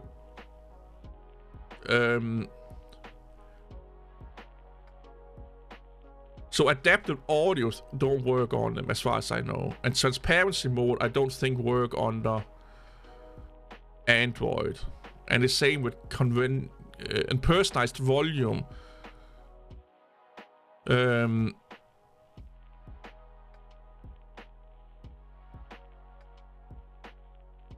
Okay, transparency mode work. Okay, gotcha. So better yet, explain what things that don't work. Like things that don't work.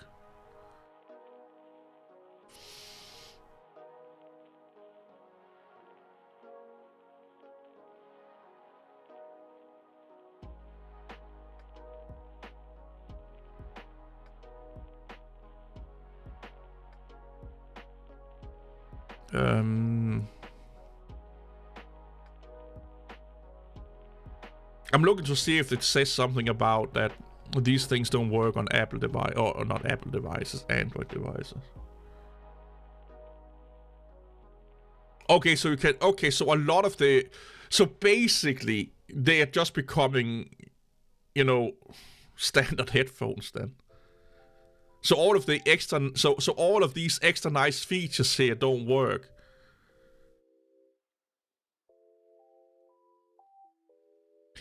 Yeah, it's better connectivity, it's better encryption, decrypt. It's just like getting a better processor, basically, you know.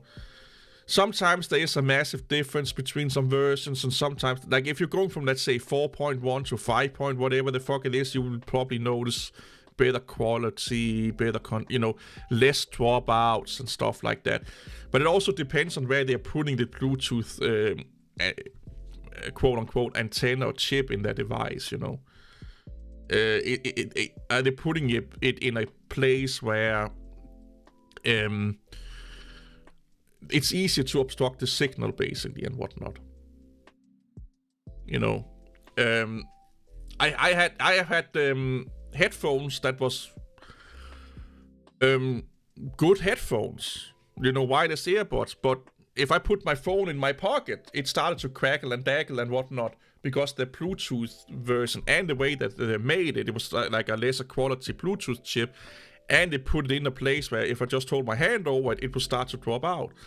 Where I bought a little bit more expensive headphones or wireless phones, and I had no issues with them. Even from the same Bluetooth version, 4 point whatever the fuck it is, LT, low or low energy, whatever the fuck it was. So on paper it was the same Bluetooth version, but they just placed the Bluetooth thingy Maduski in a better place, and it was not obstructed, and probably coded better for it, you know. The Galaxy Buds are amazing, yeah. Like if like I said in the beginning of the stream, the best, like I spent way too much money on wireless headphones because I'm really specific with my headphones. I like good headphones because I use them a lot. But I always like, yeah, I don't have to spend that much money to good headphones. And I buy some cheap ones and I get disappointed. And after like 2 or 3 months, I buy a little bit more expensive one. Then I get fucking disappointed and I buy a little bit more expensive one. And then I get disappointed. And then I end up just buying, you know, not expensive, but high-end headphones. Or mid-tier headphones. Like the AirPods Pro or the Samsung Galaxy Buds Pro, you know, that price range, and I'm never disappointed when I'm doing that, you know. When I buy what some would call expensive headphones, I'm never disappointed. But if I buy entry-level mediocre headphones, that's what I get. Yeah, they may sound great, but then they don't fit well, or you know, the touchiness of them is fucked up, or I almost bought Beats because I hear a lot of good things about them. What I was afraid of is they don't seem to be like the fit of them. Like I'm like, if you shake your head a little bit, I feel like they would fall out. I don't know. That was my biggest concern, because if you get the Beats Buds Pro Plus, the Plus version, everyone say they are amazing.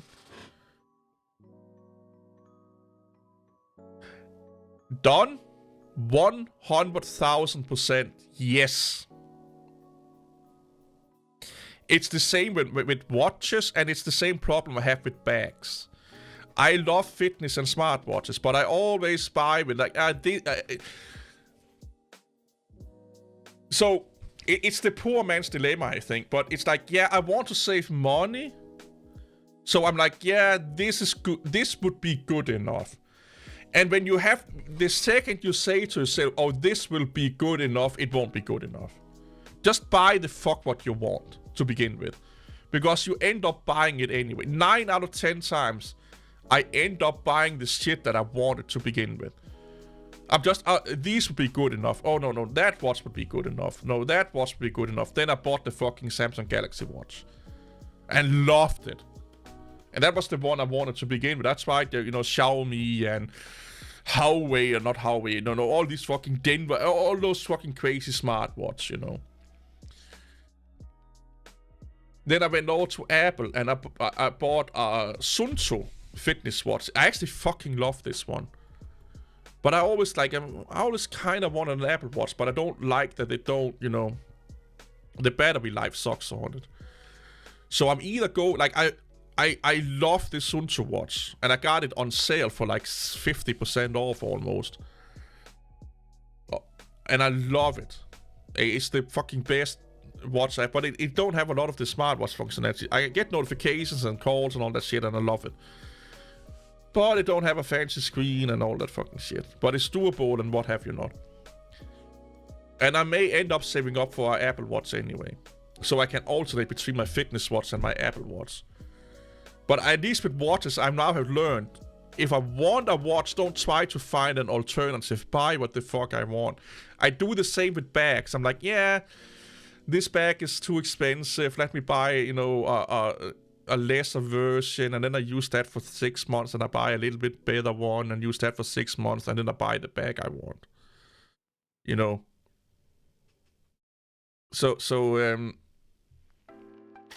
And then we're like, I should not buy this bag because it looks too tactical and all that shit. And then I'm like, I hate all the bags I don't. I love mole, okay, or mole, or what you will call it on bags. I love attaching shit to my bag, morale patches and all that. I love fun.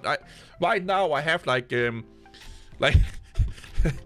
is my patch on my back right now.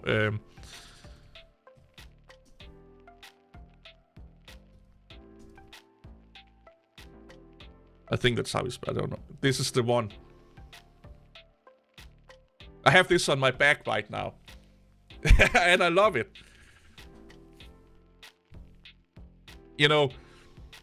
And here's the thing. I bought a massive... Like, I bought a bag that cost 3 times the amount as the bag I have right now. And the bag I have right now is also 511 bag. I love 511.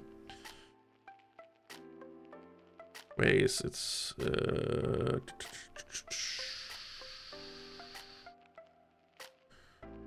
Is this one just not the camo version? Where is it?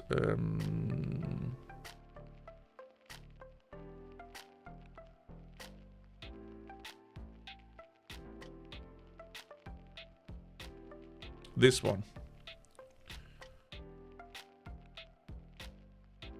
And I love this fucking bag because it's not that expensive. It's like $120 or euros. Sorry. I don't know what that is in dollars. It's probably like $100 or maybe 100. It's probably the same in dollars. And I used to have like my old bag. This is how crazy it is. You know, my old bag is like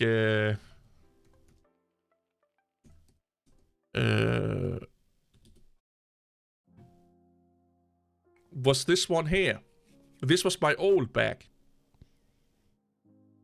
And it's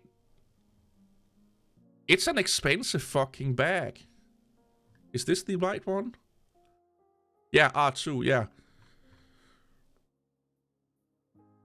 No, this is not the right bag.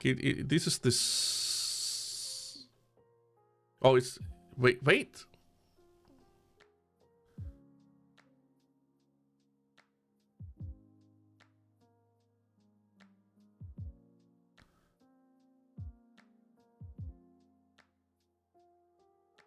Huh?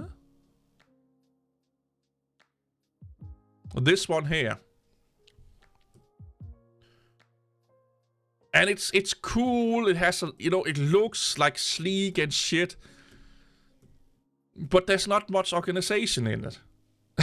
Like, there's like 4 or 5 rooms and that's it. This fucking bag here. It has it has room here and here, and you can attach shit on the side on it, and you know you can expand this unlimitedly. And this one here is like, yeah, this is a 240 euro bag versus a 125 euro bag, and this one here is so much more usable, so much better. Yeah, it has mole and it looks tactical. I'm like, yeah, I can't have a tactical bag. It looks weird. And every bag I fucking bought, I hated that didn't have mole on because I attached shit to it. I had put my gloves on it, my cap on it, and you know, If I need to go to the gym, I attach my water bottle on the side. So I don't need a lot of internal space. So if I need a lot of space, I just put stuff on the outside on it. So I don't run around with a big bag all the time. And I spent so much money buying bags that was not tactical because, well, I'm 40 years old, you can't use tactical bags anymore. You just look like someone that's going to, do a mass shooting. Who gives a fuck? Honestly, you can live with a smaller bag if you have mole on it, because you just buy a pouch and attach it to the fucking bag. If you need to go to the gym, attach a fucking bag here with your gym thingy on it, or underneath it with your gym clothes on it, or yoga roll or something like that. You just expand it outwards instead of running around with like a 35-liter bag that's like almost never used.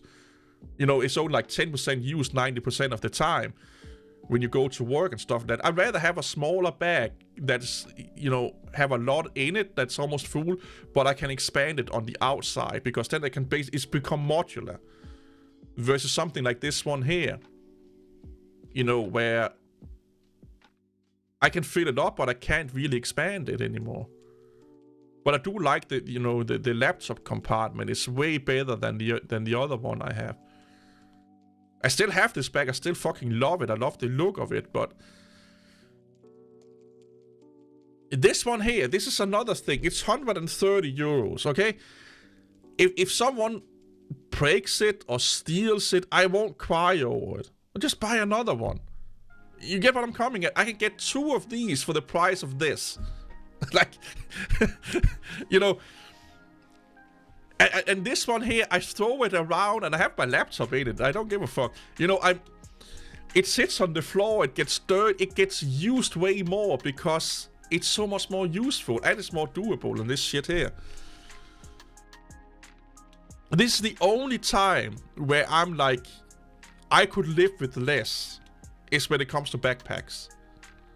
You don't need massive, expensive designer backpacks. And then if you buy one like this here and you put some patches on it, you get small little trinkets you can hook on it, it becomes more personalized. My bag, my in quotes tactical EDC bag, looks nothing like anyone else's.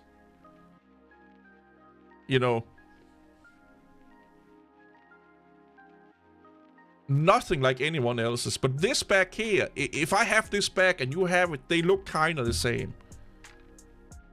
They look so much the same. Because you don't have that outside customizability to it. And I never been satisfied with non-tactical bags. I don't know what the fuck it is with me. I just like that. Yeah, okay, there's no more room on the inside. Cool. Cool. Where is it? I just get a pouch and then plop that on the outside and I put shit in it. Yeah, it says like it's a this is an IFAK, but you don't have to put first aid shit in it. It's a radio or field medic pouch, or this one here, another pouch. You can put whatever the fuck you want in it. Like, you can use it for, like, I don't know, battery banks and shit like that. Or if you're going to, your camera equipment and stuff like that. You don't have to put tactical shit in them. And I love that about these kind of bags. I fucking...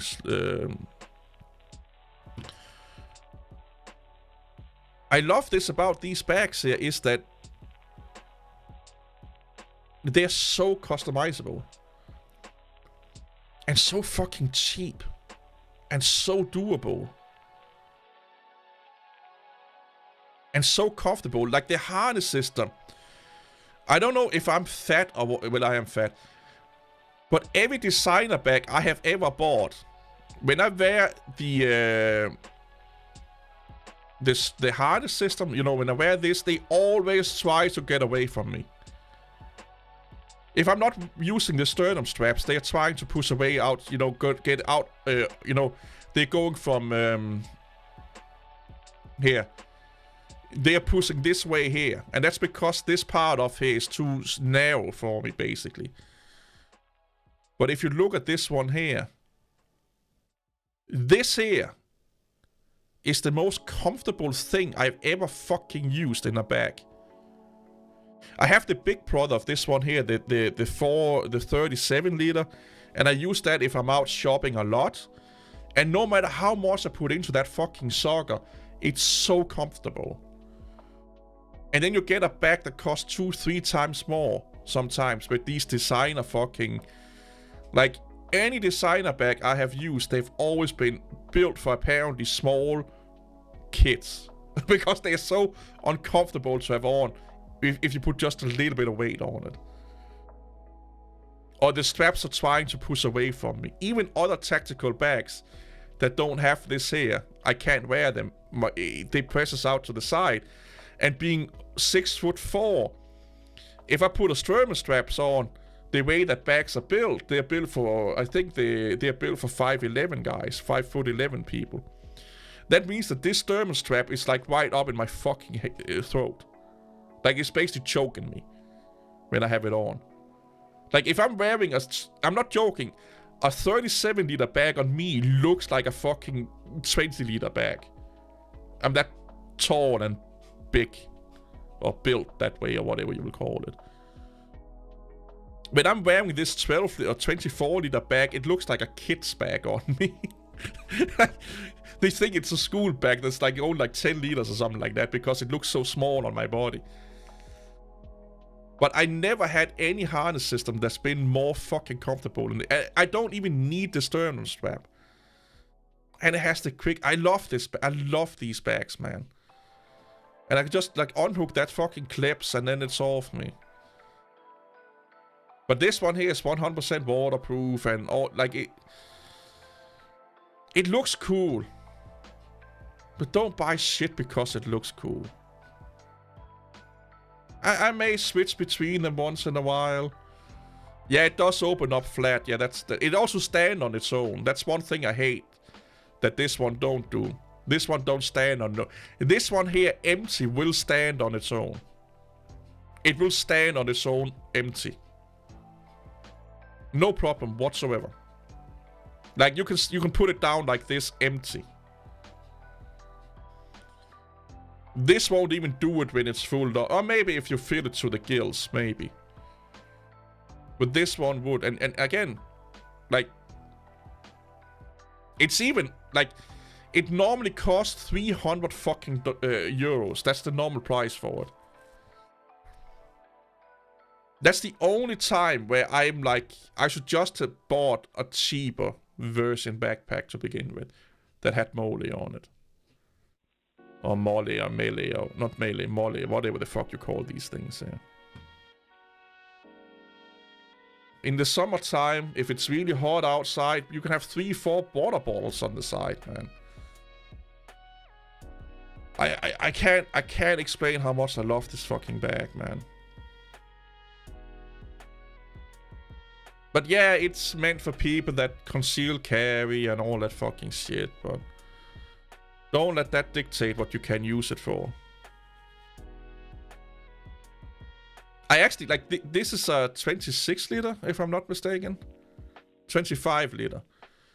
So it's 1 liter smaller than this one. I can have more shit in... I can have so much more shit in this one than I can in this one here. Because here, I can't expand it. When the inside is filled up, it's filled up. Here, if the inside is filled up, we go on the outside, baby. You know, we just attach shit on the outside. And we go mental. I actually really like the new version. It looks sick as fuck. Like, don't get me wrong. It's a sick fucking bag. But it's just not as usable, man.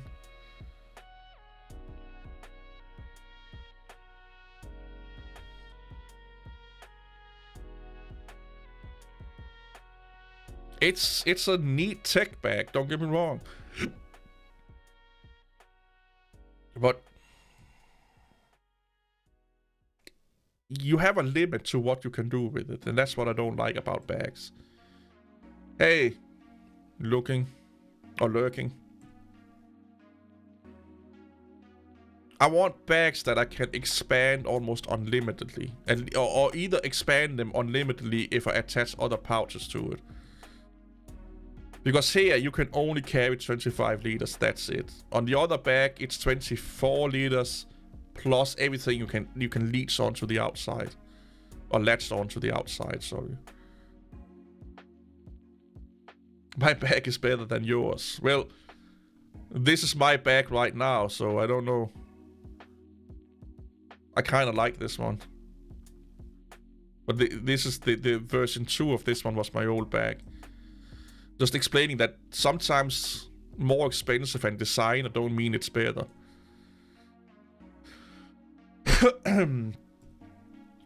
They do have some neat colors for this one though. Like if you really want to go like, look at me!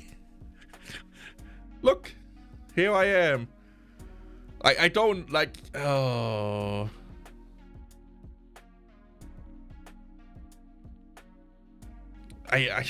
So here's the thing, I kind of want it in that color.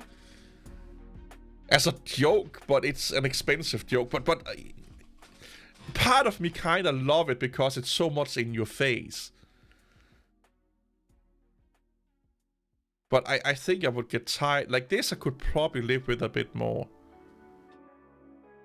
But part of me kind of want this, like this color just because it's so in your face.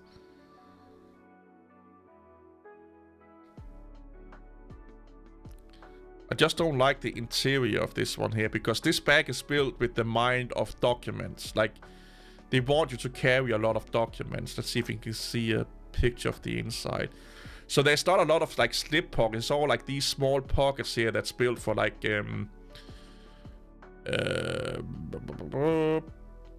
documents and whatnot, you know.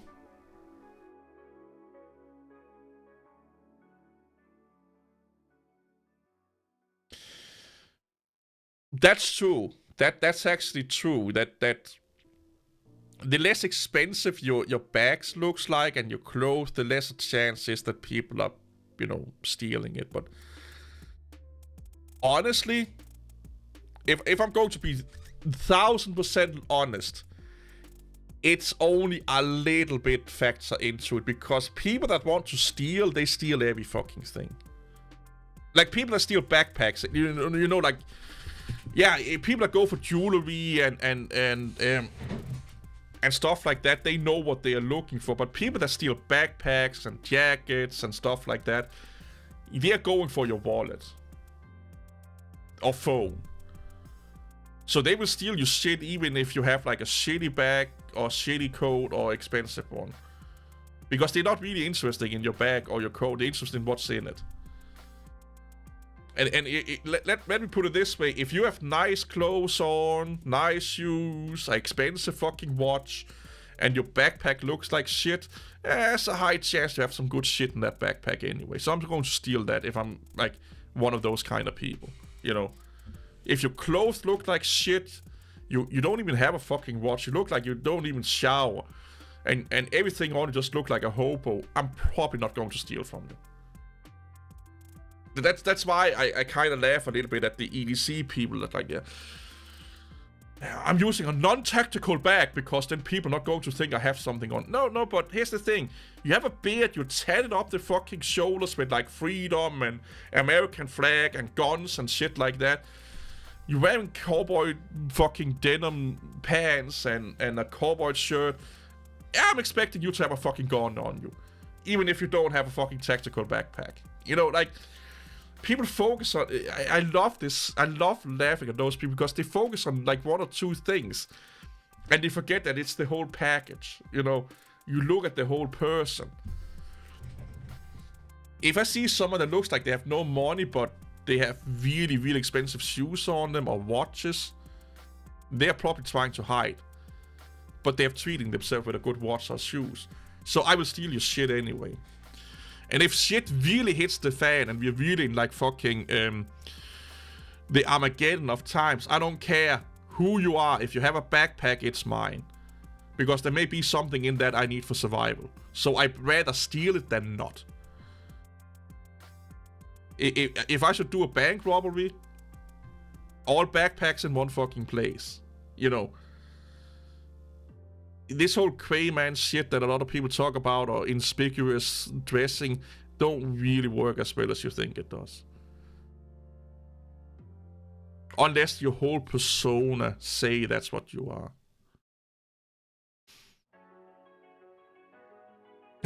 I've seen a lot of those Crayman people. They're like, yeah, I have this like really cheap backpack from like Walgreens or something like that, or Walmart, and then they have like a t-shirt that says Navy SEAL forever, you know, like, yeah, your backpack say you're not going to kill me, your t-shirt says you will kill me just by looking at me, okay? So you're a threat to me, you know, like, it's like just, it needs to be the whole package, dude.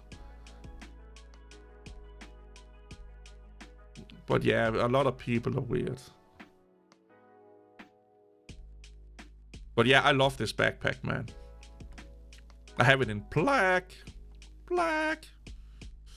Again, to cut down a little bit on that fucking... So one thing I noticed on black backpacks, if you have mole on them, it don't look that intimidating. Because when you go a little bit away from it, you don't really see it unless you attach a lot of shit on it, basically. Which I do, depending on what I'm doing with my the day.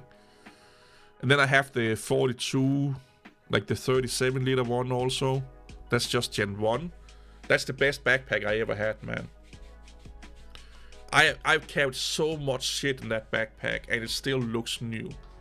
And it's probably 3 years old or something like that. And it's been with me outside, inside, concrete side, all over the fucking place, and you can't see it being used. In this one here you can. In this one here you probably can't. Because like I have like a 14-inch laptop, like a normal Dell 14-inch laptop, and it fits. I could probably get a 15-inch in there, kinda. But 14 is like the sweet spot.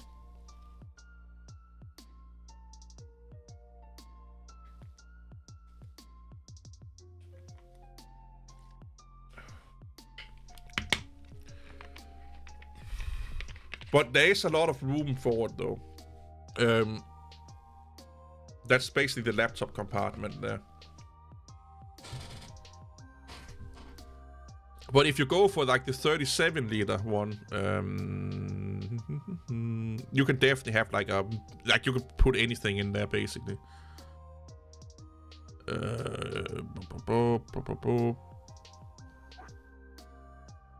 This one here.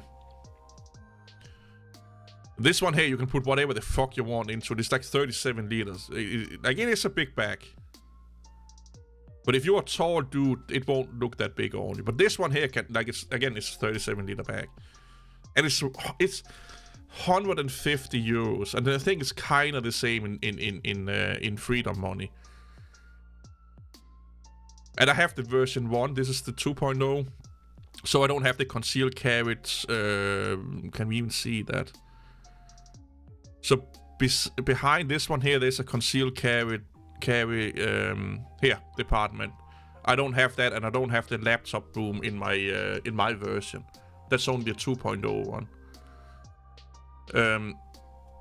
But this one here, you can throw in probably the beefiest fucking laptop you can dream of. Did they even say how big the laptop can be? Up to a 15-inch laptop. I will guess you can throw a bigger one in it, to be honest.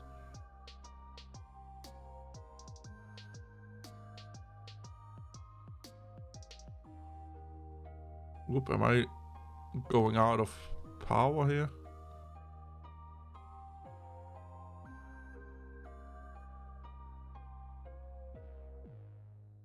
Yep. Battery low, please charge. Do I have a fucking... Where is all my... So I have a bunch of cables on my desk right now because I'm starting to clean up my desk and I have no fucking idea where my USB-C... That's not USB-C. And I also have dropped... Whoa! I need to clean my desk. I have so much fucking... cough drops, is that what you call them?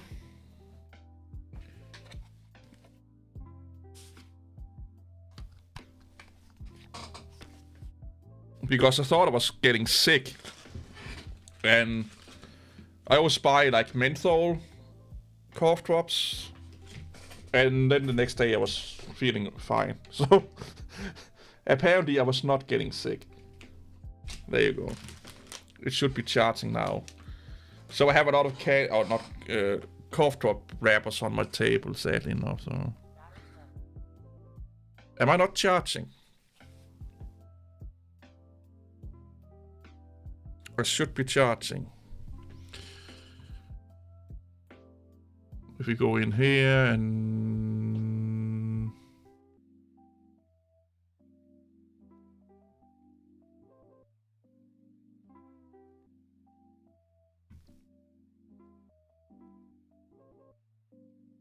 Dum, dum, dum.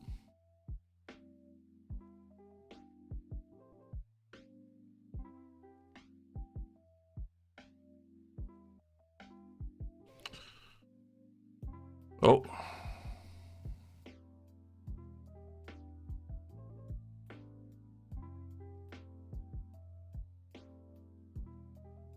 Okay, they are charging. Gotcha. I'm back. Oh, FreeBSD. Not really, to be honest. I think that was it summer last year I booted up one of those FreeBSD based ones. I can't remember if it was NetBSD, not NetBSD, NomadBSD, or one of those distributions that they made based on BSD.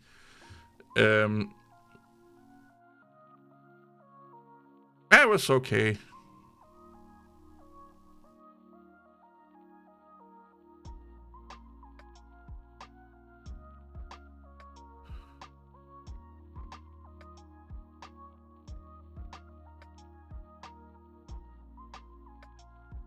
I've heard a lot about Beehive. I don't know what's going on with that at the moment.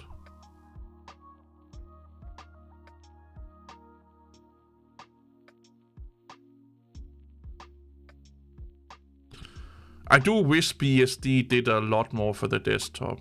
I actually wish that Linux was less popular and BSD was more popular, to be honest.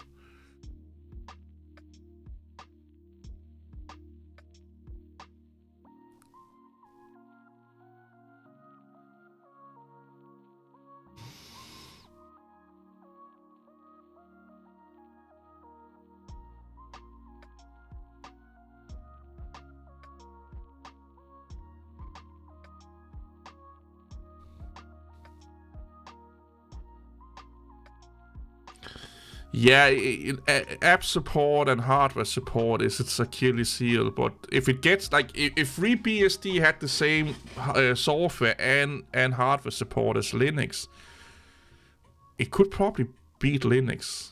Like I think a lot of people would be moving over to BSD. It's just more organized. It just seemed way more organized. And So a Linux, not all of course, but a lot of Linux distributions just give me the feeling of they run like it's just anarchy all over the place, you know. Where BSD, it feels like it's a proper organization, you know. It's done properly.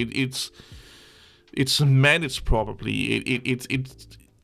It's just not like some fucking kids throwing shit at the wall and then like just goofing around and debating. They're actually getting shit done. Where Linux, a lot of places, I feel like it's just a massive mess. Yeah. Yeah, you can kind of say that, yeah.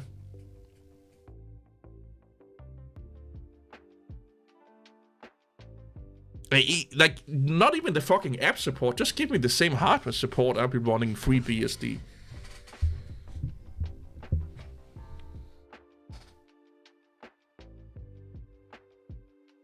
Like macOS uses some component for BSD or FreeBSD. Which also got me into a lot of fucking controversies because I said Mac OS was not Unix.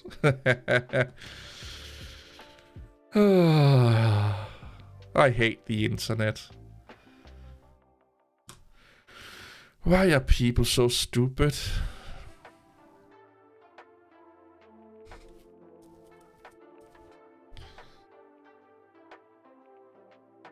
Like, I do like the carrying case, okay? But $200 for a carrying case. Come on, dude.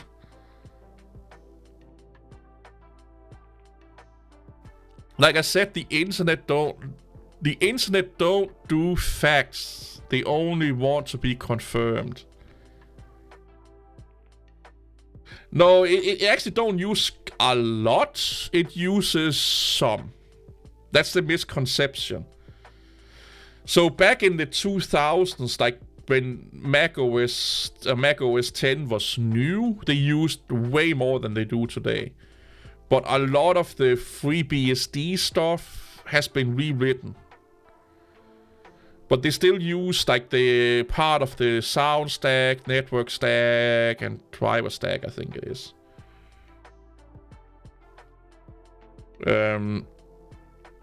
Yeah, you look at it like what Android is for Linux. Yeah, that would be a good analogy or comparison. Yeah. The Mac OS is kind of what Android is for Linux. So it's based on Linux and using Linux component, but there's more non-Linux component than there is Linux components. You know. I think it was the audio core. I can't remember.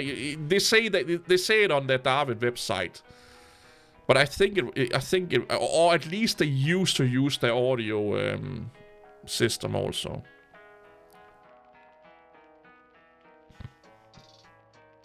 But again, like a lot of it over the years have been rewritten for like.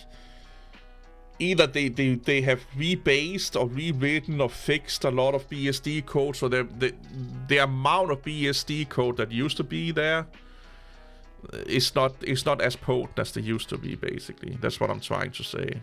I'm actually a little bit hyped of getting these fucking headphones here now. I don't know if that's bad, but but I'm like. I'm a little bit hyped on getting them.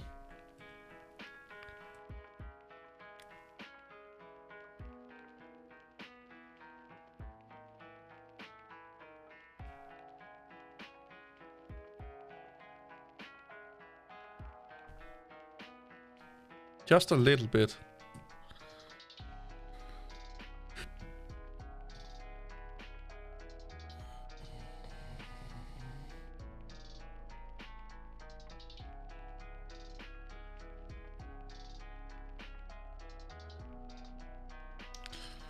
I wonder how that 6 months free Apple Music works. Like, is it a code you get or something like that? Does anyone know that? Because if it's just a code you get, I may just give it away somehow. Either on Discord or something like that.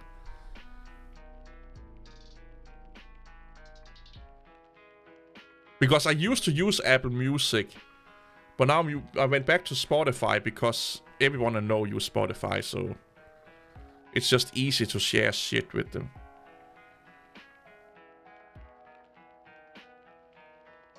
Oh, so it's okay. So I can't. Okay, I got you.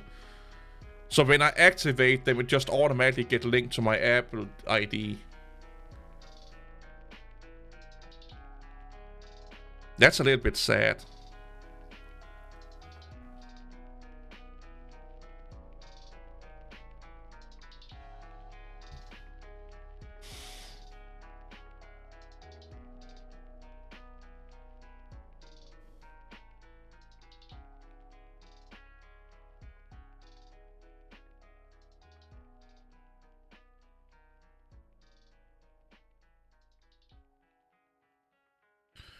Let's see if it says it down here somewhere.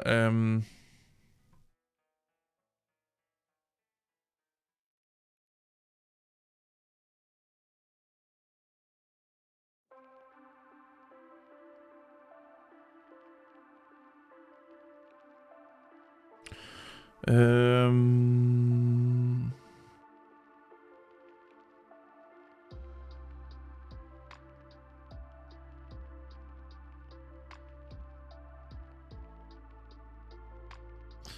it says here, offer is available for new subscribers who connect an eligible device to an Apple device running iOS, blah, blah, blah, blah. For a limited time only. Offers good for 3 months after device pairing. So you have to activate. Yeah, so you're right. Yeah, it goes in. Hey, Joachim. And hey, Yep. Yeah, so you have to go into Apple Music and activate it, I guess. Or well, you will get a notification in your settings center that you can activate it. Because when I got my phone, I got free Apple Music, free Apple Plus, and Apple TV, but I have to activate it in settings. You know, go into the settings app and activate it under subscriptions.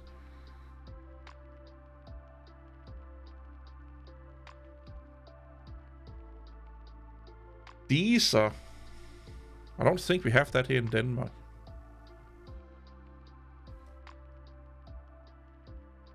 I've heard about it. Oh. Whoop.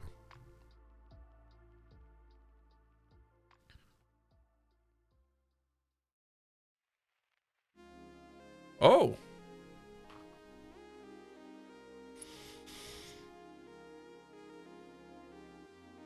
Yeah, I can see that.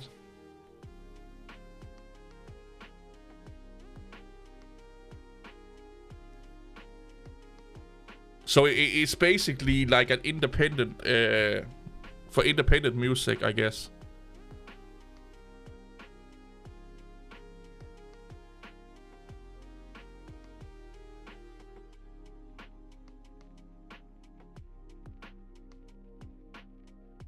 It costs the same as a Spotify subscription.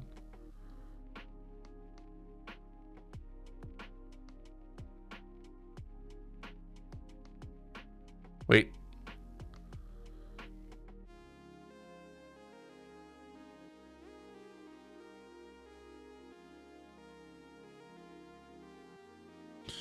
Really?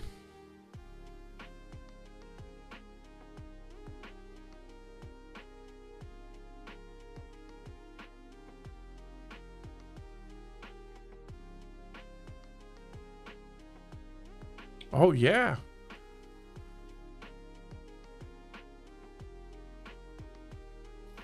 Interesting. Oh, God.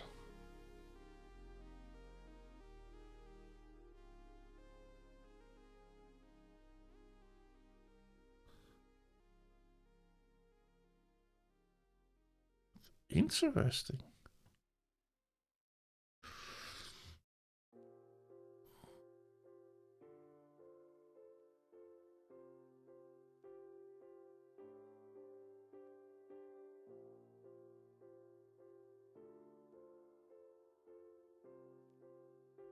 Wait, what?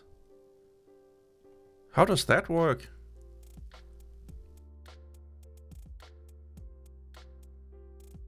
Is it own? Oh, is it that local sound? No. Ah.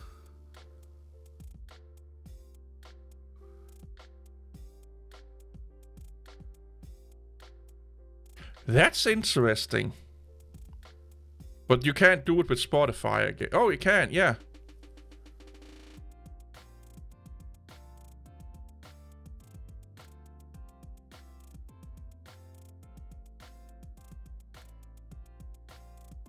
Like, I will be honest here. The only reason I don't use Apple Music is for 2 reasons. Spotify Connect,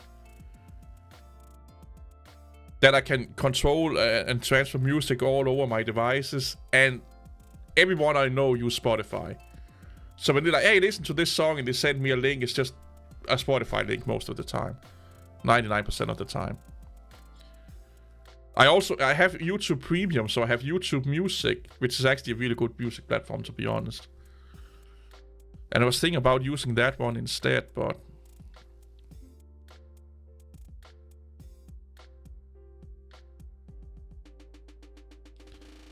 I actually really like YouTube Music because there's seamless interaction between music videos and not music videos. But I use Spotify because that's what everyone else is using.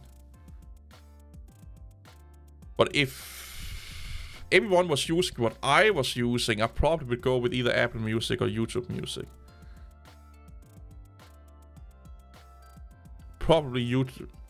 No, I kind of like also with Spotify that I can continue listen to the song on my Mac when I'm coming home. You know, like...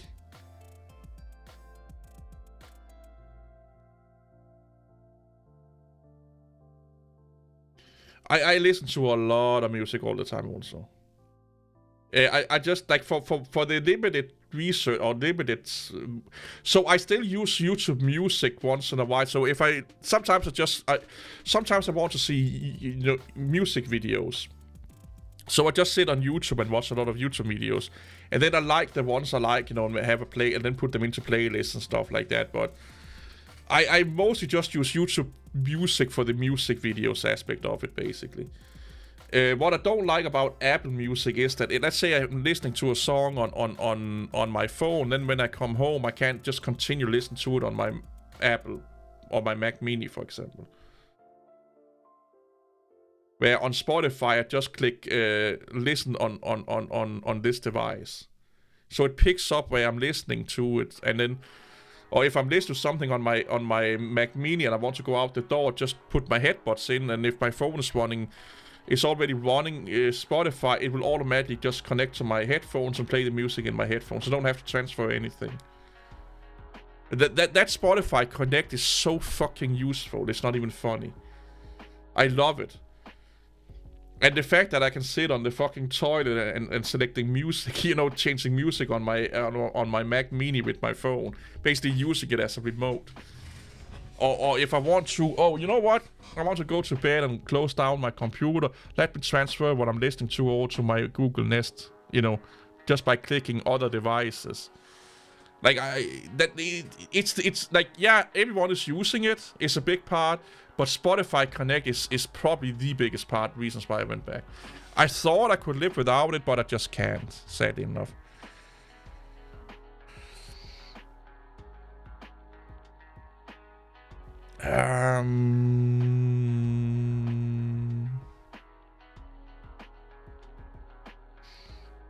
Wire 15. Is it because of the USB-C connection? Because you could just have like a FireWire to USB converter. I have a 14 Pro and I love it. I honestly, I have one extra cable. But most of the time I use, MagSafe to, or what the fuck it's called, wireless charging. Anyway, so I don't really like, and the only time I use the FireWire connection on my phone is to charge it. When I had my Samsung phone that has USB-C, the only reason I used USB-C on my phone was to charge it. Basically, that's what I was using it for.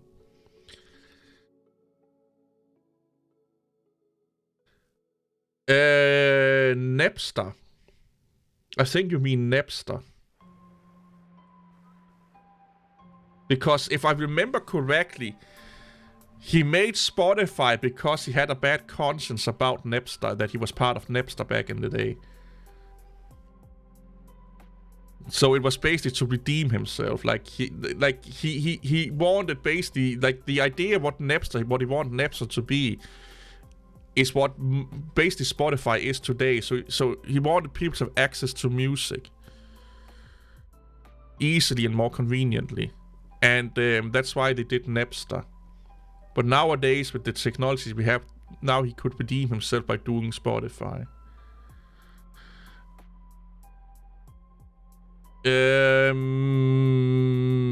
Kinda. I don't know. He was part. As far as I understand, he was part of it all the time, but I don't know. Yeah, but yeah, when Metallica sued Napster, that was the biggest joke on fucking the internet, man. Ah, gotcha. So you need the USB-C device. That makes sense then. But oh my god, MTV and VH1 and everyone made fun of Metallica when they sued Napster. Let's be honest here, it was Lars Ulrich, that's a fellow Dane, bad Dane. It was basically him doing it on Metallica's behalf. Like, the other ones were not really that fussed about it, but Lars Ulrich was kind of the one really pushing it. And he got a lot of flack for it. A lot. Like a shit ton.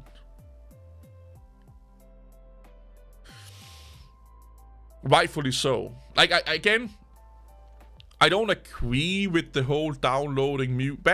Everyone used Napster back in I used it. You know, everyone used it. But looking back, yeah, I get it. And even when we used it, we all knew that we were doing something we should not be doing. But what he should have been doing, instead of suing them, just close them down. You know? Close them down.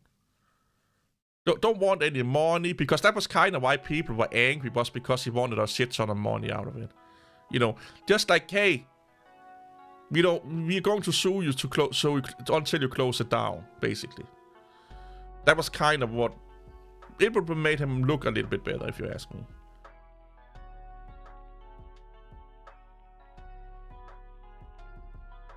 Kinda.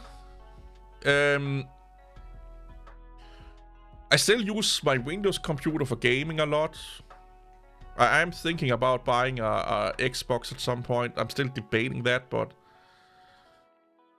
I have an iPhone, a Mac Mini, and I just bought the AirPod Pro Plus. Or what the fuck they're called? AirPod Pro, the newer ones with USB-C and everything.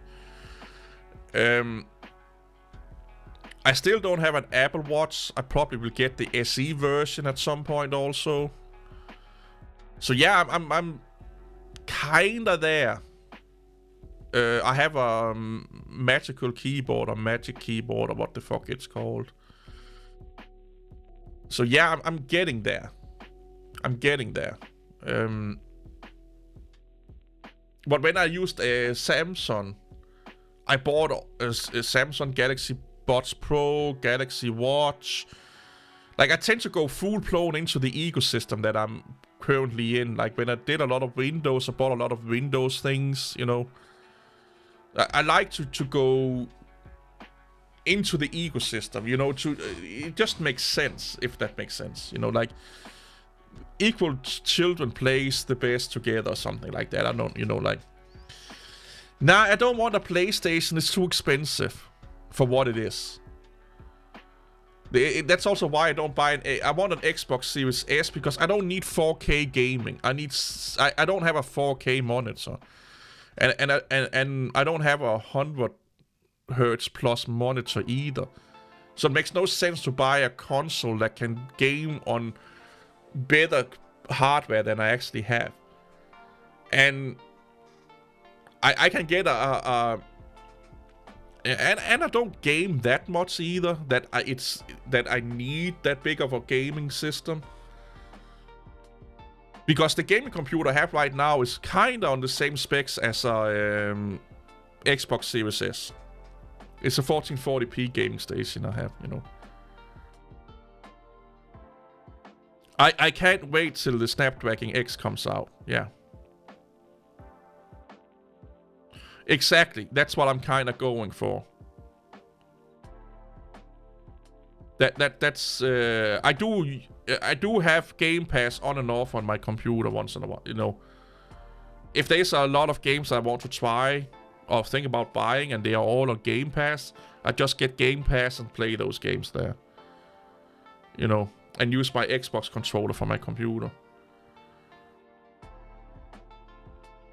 PlayStation makes sense if that's your only gaming computer that you have. The same with an Xbox X, Series X.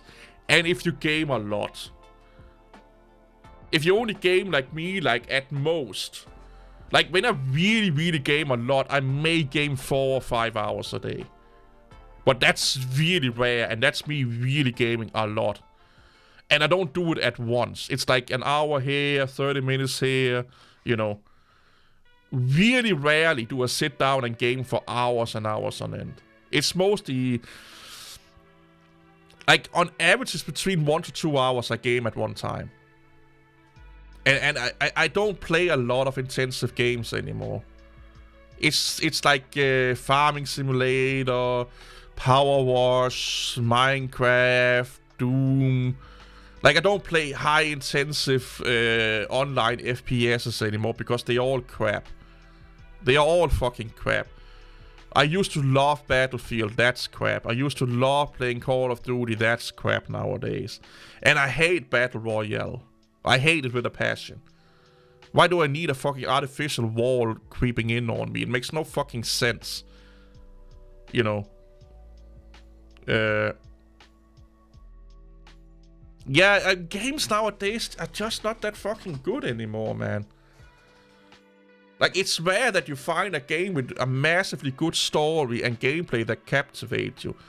Funny enough, the games that captivates me the best are games where you do mindless tasks like Power Wash Simulator and stuff like that. You know, Farming Simulator. There's no real story in it. You just go and do tasks, basically. You know. Oh, yeah. Command & Conquer. Yeah, I played all of those. Loved them. But that kind of games are also dead nowadays. You know. Yeah, it's copy-paste and politics. I couldn't agree more, man. Like, I have a gaming channel. Like, I could upload more to it. Like, I am thinking about getting away from this tech shit and then just, you know, go back to my gaming channel. And do more gaming.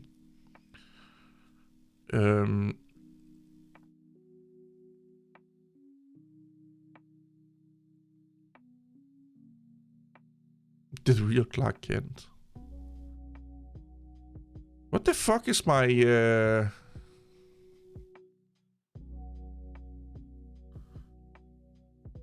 it is.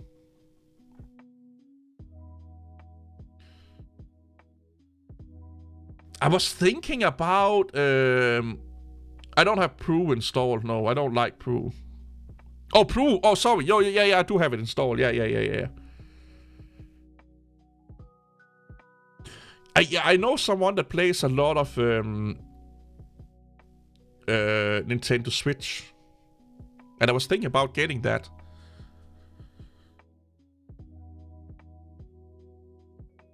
I had this had this channel for so long.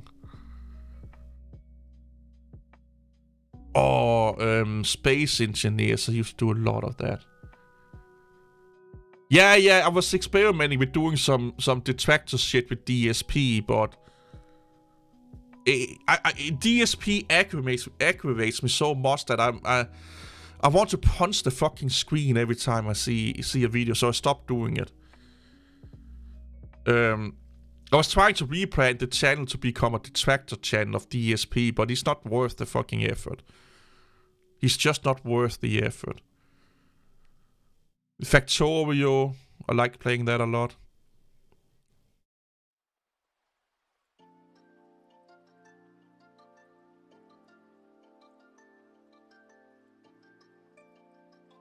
I did a lot of World of Warcraft on this channel.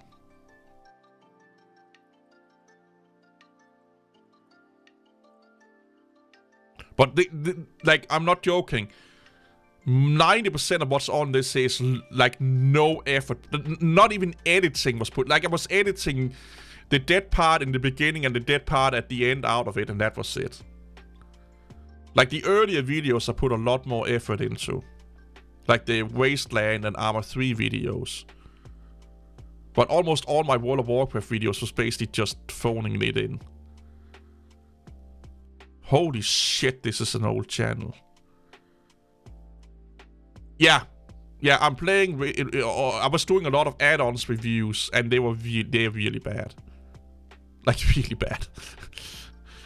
But the armor videos I did here, the armor videos, they were like, it would be like a 2-minute video that was recorded over like a 3-4 hour session that I put back to made like a little mini video out of it. Like we had like if we saw I made a story out of it basically.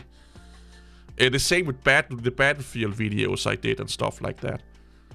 I used to do a lot of Battlefield with a friend of mine, and I would like, my best friend did 3, and I would be like if you were doing sniper ops in Battlefield, I would make like a little story out of it. Or if you were attacking a place on the map, I would make that into a video and make a little story out of it with like music and everything. Armor again, I did a lot of mods for Armor. I played them. Fuck, I've been on YouTube for a long time, man. I did some Assetto Corsa mods reviews also. They did quite. Those were also like, all my WoW shit was not that well put together, to be honest. But anything else was. But WoW for me, when I did WoW on this channel, it was basically just to get the ad revenue. Like that was I was so burned out and so tired and so fed up with gaming at that part, and WoW, that I just needed something to do creative, and then I just did those WoW things because it was easy to do, it was fast, I didn't have to think much. But yeah, I did a lot of Assetto Corsa mods. Oh, Batman's Origins, holy shit.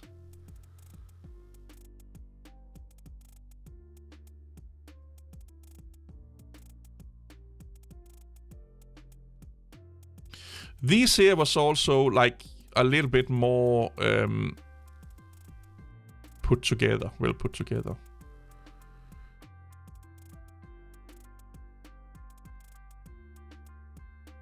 Oh, hey, honestly, you probably need about 300 to 500,000 subscribers to live off YouTube. If you're only living off YouTube, not sponsor agreements and all that fucking shit.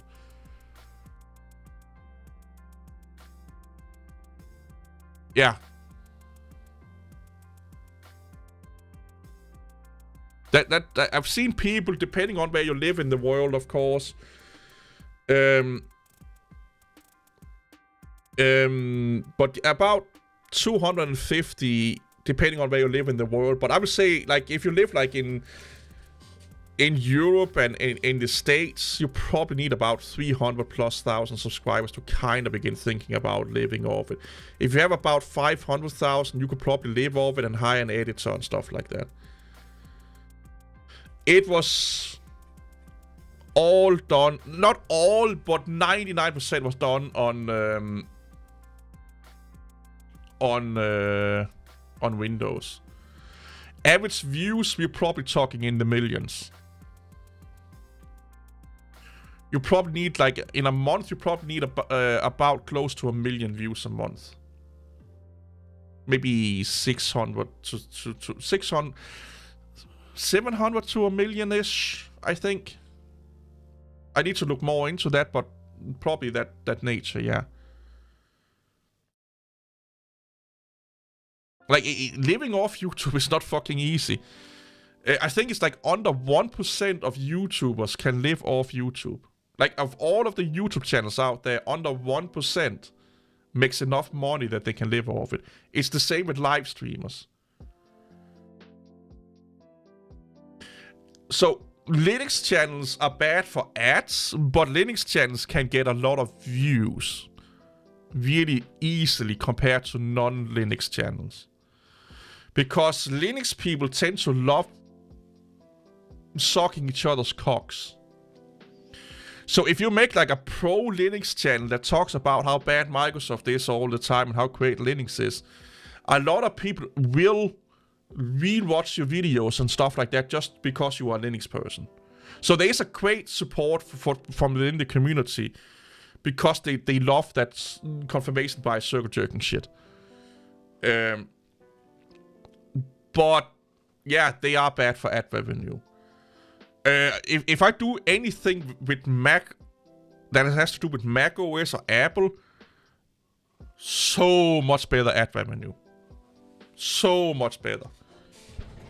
Or software development, coding, or anything like that. So much better ads per or you get paid more per 1,000. But there's so many doing it that it's hard to get views. Does anyone remember WildStar?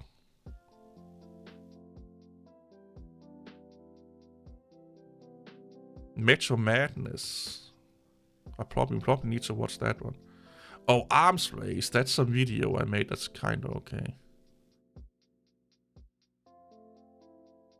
So I had a series called Meets TNT.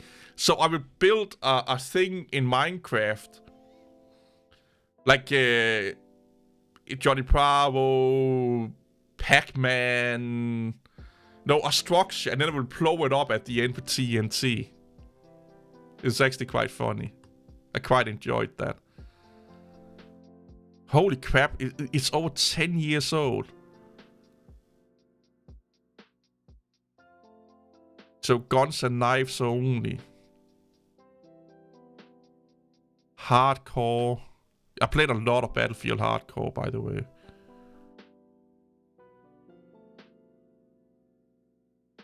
Oh yeah, I got killed by an admin because I killed him. I remember that. I killed him and then he banned me from the server. Or he killed me and banned me.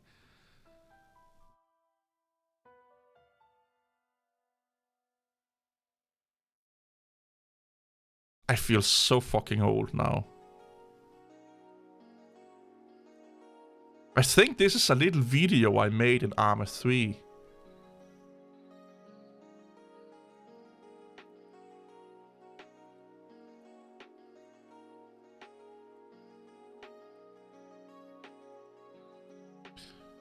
The Wastelands one was fucking amazing, man. I love playing that game. And these are also small stories. So this 10-minute video is probably out from a gaming session that lasted like 4 or 6 hours or something like that. Oh, yeah. The Linux influencers are so batshit crazy.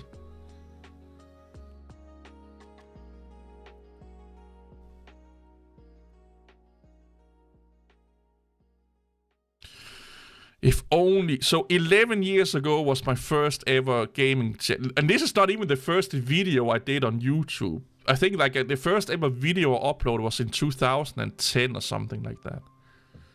This is the first ever vlog I ever did on YouTube.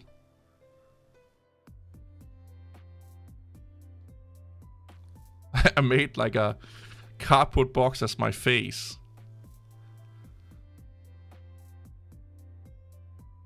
Holy crap.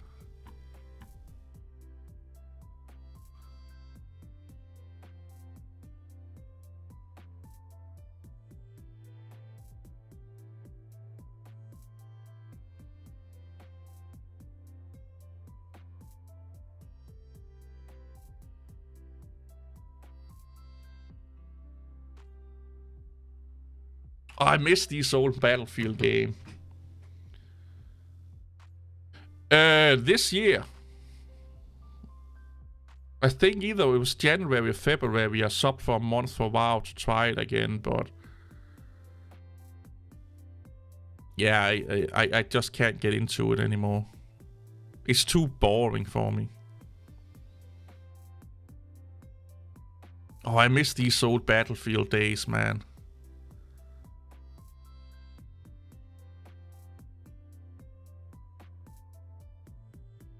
Oh, you died, friend.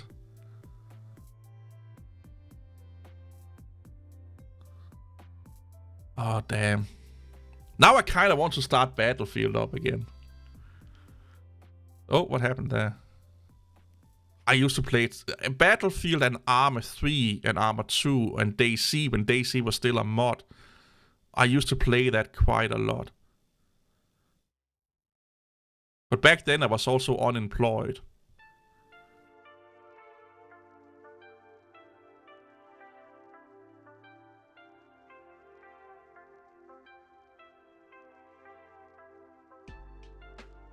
Don't stand in my fucking way, you bitches. But that was when I loved doing, you know... Oh, 2005, yeah. I kind of want to try and go back and play the old, like, legacy servers or what the fuck they are called. Classic, WoW Classic a little bit. Because when I played WoW the first time was at the end of Cataclysm. But I really started for real in Myth and Pandaria. So I got to like level 30 or 40 in Cataclysm.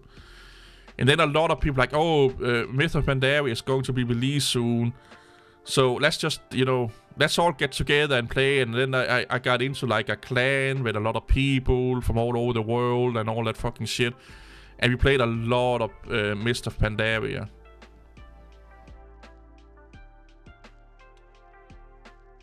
I actually have on my shelf, I have the collector's edition of Cataclysm still.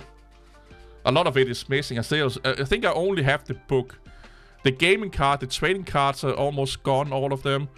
And the mouse pad is gone, and I think the CDs are gone. But yeah, when I did these videos, I tried to make like little like movies out of them, or stories out of them, or what you will call them.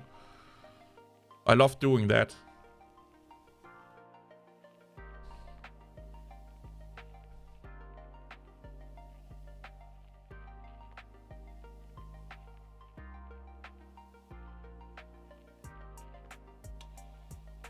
Arms Race, CSGO. I think this is like a compilation. I think what the fuck did I do with this one? I was experimenting with a lot of video editing stuff in this video here. Or at this time.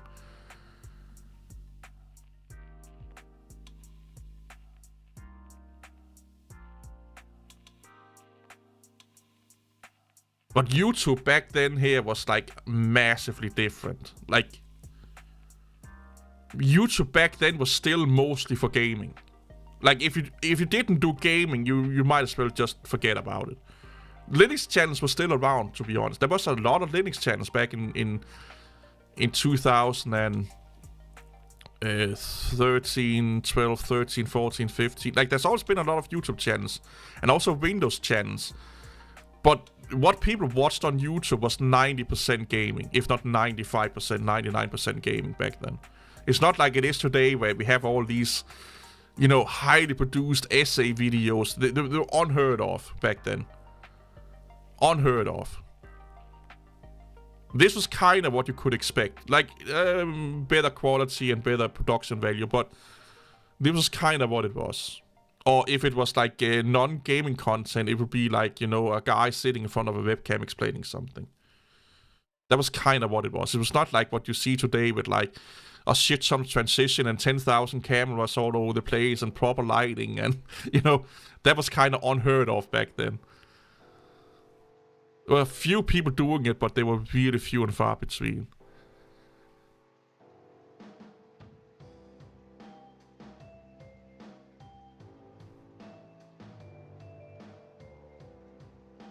Yeah, so here I built, like I said, I built shit in Minecraft in creative mode. So here I'm building Johnny Bravo. And then at the end, I fill it up with TNT, and then in the end I just blow everything up, man. Oh, yeah, you're right, yeah. Yep, 7 Days to Die, yep. Played that quite a lot, actually. I haven't booted it up in a while, but I still play it from time to time.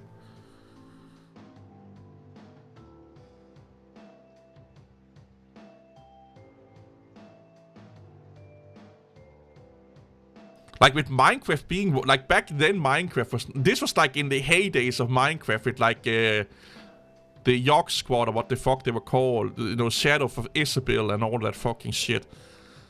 But if I did this today, it would probably go over way better than it did back in the day, because Minecraft nowadays is so fucking weird and stupid.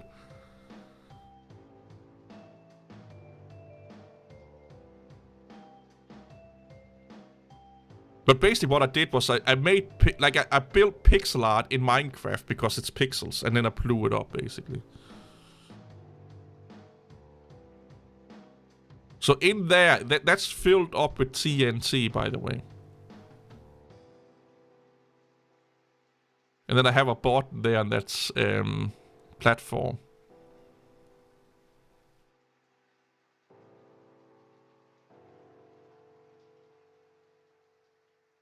Oh, there's a Skeletor down there. Oh, what the fuck did I... Oh, I broke it.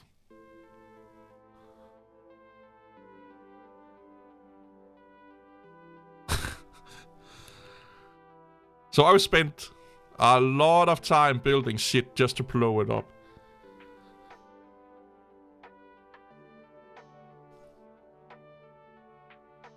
It was actually quite fun to make these videos, to be honest.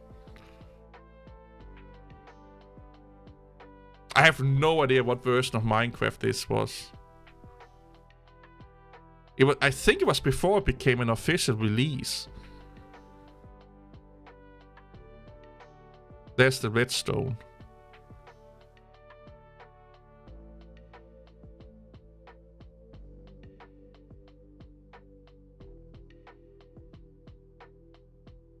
Yeah, Minecraft is a weird thing, dude.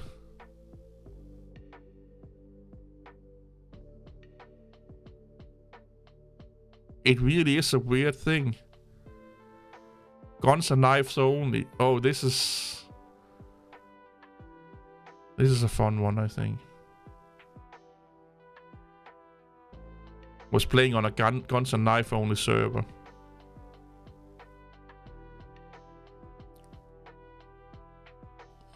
I'm just getting fucking murdered all over the place. Oh no, it's not. I'm the only one using a gun and a knife then. Gotcha. Look how bad I am, man.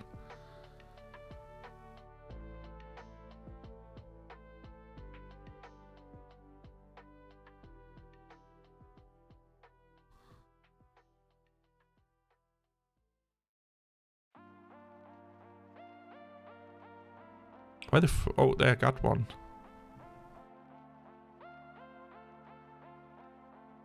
This was back when Battlefield was good.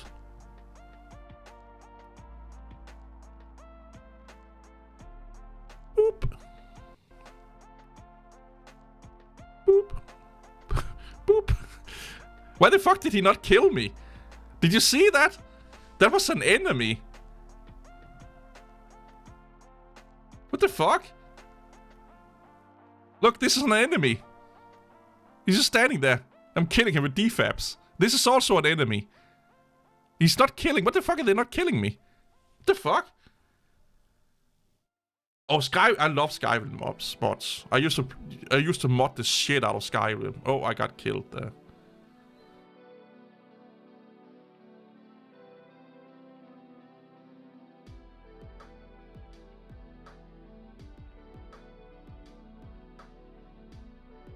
Oh, oh man, I miss the old Battlefield days.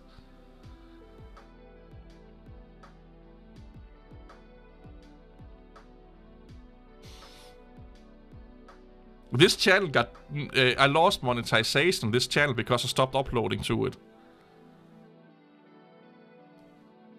And it went under the monthly view threshold.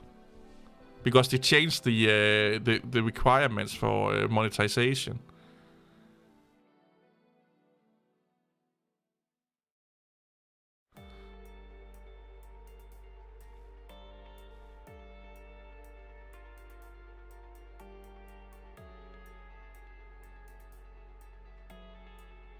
So yeah, this was like in Arma, you can make, like you can script your own missions. And I think that's what I did here. This is all scripted. With trigger points and stuff like that.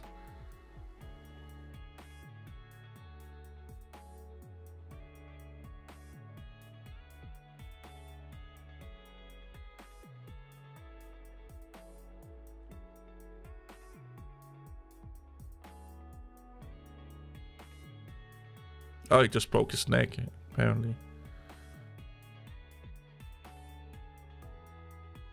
So in Arma, there's like a a script editor where you can script your own missions and add stuff in, and this is made with that.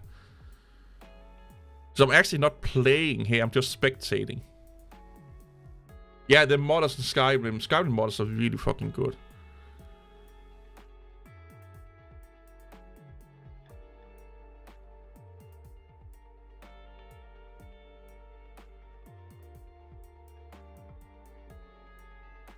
I need to download Arma 3 again. I fucking played that a lot. But it's a really, like, it's a simulator. Like, it's a battlefield simulator. If you're not using proper tactics, you're getting killed right away. And it's hard to find people that want to play games like that nowadays.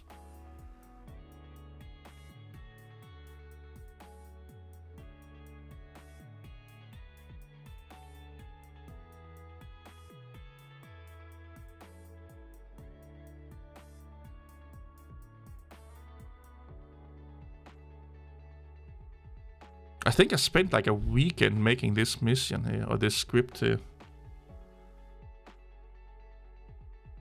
I used to play DayZ, it was Arma 2. When it became its independent standalone game, it went downhill from there. But yeah, when DayZ, I have a lot of videos on my gaming channel from DayZ. Back when it was a mod. Like a lot of videos.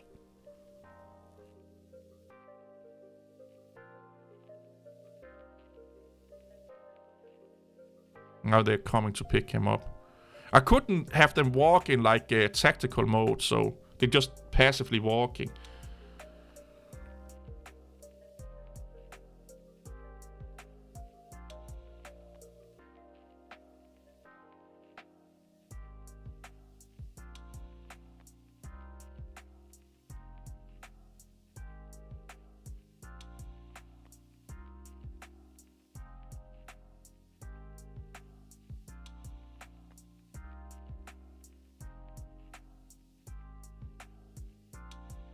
Yeah, that was fucking fun back then, man.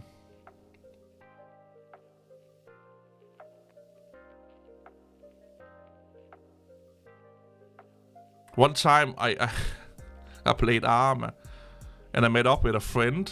It took us like an hour to find each other.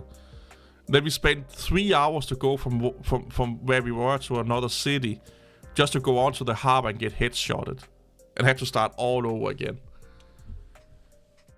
That's how crazy Arma is. It's just like one bad move and you just start all over again. I actually think I have like DayZ playlists in here.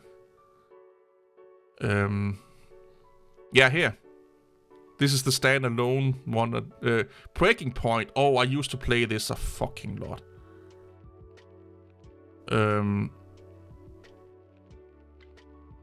Another DayZ video. But I used to play it a lot.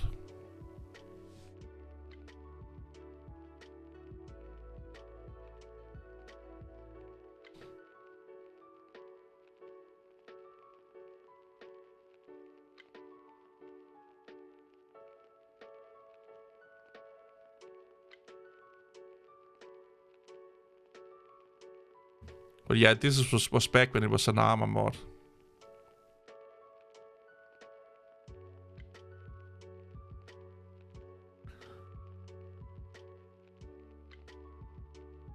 So Breaking Point is a mod for DayZ that is a mod where they added in a lot of extra mechanics and stuff like that and what have you not. A lot of the things that actually are in the standalone today that was not in the base game, they did that in Breaking Point. They have more weapons and stuff like that.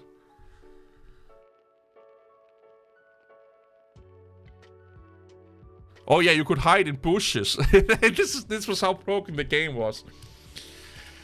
So, if the zombies came after you, you just went into a bush. It was like the wall of God or something like that. You just hide it in a bush and they was just like, yeah, fuck you, man. They couldn't do anything. But you couldn't really, they would just be there forever. Like, if you went out, they would kill you. So you either have to kill them or run away from them. Also, zombies would be really slow. So if you just ran, and you could actually outrun them. And if you ran like in a big circle, they would still be just running where you were. They were not like shortcutting or anything. They basically just followed where you, like a little bit like a snake, you know. They would be like the tail of the snake, and you would be the head of the snake. So you could just be running in like zigzags and circles and stuff like that, and it wouldn't kill you.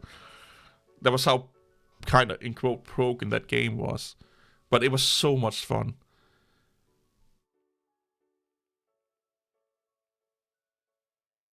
Yeah, that's right. Yeah, I remember that now, yeah.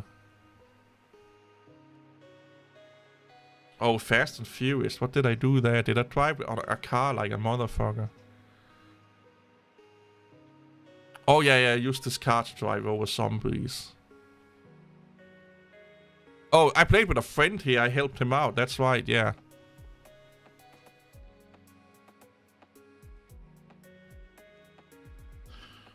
Oh, this some monster zombie here. I think this is like... Yeah, and this... Sometimes they would be spawning like a mega zombie. Like basically a boss level zombie. And I think this is the one here where I was playing with my friend. He's like just going mental.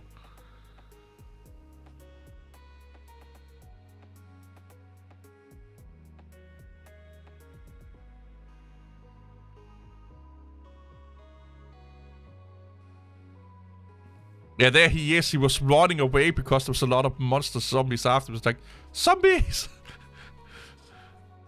This game was so much fun. Like, if you could get together with a guy or two guys, it was so much fun.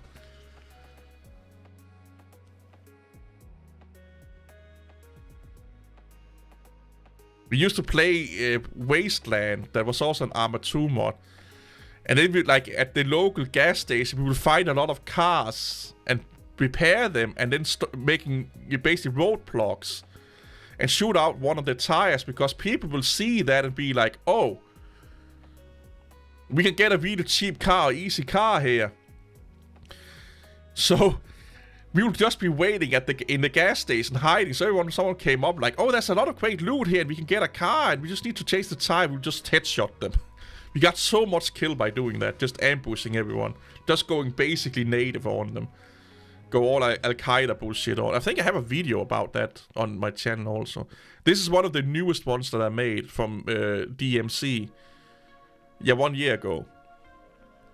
I actually really like DMC. I need to try that out again. I haven't played it in a long time. Like since I made this video, basically. But this is actually a more... it gives me back the little bit of the Arma vibes.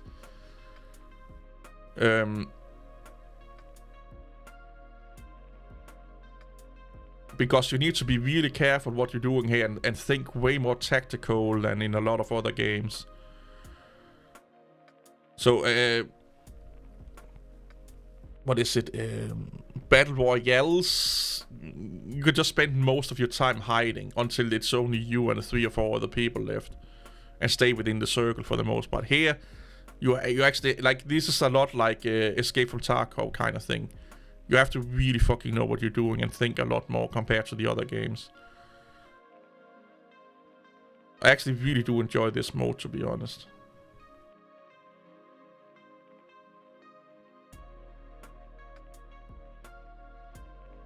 What I love to do in this game here, what I also did like when I played it, was I started with no guns. I wanted to see, like, this is like a no gun run. So I would be spawning in with no guns, and then see how long I could last. I loved that. I felt it was way more realistic than spawning in. I did sometimes spawn in with guns, and I would do the whole kind like Navy SEAL fucking shit. And I would be like swimming a lot, and then attacking from the shores, instead of running around on the inside of the map and stuff like that. And I actually got a good loot and extracted with a lot of good loot by doing that. So I would be like being in the water. I would find a point of interest. I would go in there, loot what I wanted, go back out into the water. And then swim around the island, find another point of interest, go in there, get what I needed, go out into the water. So I would basically be in the water 90% of the match. And then when I had what I wanted, I swam out to an extraction point. And it actually worked quite well doing it like that, to be honest. And there would be like swimming around to the an outside extraction point, going in and get extracted. So I was basically spending a lot of time in the water. I think I have I don't think I've recorded that, to be honest. But yeah, I really dig doing that.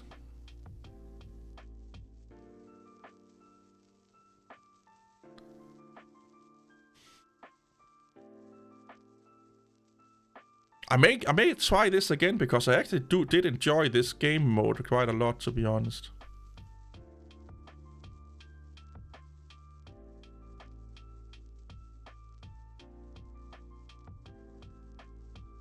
Oh, is that an M4? Yup.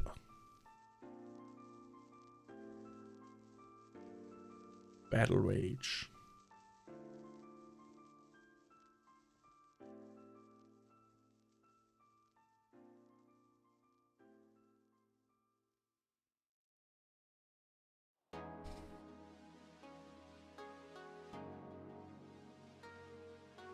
I think I die in this one. Oh, he definitely dies.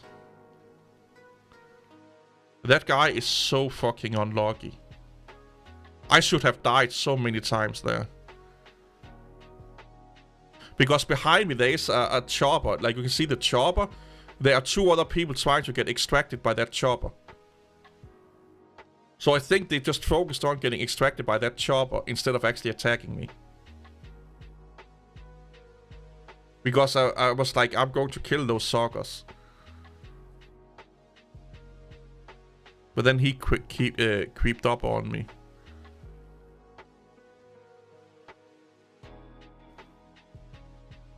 Oh, P90? Ooh.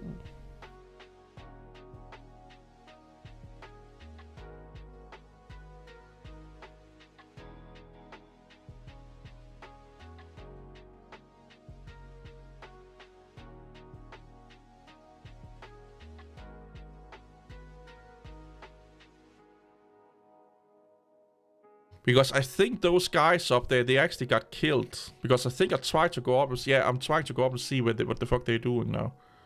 Oh, they're still there. I can't remember it right now. Yeah, they're still there. They are here. They're running around here.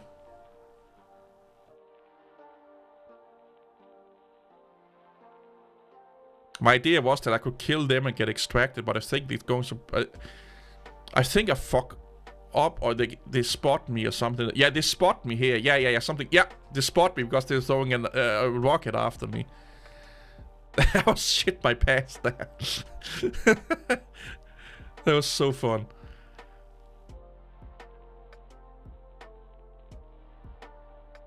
I'm trying to flank them, I guess. Probably not the best place to put a plate in. There he is. Now he's there. There's friend. Yep. Oh. Yeah, I should have died there.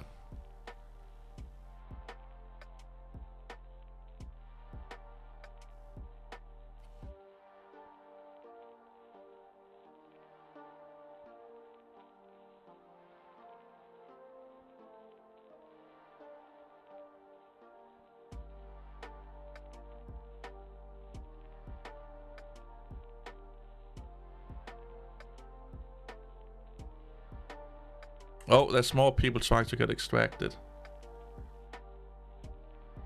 I'm so dense. I'm running around alone. I started with no guns.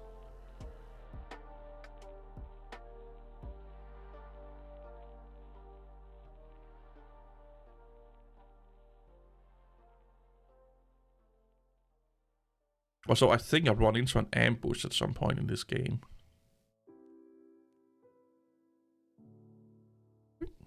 Oh, there's another dude. Or is that an NPC? I can't remember. Oh, that's definitely a dude shooting at me.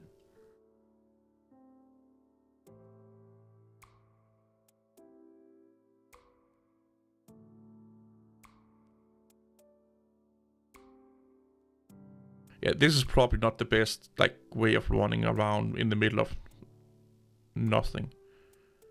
With no cover. There was a bunch of people down there on the left. So I basically didn't see them. And I think I'll be running into them right now, to be honest.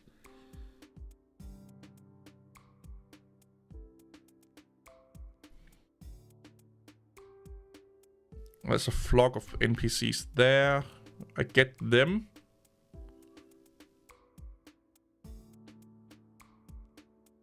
Okay, how I'm not dead yet is fucking unbelievable. So this chopper here, yeah, this one here, I totally forget about that one, and I'm just getting my ass handed to me when I go that way.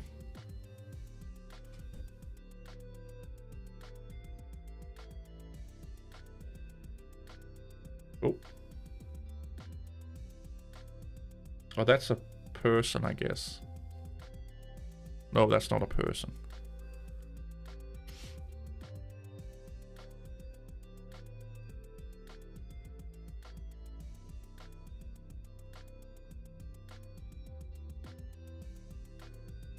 Also, in real life, the recoil is not that bad on that weapon, but anyway.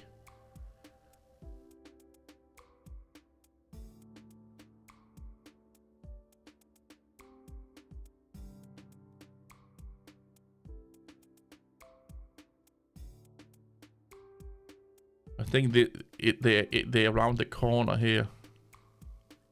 Yep, there they are.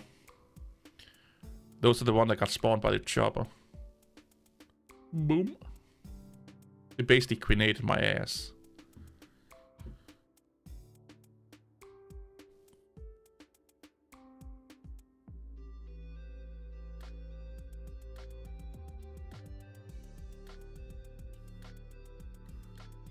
So I think this is the standalone. No, there's more bragging point here. The fuck is this one?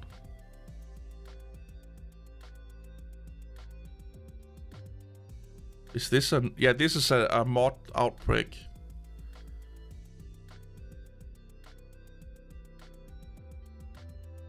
So this is like the Arma 3... No, 2 days? Yeah, Arma... No? Yes, Arma 2.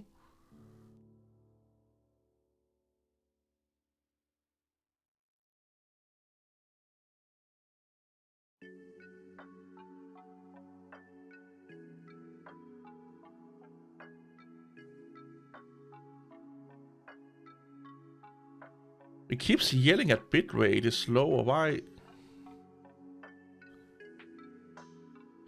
Oh, fucking YouTube.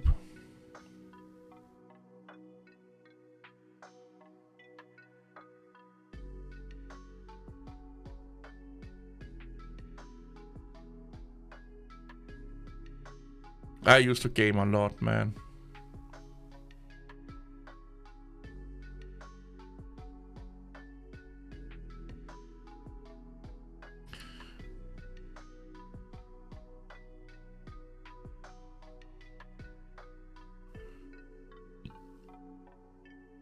Oh, Prison Architect, I used to play that a lot. Or Smite, do people still play that game?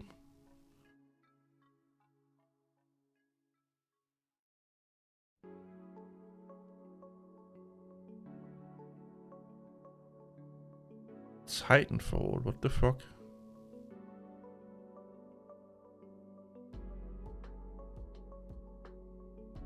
This is the co-op I did with another Minecraft YouTuber back in the day.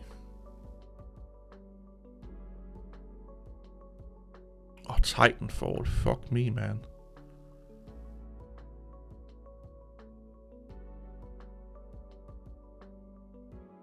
Titanfall used to be so good.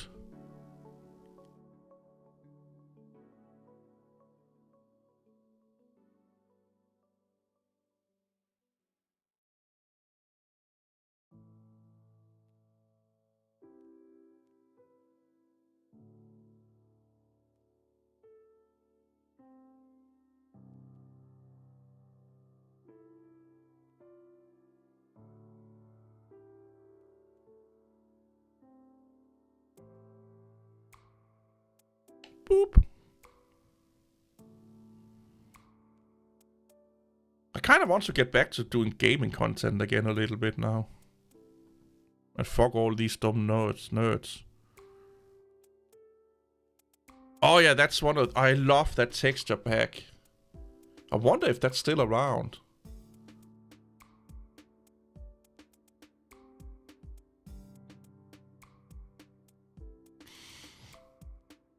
Wait, was that... Oh, there she is.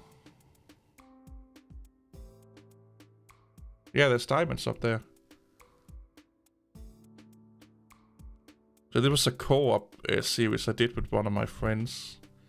God, I haven't talked to her in fucking ages. In years now.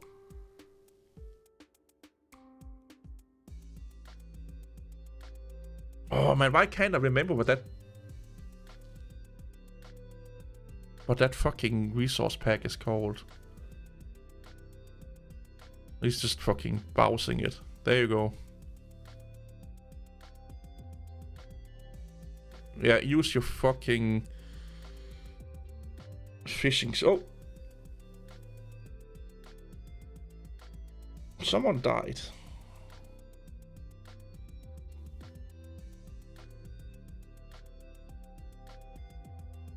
Somehow Minecraft, maybe it's just me, but Minecraft was just better back in the day when it was not like...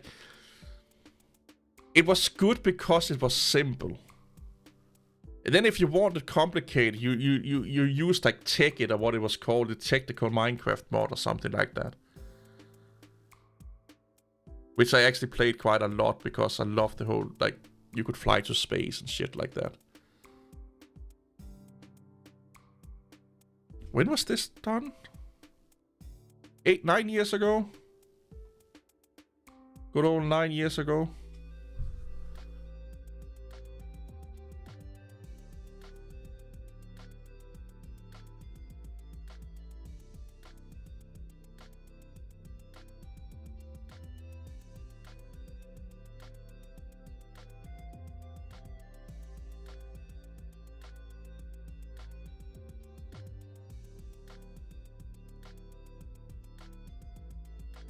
What the fuck? Am I dressed as Thor? I think I am, yeah.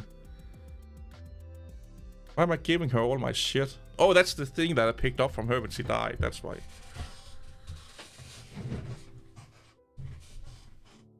I'm actually still playing Minecraft on and off just for funsies, to be honest.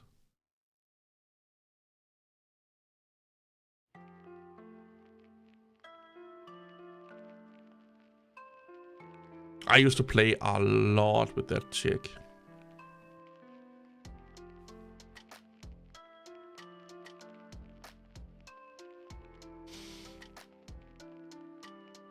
Rust? I haven't played that in forever.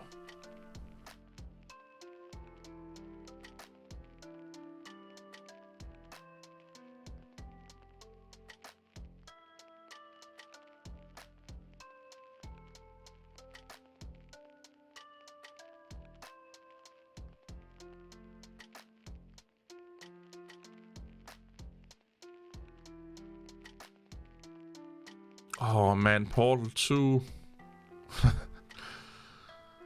Yeah, that's... Don't play that game with people you like. It will ruin friendships.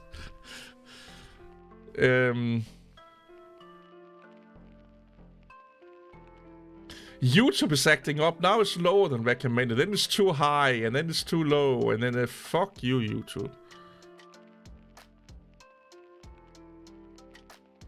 What is this one again?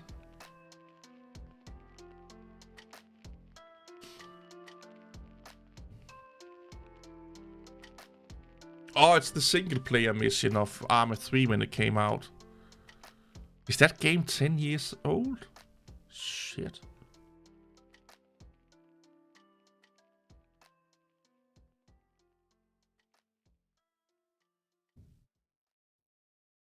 Am I dead? I'm dead. I'm busted, boy.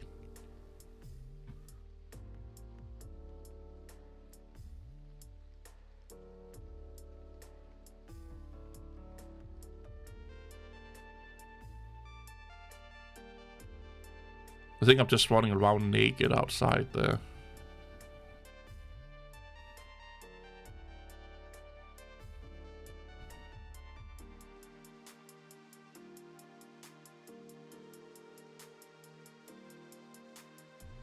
Oh fuck, I used to watch a lot of Jack Frags.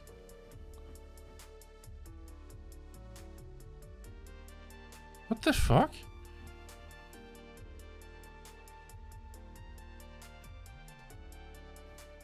Is that even a human?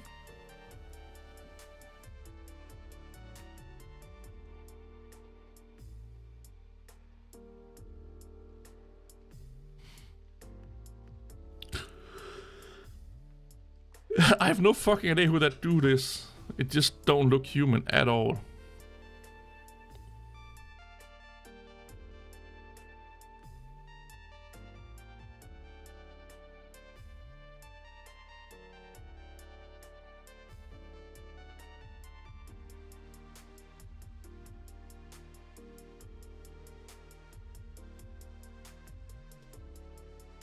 I actually like watching him once in a while. Going on the outdoors and do shit.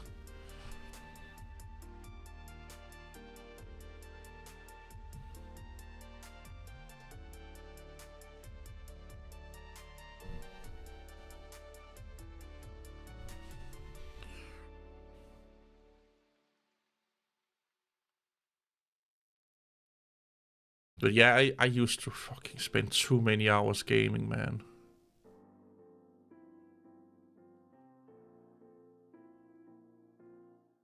Oh yeah, this is 2 months old. This is for one at work. I had to show them that all my people died in Oxygen Not Included. Like I had like a toilet problem. They all died on the can.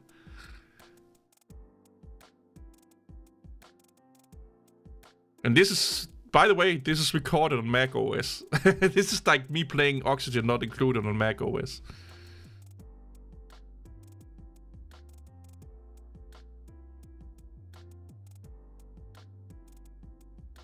This live stream is done on the Windows computer. I've spent way too many hours in Warframe.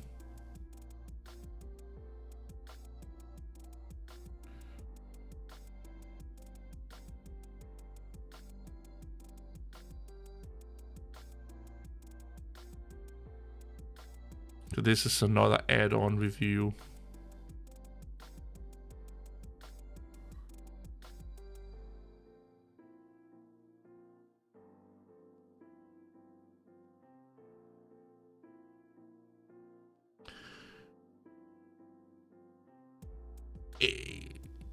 You start a colony underneath Earth, I guess, or something like that. And well, oxygen is not included, so there is oxygen pockets you can use, and there are like things like flowers or what you will call it that produce oxygen. But in the end, you have to basically take algae and convert that into oxygen. And you basically just have to survive, and then you have to find resources and expand your colony. And it's more or less a city colony. It's a colony sim where part of the survival aspect of it is you need to produce oxygen along with food and stuff like that. It's actually a really good game. And it runs really well on like almost nothing. And it's really it's not really, it's kind of relaxing. I kind of call it relaxing. But basically you just manage a colony and you have to make sure that they get enough food. So if you take RimWorld and put that into an underground setting, I guess, and put in oxygen management, it's basically RimWorld in that aspect then. So each individual person have their own quirks and strengths and weaknesses, and you have to like level them up, not level them up, but they get better at what they're doing depending on the jobs that they're doing, etc., etc., etc. And so you're basically just managing a colony like that, caving out more room for your people, then they get spawned in. You can spawn them in, or you can spawn food in, and like you get like a portal. But it's basically just like if you like RimWorld, you will like that game. It's a lot the same. It's a colony building sim kind of thing. You're not building structure, but you are just caving out a room for your colony, and you have to manage their waste. That they need to be on the toilet and so on. And you make sure that they don't suffocate by giving them oxygen. No, not that much. It's not that hard to learn. And the biggest problem I have noticed that will kill you the fastest is if you expand too fast. If you just like you can stay with like 4 or 5 people for a long time.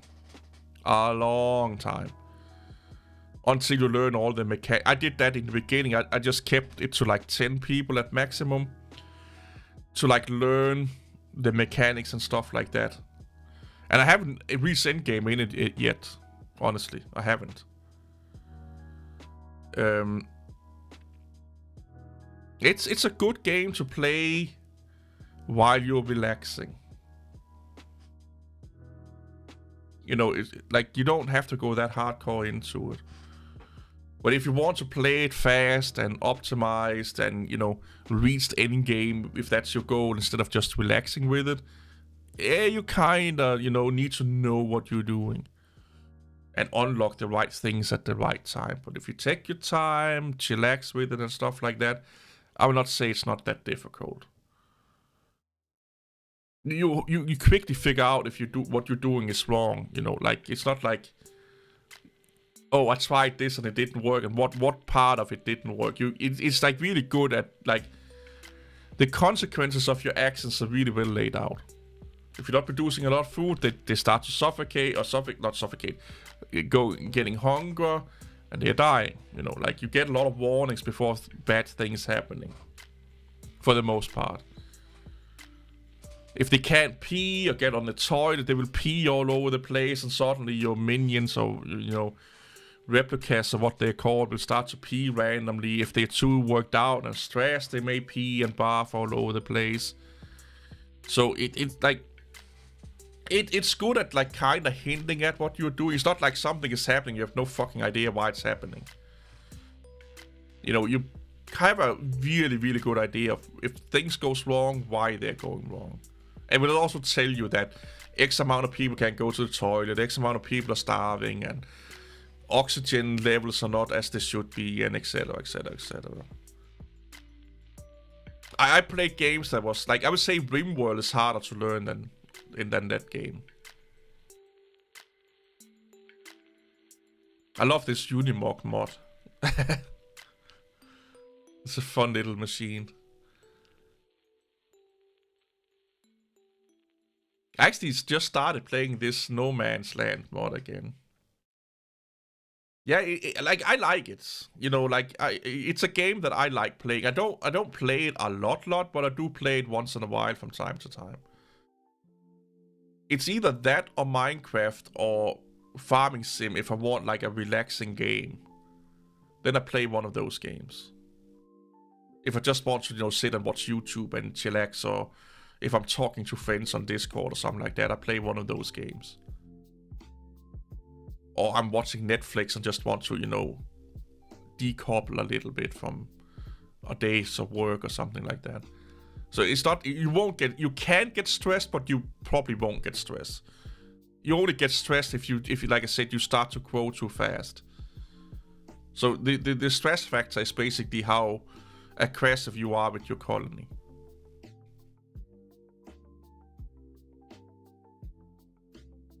Is that a mod? I think that's a mod.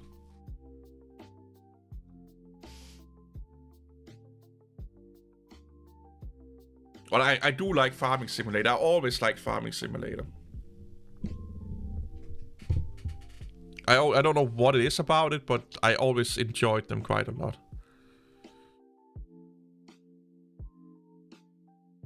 And I love maps like this where there's nothing. You have to build everything yourself. So all of this is something I placed. I had to make money to place them, basically. And everything is done on hardcore mode. So hard economy, hard fuel economy, everything is in hard mode.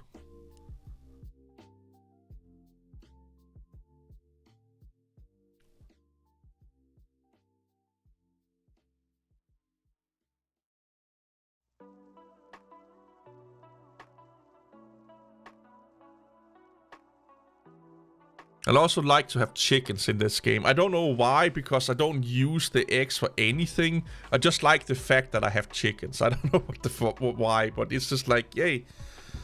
I'm feeding them, they are making the little chicken noises. It just like makes the game farmy, I think. I don't know. Like, a farm just reminds me of chickens, so I need chickens. I need at least one chicken coop. And they give you quite a good, decent amount of, like, all you have to do is feed them. And that's it. You just feed them some wheat, and that's it. Not wheat, but wheat. And then you pick up the eggs and sell them, and you have to do that like I think like every X amount of days. Exactly. You know,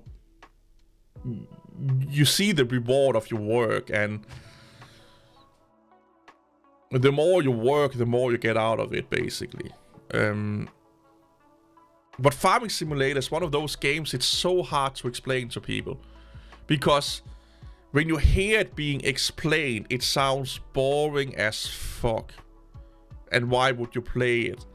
But when you play it, you get it. It's one of those games that you have to play before you understand them. Because when someone wanted me to get into Farming Sim, I was like, this is the most boring shit you have ever talked about in your life. I'm never going to play it. And then it was on sale, like I think it was like 15 or something like that. And I bought it really cheap, and I was like, I fucking love this shit. It's just like, and all the mods you can get for it, like, it's so great. Yeah, SimCity, the city building games, yeah. City Skylines and stuff like that, yeah.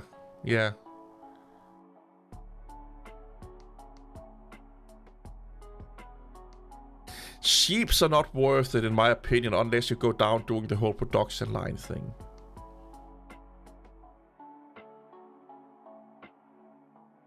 I do like them. I may get them in this play, like in the map that I'm playing right now also. But I just placed them really stupid there, and yeah, I couldn't really get to the wall. Unless there's some fucking deers all over the place. Get away.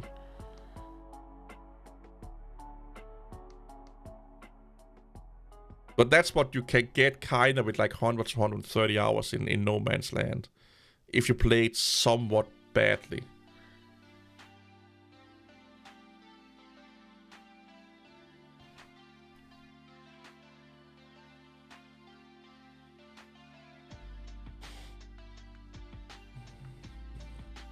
That's a passive income.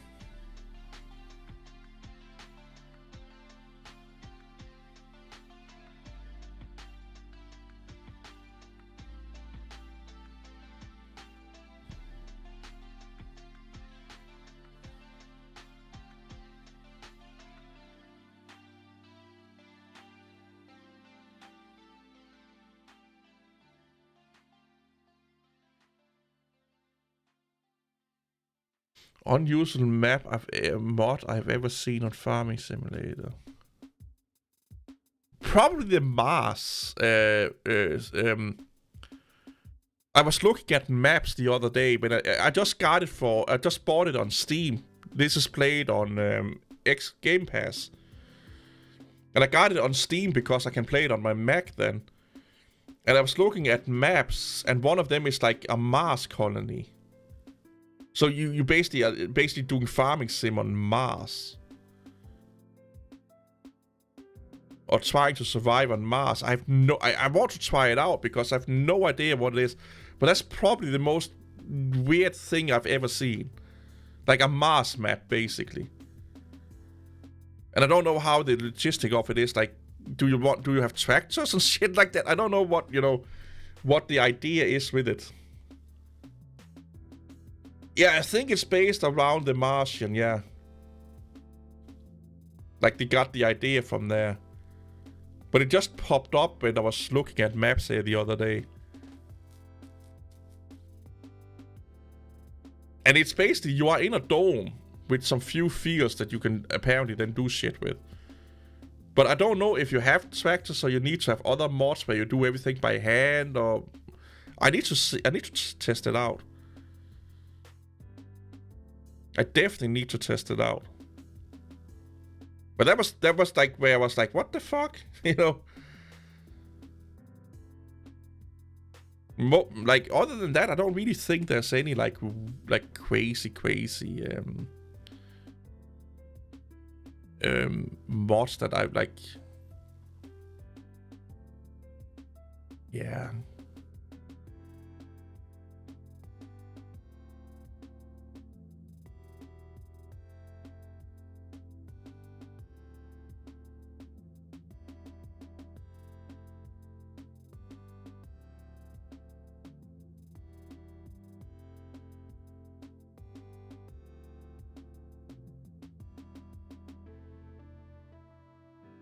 Good old Fent. Anyway, I need to go. I need to get some food. I'm getting really, really hungry. So, thanks everyone for stopping by. Thanks for the new members. See you all later. I may stream this Sunday also because it's Easter holidays here, so I have Monday off. I have off tomorrow and Friday, so I may upload a video and stream Sunday also. You may even see a video on my new channel. I don't know yet. But have a good Easter, take care and all that shit if you don't see each other until after Easter. Bye bye.